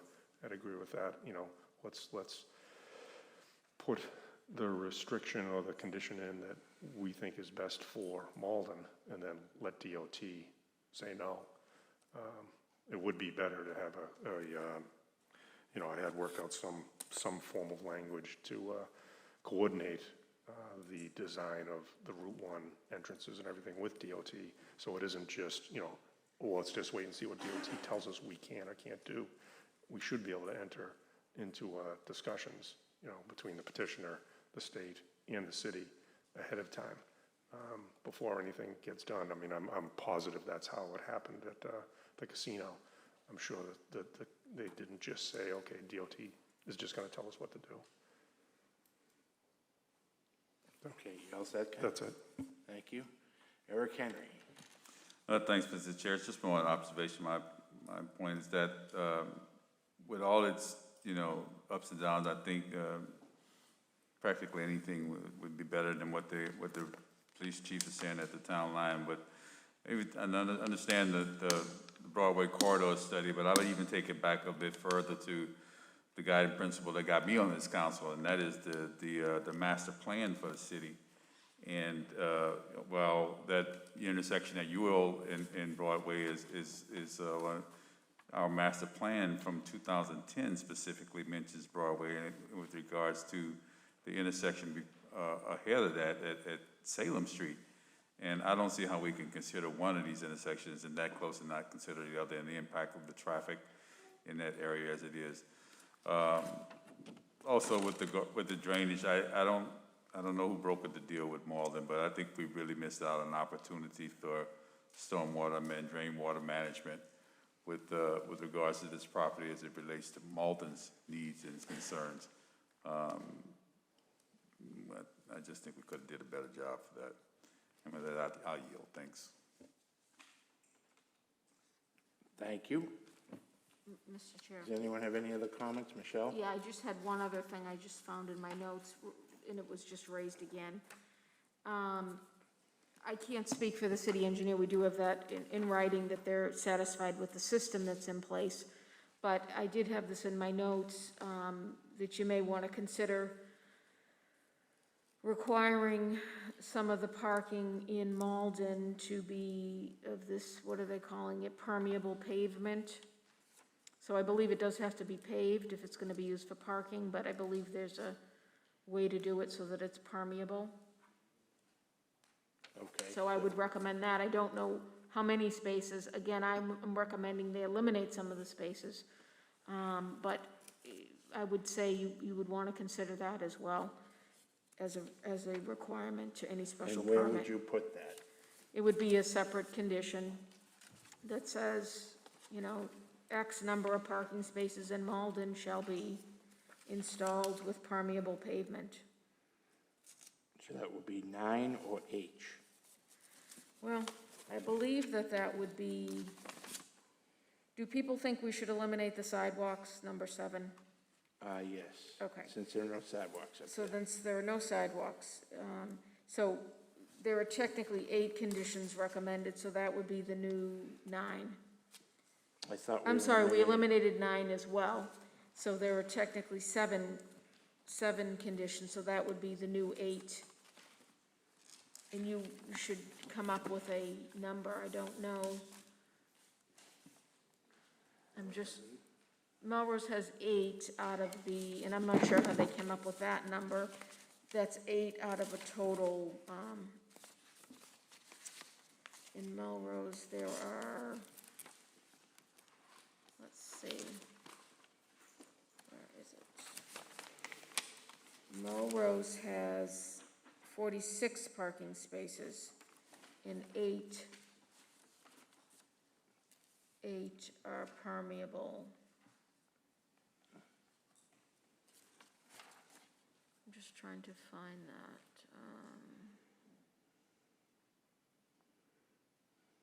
Where that condition is.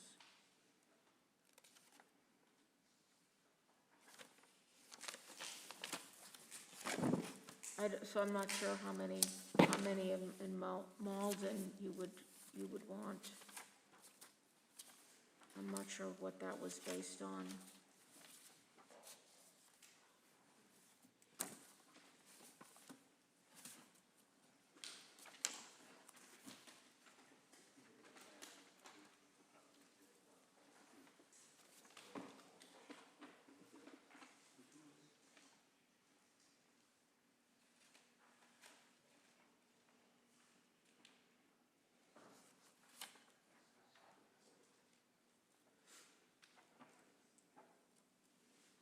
Eight spaces. It reads, Melrose felt there is a bank of 8 spaces that need a large amount of asphalt. The board felt it should be removed. So applicant presented a proposal to utilize pervious asphalt for some of the parking spaces. So permeable pavement for a portion of the parking lot. I would just say you want to specify if you're going to do that in Malden, how many and where, which spaces, unless it doesn't matter to you.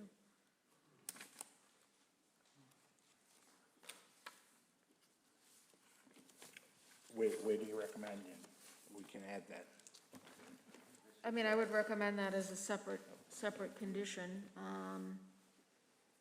And I do, I will say I do understand that Melrose is using Malden to meet some of its parking requirements.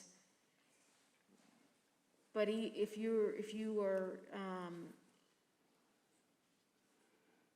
end up moving forward with just warehouse, you only need 95 spaces, even to cover Melrose. So they're proposing 107, so that's already 12 additional, like extra, that aren't required in Melrose and aren't required in Malden.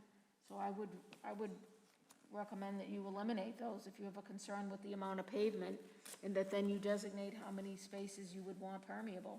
Okay, hold on a second. If the petitioner can shed any light on how they came up with the 8?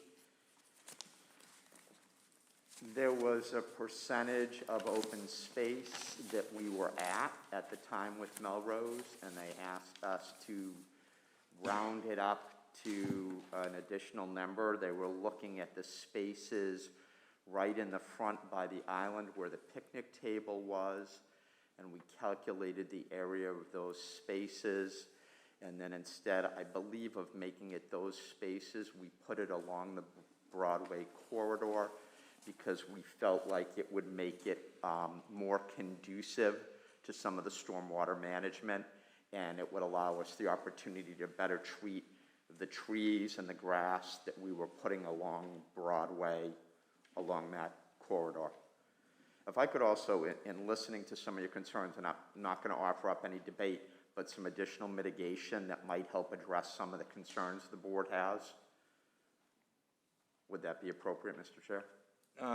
Yes, you can do that right now. We do hear loud and clear the concern about improvements to the corridor. While we would suggest that this parcel actually isn't in the corridor study, if you look at it, it actually stops below A Street, and this parcel isn't part of it, but we do want to beautify the section of the corridor and address the concerns that are identified in the report, like bus, flooding, and treescape. We feel as though we could increase our mitigation, so we would like to make that offer where we had 50,000 and 125,000. We'd like to offer 75,000 and 175,000, and hope that that can, for instance, Mr. Henry, you mentioned a second intersection that you'd like looked at, that you wouldn't like it to just be one, but there was a second one. The second is we would absolutely be willing to add permeable pavers and parking on the Malden side. Again, we designed it along Broadway thinking it would improve that area and the greenscape and the landscaping there, but we certainly could take another 20 parking spaces on the Malden side and add permeable pavers there. We certainly would add, to Mr. Fitzgerald's concern, a bike rack on the eastern side of the building. Again, we spread out three. We looked at the site as a whole. We didn't really look Malden or Melrose. We tried to look at the whole site holistically. But to the extent that there's a delicate balancing to be had, we would be happy to either relocate a bike rack or add a bike rack. And then last but not least, I think obviously the most important thing is traffic and how DOT would come down. What we would recommend, we would suggest and would agree to as a condition is that either the city planner or the city's traffic expert at our expense participate with us in the meetings with DOT so that you have assurances that you know that what we're presenting to DOT and how we're discussing the site with DOT is as we've been representing based upon Mr. Landry's knowledge and experience. So those are four thoughts we have listening to what the board is discussing this evening and how we think we can help bring some closure and close the gap to what I think many of you recognize is, you know, an important transformation of this location. Thank you. Thank you, sir. Did you get those, Michelle? I got the 20 parking spaces. I think I heard 20 for the permeable pavement. Yep. The voluntary contribution of 50,000 for traffic calming measures is 75. The voluntary contribution of 125 for Broadway corridor improvements or engineering studies is 175. The bicycle installation of on-site bicycle racks, and that would be for 8 on the Malden or eastern side of the building. And encourage, I would say you should still leave that, and encourage employees to use alternative modes of transportation. And then finally, I heard me or someone else being involved in the Mass DOT conversations. I certainly can attend these meetings, but I think that's going to be after you issue a decision, so I think you're still in the same situation as not knowing what's going to be approved or not approved. I do not want to commit to having to go to DOT to, you know, well, I'll meet with DOT if you want me to, maybe the city engineer should, but again, are you considering tabling this to allow that meeting to happen? Well, I'm not sure. That's Yeah, what I mean, maybe that's the best route. I wanted to make sure that yes. you got Yeah, what those are the 4 things I issues got, were. right. And then people have weighed in, there seems to be a lot of, there doesn't seem to be a clear direction. There seems to be some reservation on some of it. So I guess what we'd ask is, what are people thinking? Is someone looking to make a motion? Ken Antonucci. Yeah, so, Mr. Chair, what would a motion to table, what would a motion to table entail? I mean, could we table just until we get the responses or some feedback or design from MassDOT? Well, you know, in that combined discussions? Because that could take a while. If we table, we got to table it for a reason and what we want to get from it. Right. Right, but we would just be tabling, that would be the one, I mean, I would think that at this point, that would be the one outlier that we need to have resolved. But do you just want to table to get a definitive answer from DOT, or do you want to table to present what you want to DOT? Because those are two different things. I think we'd have to table until there was a discussion between all the parties to determine what is in everybody's best interest.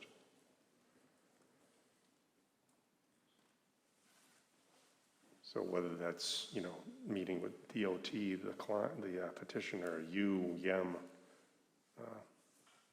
But the point would be to present this other idea that we would like Route 1 to bear the traffic? Or are you just saying, just for me to verify that in fact DOT accepts this plan? Because those are two different things. I think it's putting, you know, your recommendations, that B1, on the table with Mass DOT and see what they would say. Because they might just come out and say, no, absolutely not. Or they might say, yeah, well, we can do entrance but not egress. But I think leaving it, you know, wide open and just waiting for Mass DOT to, you know, basically tell us what we can and can't do. Okay, so as part of your motion, do you want to identify a model for them to review, or? I didn't really want to identify a model, but if I wanted it to be more of a partnering type, getting to a design that everyone can get into a discussion. Basically pull us and DOT and the petitioner in to make an effort of trying to come up with a design that'll work and will also be allowed by DOT.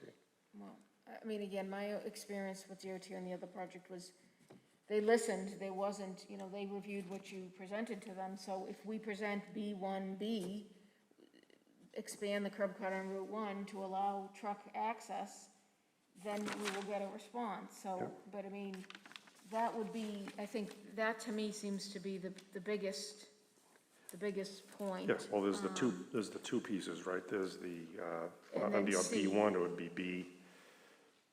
B and C. B and C. I think, but that's just my thought. I definitely, as Chuck said, the chairman said, I would want to know specifically what you want presented to DOT, or what we're doing, Well, because. and who would present that? Do you need more time, Ken, to figure out what it is Yeah, you're looking yeah, at I wanted to motion? find out what we. Because what there's was two on the other table. people that are Yep, looking to yep, talk. that's good.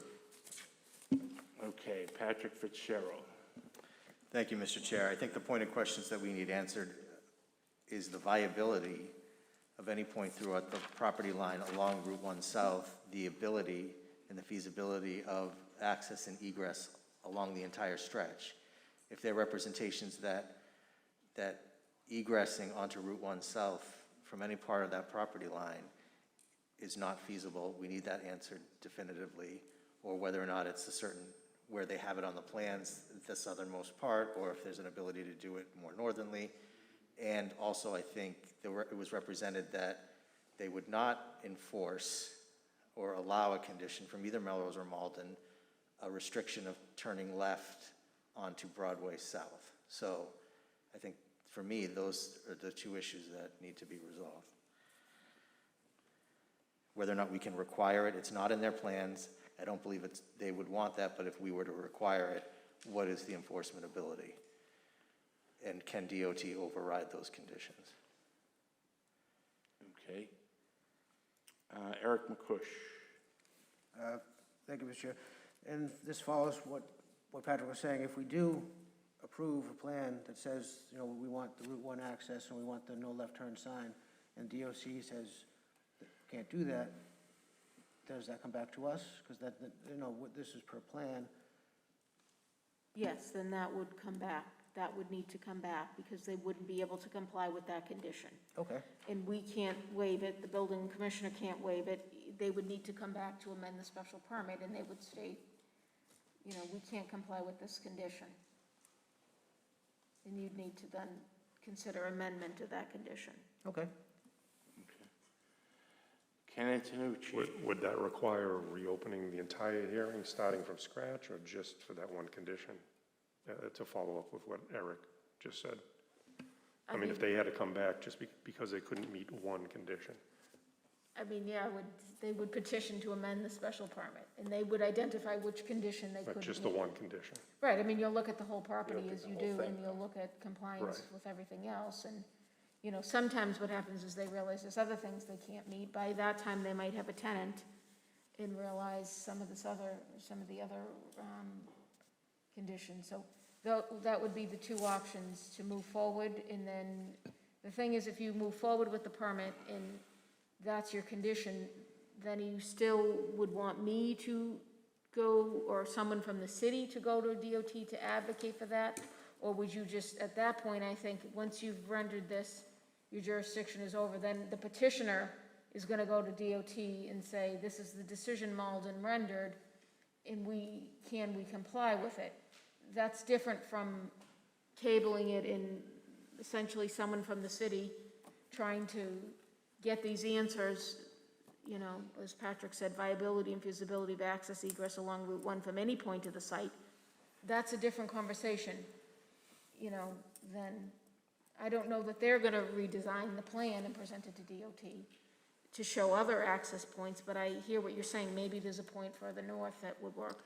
And then the left turn onto Broadway. South, enforceability, those were the two issues I wrote Yeah, down. So I don't know which might take longer, less time, I don't know. If how quickly we would get the meeting with DOT and get answers. If that would be quicker than moving forward, going through the appeal process, then, you know, they're still moving forward trying to get the answers from DOT and then having to come back in through the permit process. I don't know if that might take longer if you're looking at times. Okay, Ken, are you all set? Yeah, Or yeah, Are you yeah. look ready to make a motion? No, so Michelle, you have no instinct as to which option would take longer. I mean, we don't want this to die in the vine, but, What will take longer is if you issue the permit, you go through the whole process, they proceed with DOT, whether they get an answer quickly or they don't, they're coming back through the process. okay. I think, but again, I'm not saying you can get the meeting with DOT next week. I don't know if they're already involved in discussions, if there's like a pending case that we'll just, you know, but I would suggest it's not just me. I think the city engineer needs to go. Somebody else from the city needs to go, to Okay, and that makes explain sense. what the but- concerns are. So you recommend going with a discussion first, table and then have a discussion with DOT rather than presenting something to DOT? That was my initial intent. I as think well. that gives more options and more flexibility, but if you go the other way and they approve it, then it moves right along, so I don't know. I don't know how quickly, you know, I don't know if there's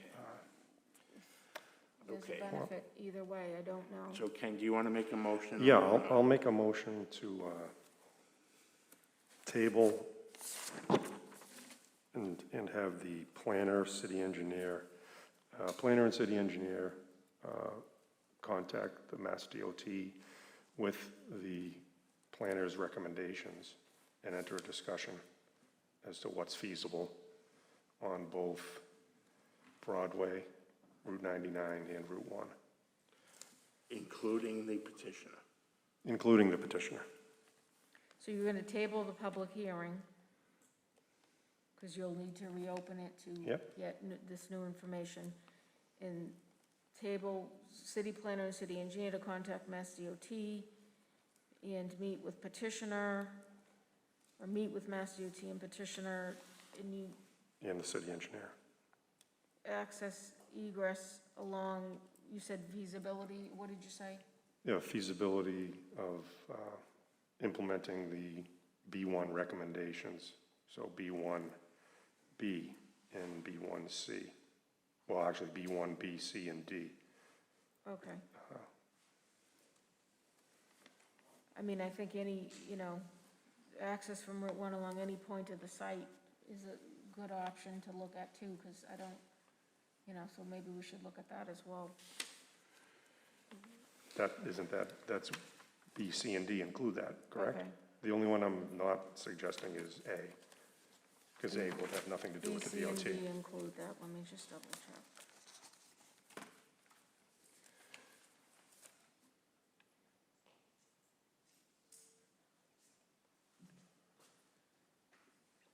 Yeah, so maybe B could be expand or relocate curb cut and driveway on Route 1.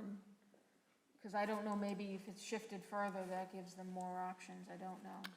Yeah, I would say, I would remove the word expand and just say modify drive, for B, I would say modify driveway and curb cut on Route 1. Okay, modify instead of expand, okay. So that's B, C, and D. Yes. Okay, so that's your motion. Is there a second for Ken's motion? Patrick Fitzgerald. I second the motion. Patrick Fitzgerald seconded Ken's motion. Give me a second here.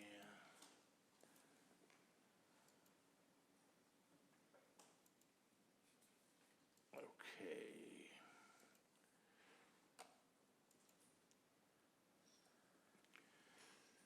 Go ahead, Michelle. Ken Antonucci, Yes. Charlie Ferguson, Patrick Fitzgerald, Yes. Tawadej Geber Selassie, Yes. Patrick Hayes, No. Eric Henry, Yes. Eric McCush, No? Henry Susi, No. Chuck Iovan. Yes. So 6-3, that passed. You needed a majority vote to carry that tabling motion, so. Okay, so it's been tabled pending a meeting between the petitioner, the city planner, the city engineer with DOT. Mr. Chairman, would you like Mr. Lansing, who's already been in touch with DOT, to coordinate and get in touch with Ms. Romero to set the timing? Michelle? Yes, that would be Yes, great. I was going to thank reach you. out to him since he's got the contacts Thank already, you. so. And when you table, do we table to a set date, or how do, It depends how quickly this meeting can occur. does it, if, let's say we got a meeting in a week, do you still need, do you have to publish this, or because it's been tabled, you We can just just put it take on it an, off the- as long as it The makes it on next an open agenda? Yeah, Okay, thank you. which right now, our next meeting's October 13th. October 13th. Yes. Okay, thank you. Okay? Thank you. Do you, and you could let me know if you want me to notify abutters of the tabled hearing. Publication won't be required. I will post with the city clerk. Do you want me to notify abutters of the tabled hearing date? You have all the lists? It's not required, but sometimes you do it, so. Yes, in this case, yes, with all the Saugus, Melrose. Yes, notification of all abutters. Yes.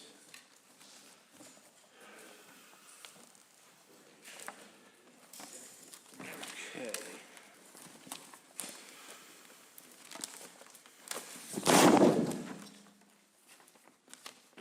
Okay, did we have another item, Michelle?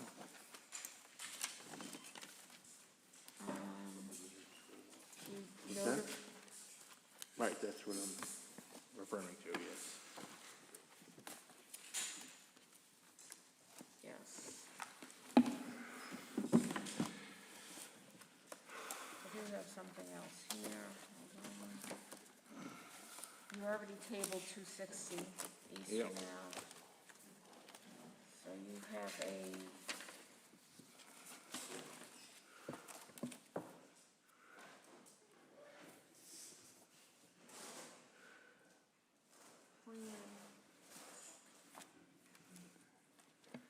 plan that was filed for application for determination of your jurisdiction as to whether the subdivision control law is required.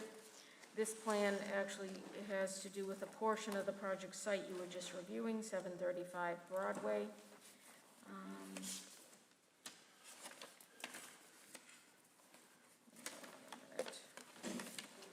It's to subdivide a portion of that.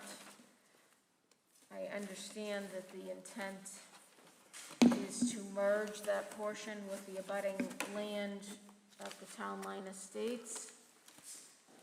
However, let me just find this. The plan, as proposed, does not comply with the statutory criteria of Mass General Laws, Chapter 41, Section 81P. It depicts a new parcel with no frontage, so approval under the subdivision control law would be required. So the recommendation is to deny endorsement. Okay. So that's my recommendation. Okay, and what's the, is there a motion? Patrick Fitzgerald. I'd move to deny the endorsement due to insufficient meeting of the statutory criteria. Thank you. Ken Antonucci. Oh, second? Patrick's made a motion to deny it because it lacks, because it's not before us properly, it doesn't have appropriate frontage, and Ken Antonucci seconded it. So, give me a second here, cue people up.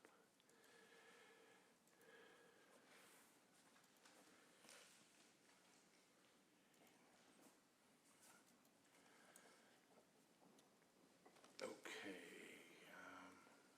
go ahead. Ken Antonucci? A yes vote is to deny endorsement.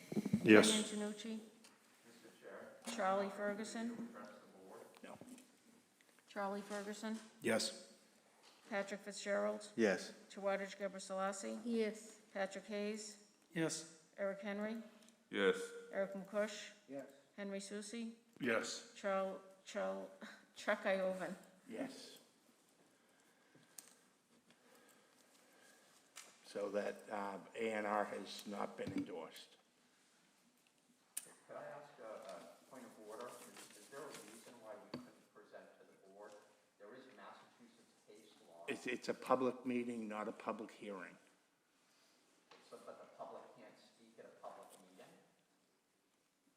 No, we don't typically take any, testimony at a public meeting. It's discussion amongst the board to be held in public. Okay, my understanding of public meetings under the open meeting law is that you have to provide the public with an opportunity to speak. Very good. Thank you. If I might.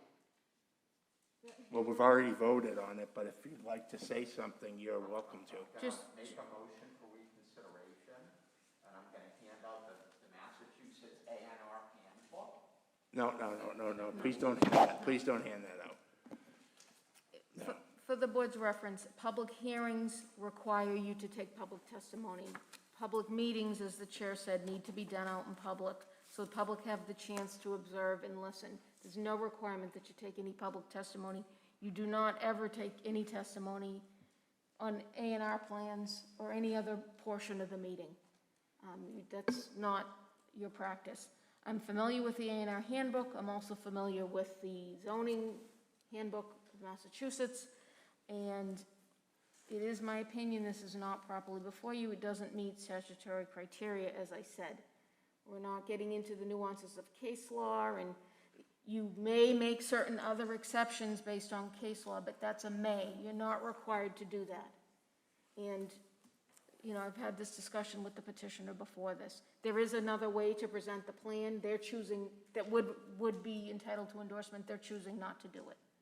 And I'm, like I said, my understanding is the intent is to merge part of this with the adjacent property. But that's not our intent, That's what I was informed was the intent. not by us. By your engineer when she filed the plan, yes, it was. So That's it. I don't have anything else to say. Okay, thank you, sir.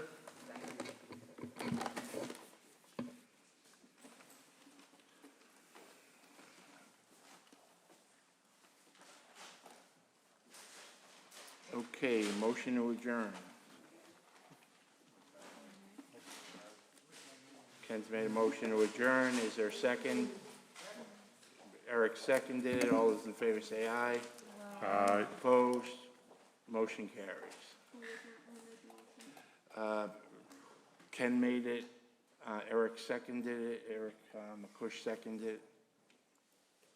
And all in favor. We're out of that.